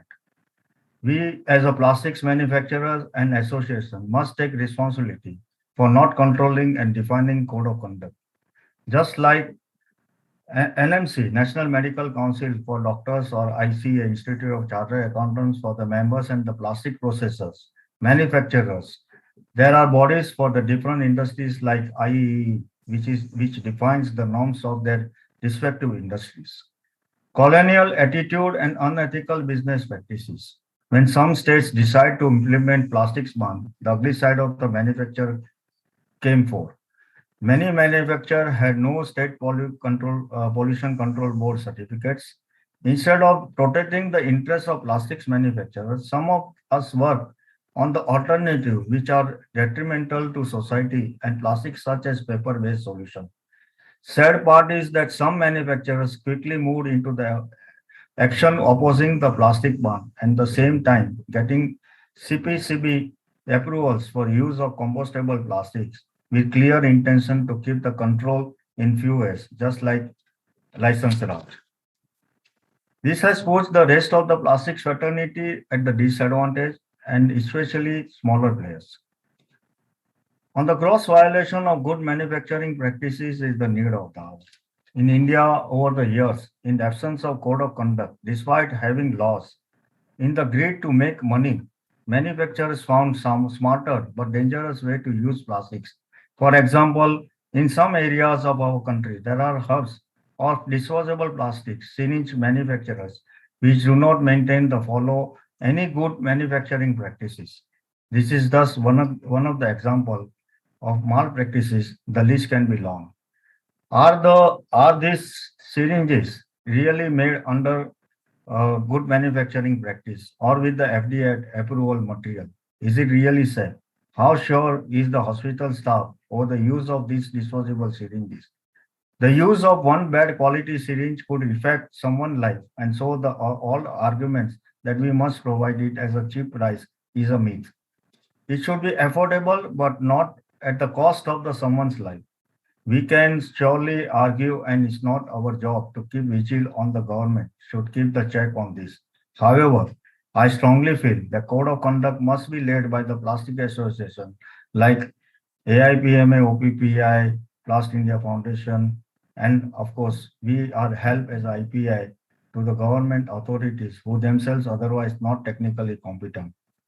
Violation of the laws of land. Same is true of plastic bags. When 50 micron thickness was allowed by the government of India, people producing, selling anything from 20 microns to 40 microns. And even though everyone in plastics community are aware of it, no organization has acted or stopped these practices. Uncontrolled use of fillers beyond the immeasurable level.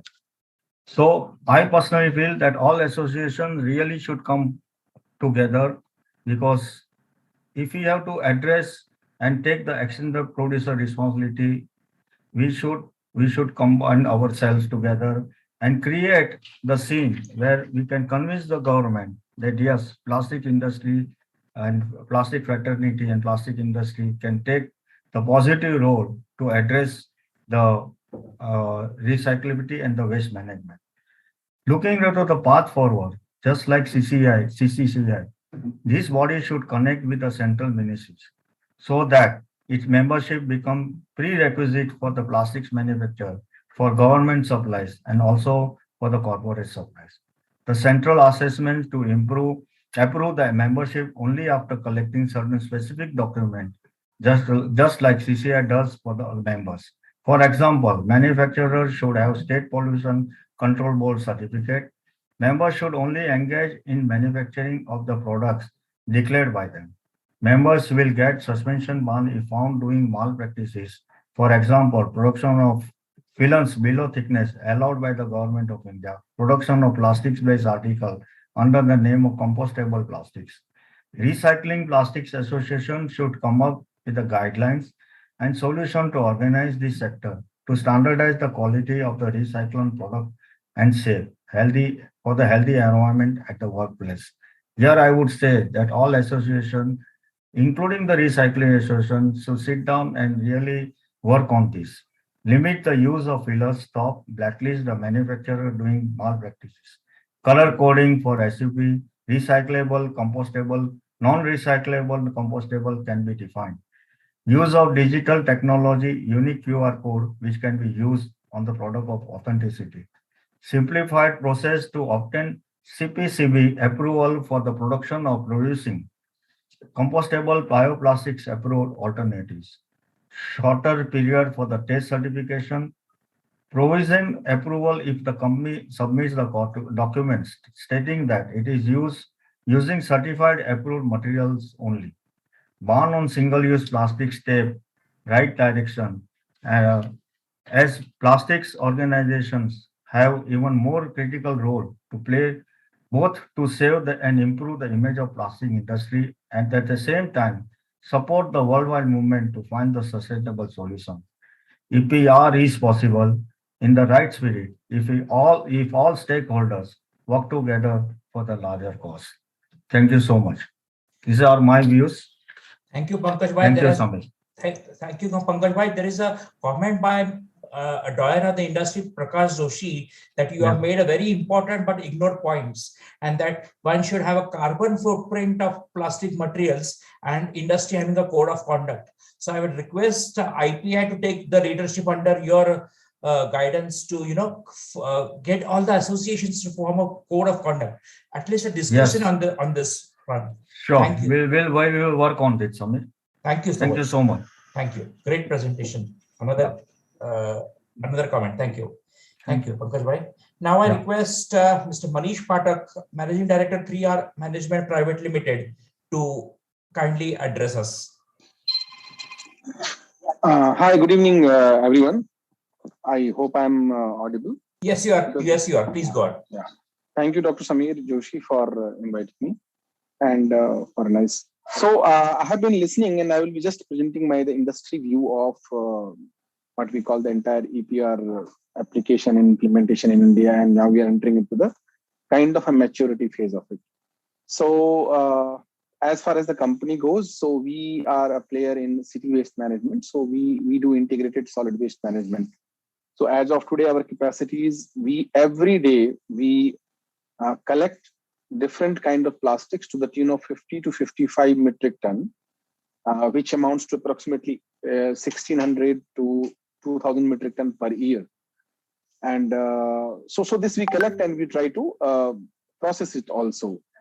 Most of it we try to process it. Some part of it we try to send it to the recyclers or the cement factories. This we are doing from a very small fraction of this municipal solid waste that we collect from 2 of municipal corporations in India. But with our limited experience in this sector, and I have the experience of seeing this industry in United States of America, I spent my good a decade there and came back and started this organization. So what we have seen, that there is a euphoria that gets created around anything that people start doing in India. So for example, one thing that has hampered or harmed or usually harms such kind of initiative is that there is something called waste is wealth kind of a thing. So because we work with the municipalities, we work with the government organization, urban local bodies, so they get confused about it. So once we go there and we try to provide them some solutions, so they have this notion that they go in some big conferences and they hear a lot about that waste is wealth, and they start thinking, oh, you might be minting money. So that basically starts creating a lot of confusion in the mind of all the stakeholders. And that basically forces the players also to adopt shortcuts. So we have seen in the name of EPR, we know we are from industry, that people who have got the EPR license for electronic waste, they are fulfilling that particular number by just doing this plastic. Any kind of plastic you give them and they do this. Why this happens? Because we try to create a system which is kind of, rather than incentivizing people, startup companies who are trying to do something in the field of solid waste management or in the field of recycling, we try to do something, we try to make it such a competitive space that they start fighting with each other. And that is the reason that if you see the death rate of startups in solid waste management domain, because see, we see all these big startups in retail sector, e-commerce sector, technology sector, and we never think about the startups that is basically taking shape in solid waste management domain or sanitation domain. But if somebody, some professional body starts getting this data, you will find that the number of startups, number of companies working, operating in this field, sanitation field, solid waste management field, EPR field, their death rate is very alarming. Why this happens? For large organizations like PepsiCo, Cokes, and all those people, they have this EPR compliances that they have to fulfill. They try to find these partners, and sometimes new companies, they come up, they try to do this. Okay, we are getting some support out of it, but they stay only till the time that support is being given to them. We could not survive if we don't get the tipping fee from the municipality. So we do that. We were lucky to get a very good support from municipal. But again, I'm telling you one example how it creates confusion. We have been working for last 3 years with one of the municipalities, and the plant was inaugurated by none other than our Honorable Prime Minister. It was one of India's fastest deployed plant. Within 6 months, we deployed the plant. Now it came to the point where we were supposed to send our plastic and to cement factories. Now this is a pretty ugly truth that cement factories are not very welcoming to take the RDF. For n number of reasons. It might be quality reasons, it might be some other reason. And as per the rules, municipalities were supposed to enforce this rule to the cement factories, but they don't have teeth. They don't do this normally. And then when we at certain place, we tried to find some place where we were trying to sell it or we were trying to set up a supply chain kind of a thing. Suddenly one consultant comes and talks to the municipality and they start thinking that, that there was another new fight that we want to claim the EPR because in our concession agreement, it is not written that EPR is yours. That took us 7 months to basically settle down that if you take EPR, the cement factory or the recycler is not excited enough to take our this plastic, different kind of plastic, MLP and HG, LL, and all the whole of comment. Now after, and then finally we said, okay, no problem, you take this thing. And after 7 months, they suddenly come to us, okay, I am ready to give it to you in writing that you do everything. So they got confused, but during this confusion for 7 months, a huge pile of plastic, different kind of plastic got stuck to us. So that is one part where we need more participation, such kind of engaging initiatives where we call ULBs, because the ULB officers, by virtue of being in the government system, they don't want to be caught on the odd side of inquiries or other things. They need to be trained, they need to be made aware about it that yes, this is part of the waste and it has to go. Every stakeholder is just trying to minimize the burden of managing this plastic waste or normal municipal waste. And government is trying to create an infrastructure where everybody is responsible for a certain part of it. But end of the day, the people who are involved in this entire supply chain game, which are like, collection agents or the plants where they decipher it, they segregate it, and the recyclers, and everybody involved in between. It might be the unorganized sector, kabadiwala, raddiwala, and those kind of things. So they need to be incentivized. And everything created around waste is all about making this entire thing not only viable, but profitable for somebody. So enough of talking about viability of this thing. So viability happens in the case of NGO kind of a thing. If you want to really do this as a professional thing, you need to think about the profitability. Otherwise, what will happen? The death rate of such organizations will keep growing up, and it will deter the new companies to come into this game of solid waste management and EPR. So that being one part.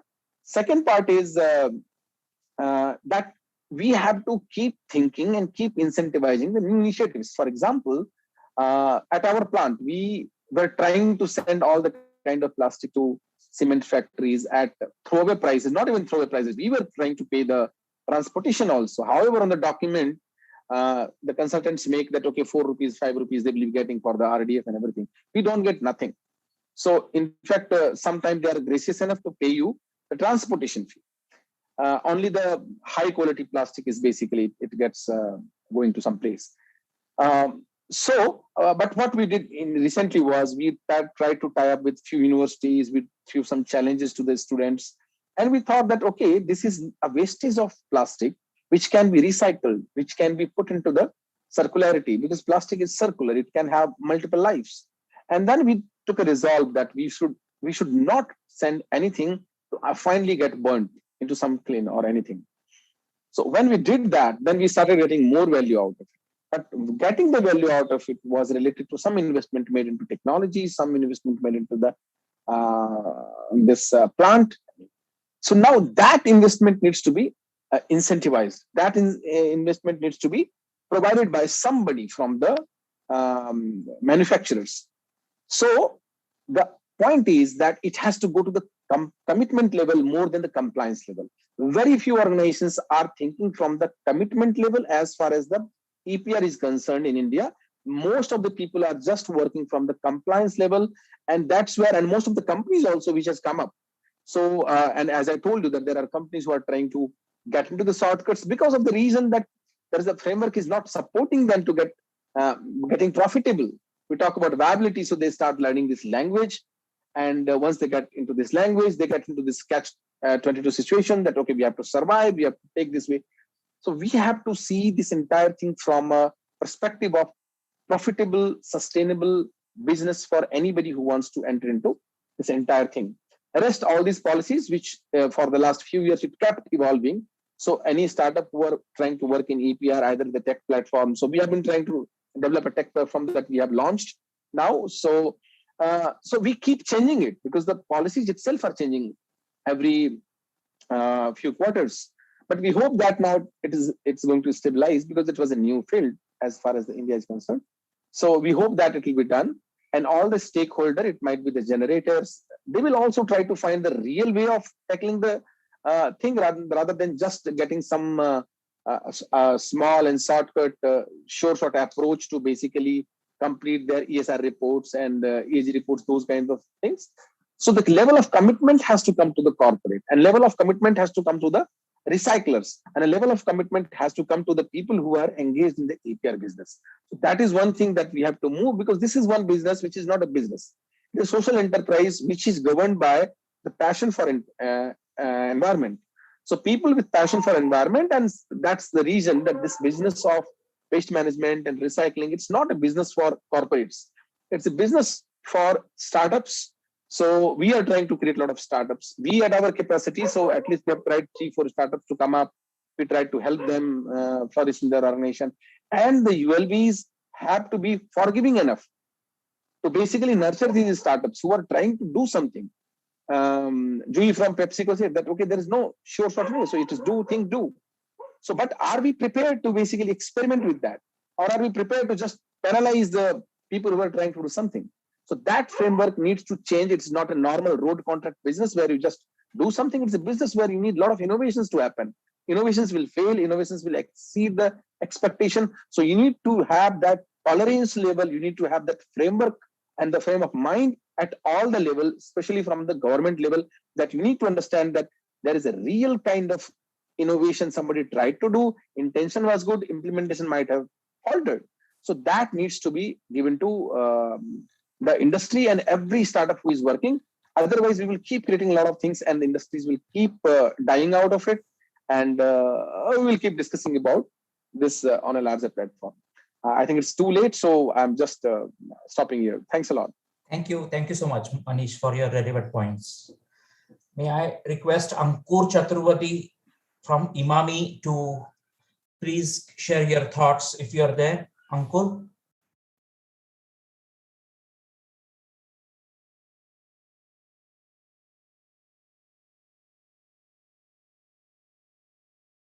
Akram, you're on mute. Ankur, yeah, Ankur sir, you can unmute yourself and start. You can also switch on your video.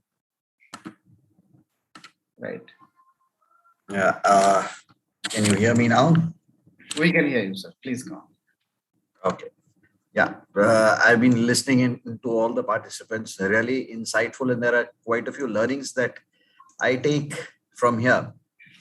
And most of the technical aspects on what can be done and what should be done and what is being done have all been covered. Though we are going a bit behind schedule, I would say it is time. It is not a time where we have lost time. I would say that we have consumed this time in a very viable manner, and I'm sure all the participants would take these valuable insights in whatever they are doing. Now, having said that, I would like to add a few points here. When it comes to sustainability, when it comes to protecting the environment or anything which is ethical, it cannot be driven by legislation. You cannot be dictated to do what is right. It needs to be imbibed. Now, when I say that it needs to be imbibed, you can keep making the rules, The rules will keep getting implemented in letter, but the spirit will never be there. And to ensure that the spirit is there, we need to make this the responsibility.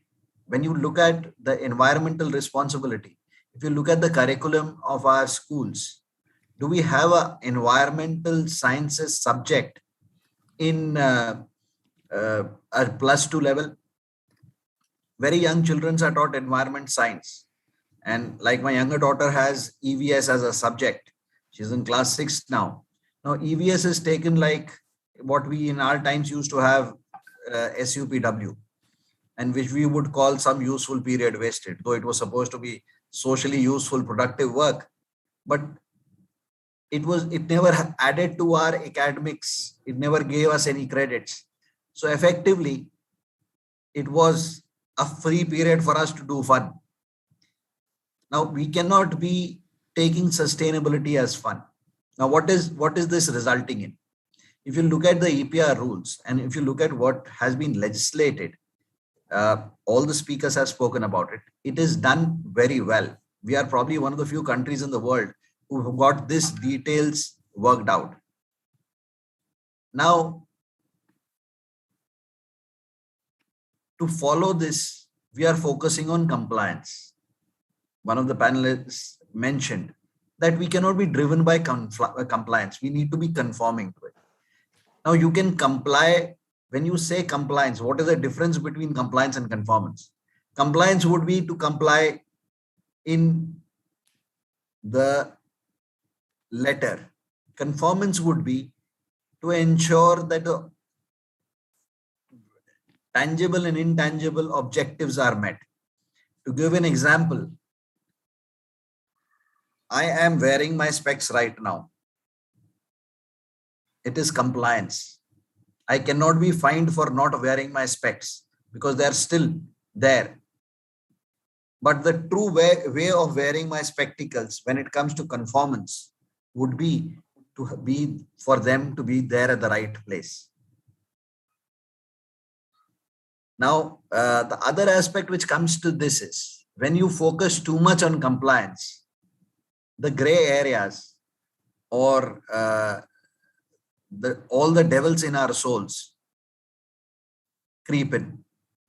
Because if there is a fear of non-compliance, you will think at compliance at the least cost or compliance with the easiest option. And the easiest options are never the best of options. Now, if you look at today, the rules have been made, they're very beautiful, end user certificates. Now, there is no viable system today to ensure that what certificates is being given is genuine. How do you weigh scrap? I actually, out of interest, went to an NGO who claimed to work with rag pickers collecting laminates.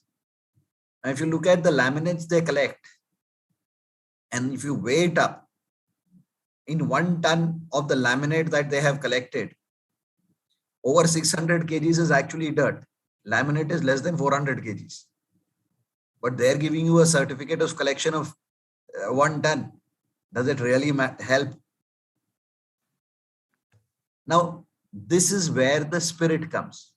But again, when you go to recycling, if this laminate was to be recycled, only 400 kgs will get recycled. The other thing is, we are getting into these rules are forcing us to get into the trap of downcycling. Now, downcycling in the long term would actually result in bigger hazards rather than actually helping the environment.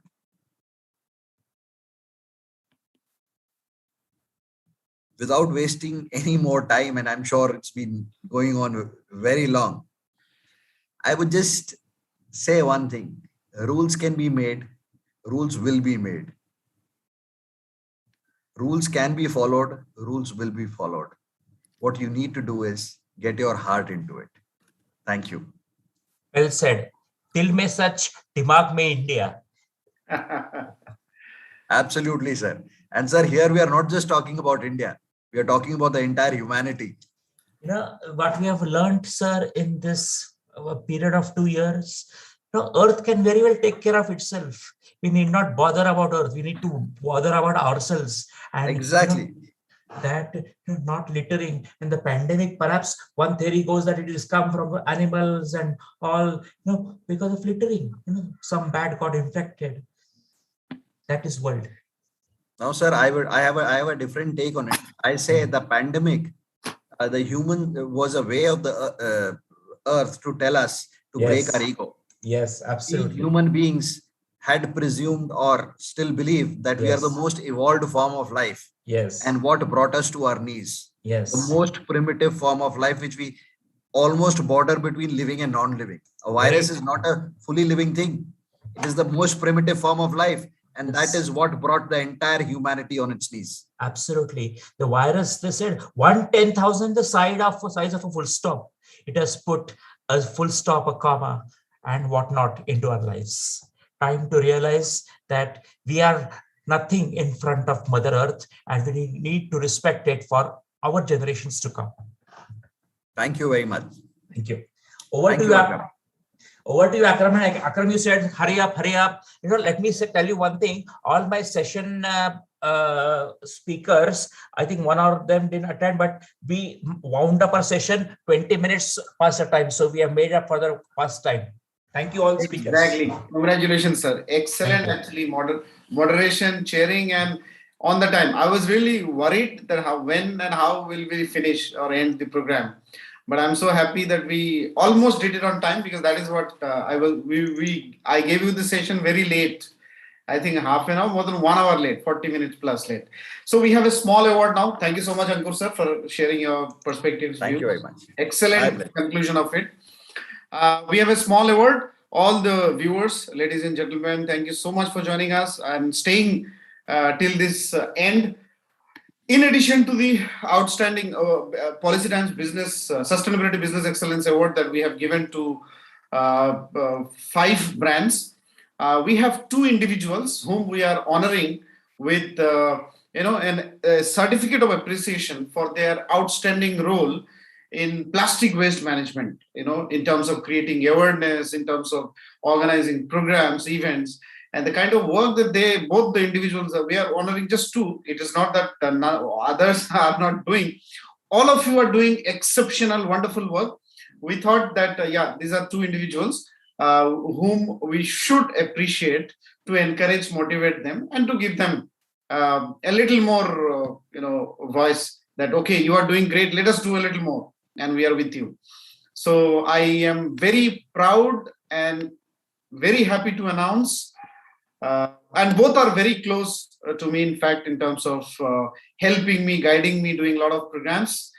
Mr. Tushar Patnaik, the corporate head, EHS, India and SAARC countries, plastic waste management working with Dabur India Limited, has been doing exceptional work, a very forward-looking, positive, and dynamic person I felt in the domain of sustainability, who is relentlessly, tirelessly, consistently working to promote awareness. And he's not stopping anywhere. He is very committed to the cause that not only his organization should be a carbon neutral or pollution neutral or plastic neutral organization, he's also committed for the society. Wherever the factories are, wherever the organizations are, he is doing exceptional work to promote that.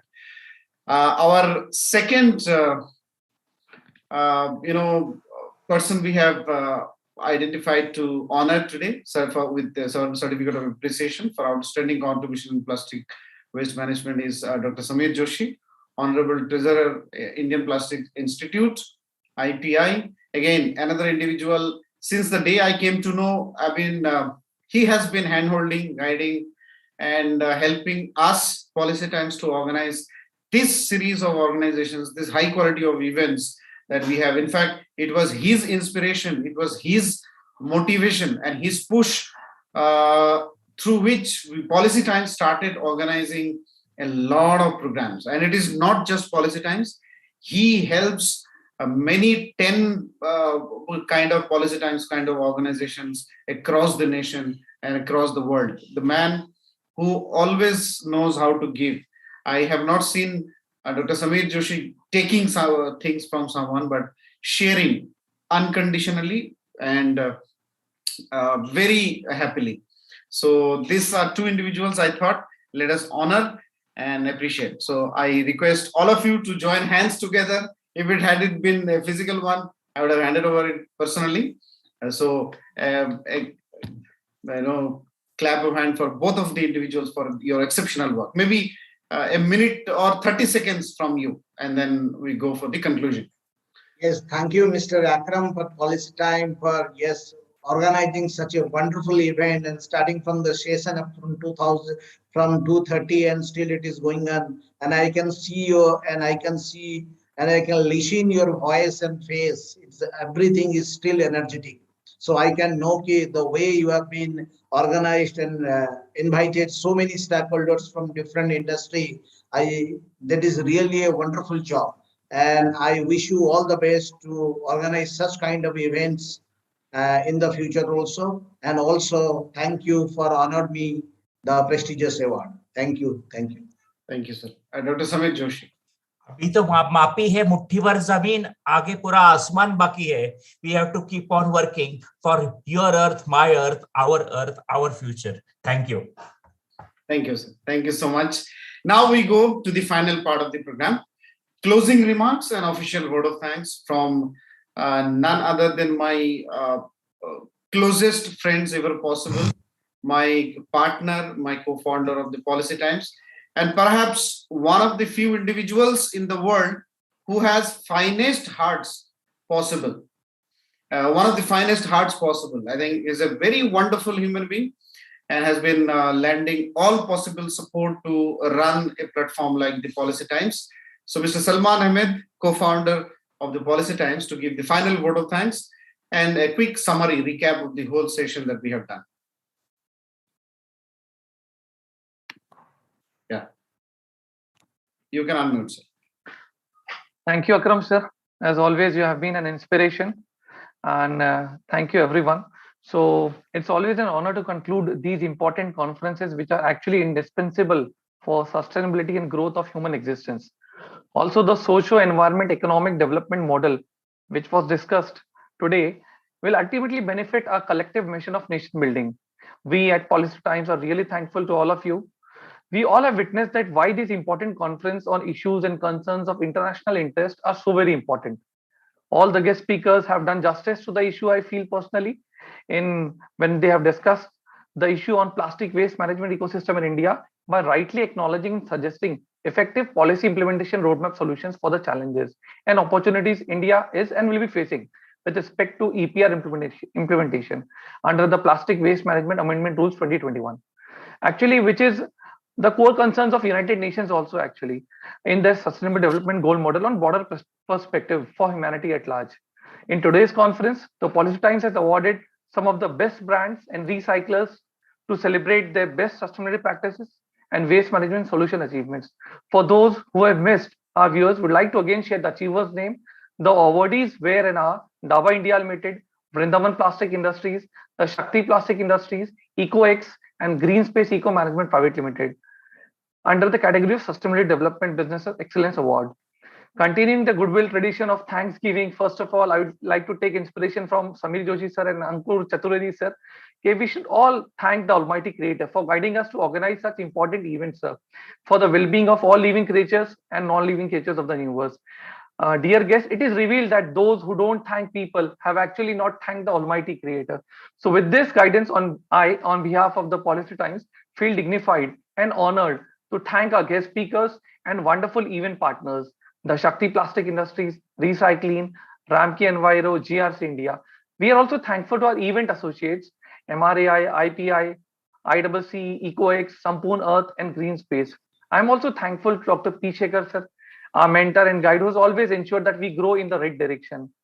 Thanks to the Policy Times team, which is behind the scene doing lots of efforts which really deserves a lot of applause also from the viewers and guests and all the event sponsors for their untiring efforts and contribution in this organizing this event. And how can this vote of thanks be completed if I'm not thanking actually the soul of the Policy Times and my dear and champion friend, founder editor Mr. Akram Haq Bhai, whose incomparable talent and commitment has made so many national and international events like these so successful and result oriented. So together we all are looking forward with your support in nation building, and without taking much of time, we really thank all of you. Thank you, Akram sir. Thank you so much, Salman sir, for your wonderful and brief word of thanks. So since morning we have discussed at length on various issues, I will now unmute everyone so you can make as much noise as you want. And any question, or then you have been sharing wonderful comments, views in the chat box. Unfortunately, again, this is the second round. We are not able to take a lot of questions, but we have noted all your questions. We'll be very happy to reach out to you with the answers. And you have been sharing your, visiting card in the chat box. Wonderful to have you. Again, just to summarize, we discussed at length how EPR has to be implemented. We invited urban local bodies, representatives from urban local bodies, from pollution control boards, from industry, recycling, and all possible academic institutions or organizations and associations who have been contributing in the domain exceptionally since the beginning. Anything is possible when all stakeholders come together. We need attendance. You need attendance. Okay, my team will reach out to you and they will provide you all the support. So with this, I formally want to thank again the Shakti Plastics, Ramky Enviro, GRC India, Recycling, and our association partners like Material Recycling Association of India, Indian Plastics Institute, India International Council for Circular Economy, EcoEx, Sampurna, Arth, and Greenscape. They have been lending exceptional support for all the programs and all the events that we are doing. With this, I think we come to the end of the program. I will run to promo video of our partners, and then we formally can close the session today. Is the Canada PR on your wish list? Canada is looking forward to welcome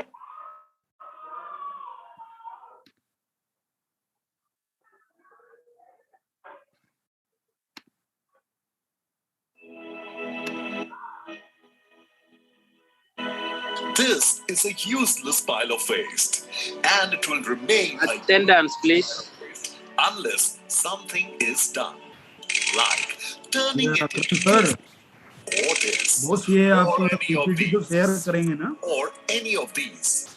Seriously, it's possible. Ask these guys. We will help you turn your waste into value by recycling even the non-recyclable.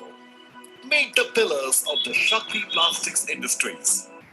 Not these pillars. Yes, okay. Meet the pillars of the Shakti Plastics Industries. The true waste management specialists fighting plastic waste for over 50 years. Not like that. The war against plastic waste began in 1969. Waged by Mr. Vishwanath Poddar, the founder of the Shakti Plastics Industries. Mr. Poddar started a revolution against plastic waste by manufacturing all types of reprocessed plastic granules from waste or scrap, which helped the company become one of the leading recyclers of polymer in India. Today, Shakti Plastics Industries has grown to become one of the leading company in total waste management solutions. And that's the real Shakti behind Shakti Plastics. The company is having a wide network of collection centers pan-India. Every day, the plastic waste collected is processed at their 2 lakh square feet facility at Palghar, and disposal of non-recyclable waste is supplied to cement companies to use as fuel in cement kilns. With a proper training module in place in respect to collection, baling, weighing, recycling, and processing of such waste from streams, Shakti is proud to be one of the companies actively involved in the Swachh Bharat Abhiyan, a cleanliness initiative by the Government of India. This is Shakti Plastics Industries, where it is an everyday effort to manage plastic waste in the best possible way. And we are rightly on our way to minimize the carbon footprints by recycling plastic while increasing our footprints across the world.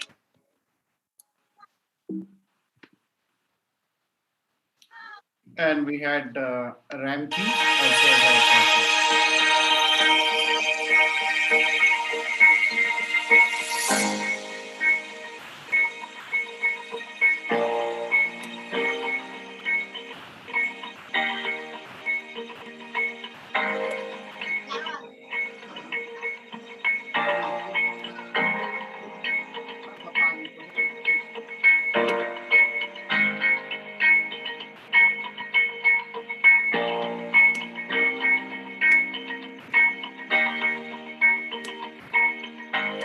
Gì mà ba plastic mayamsi giyong long ne.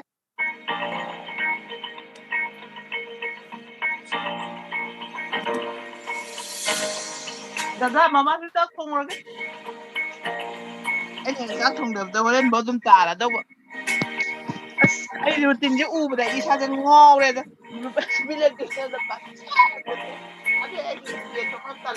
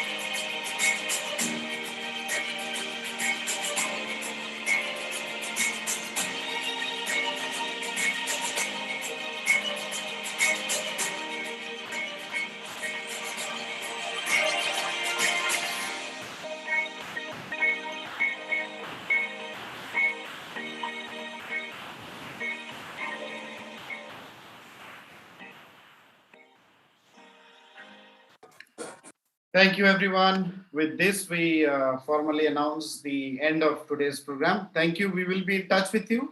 And in each and every program that we do, entire business is dependent on. Invited. And let us together build a better world and a better nation to be proud.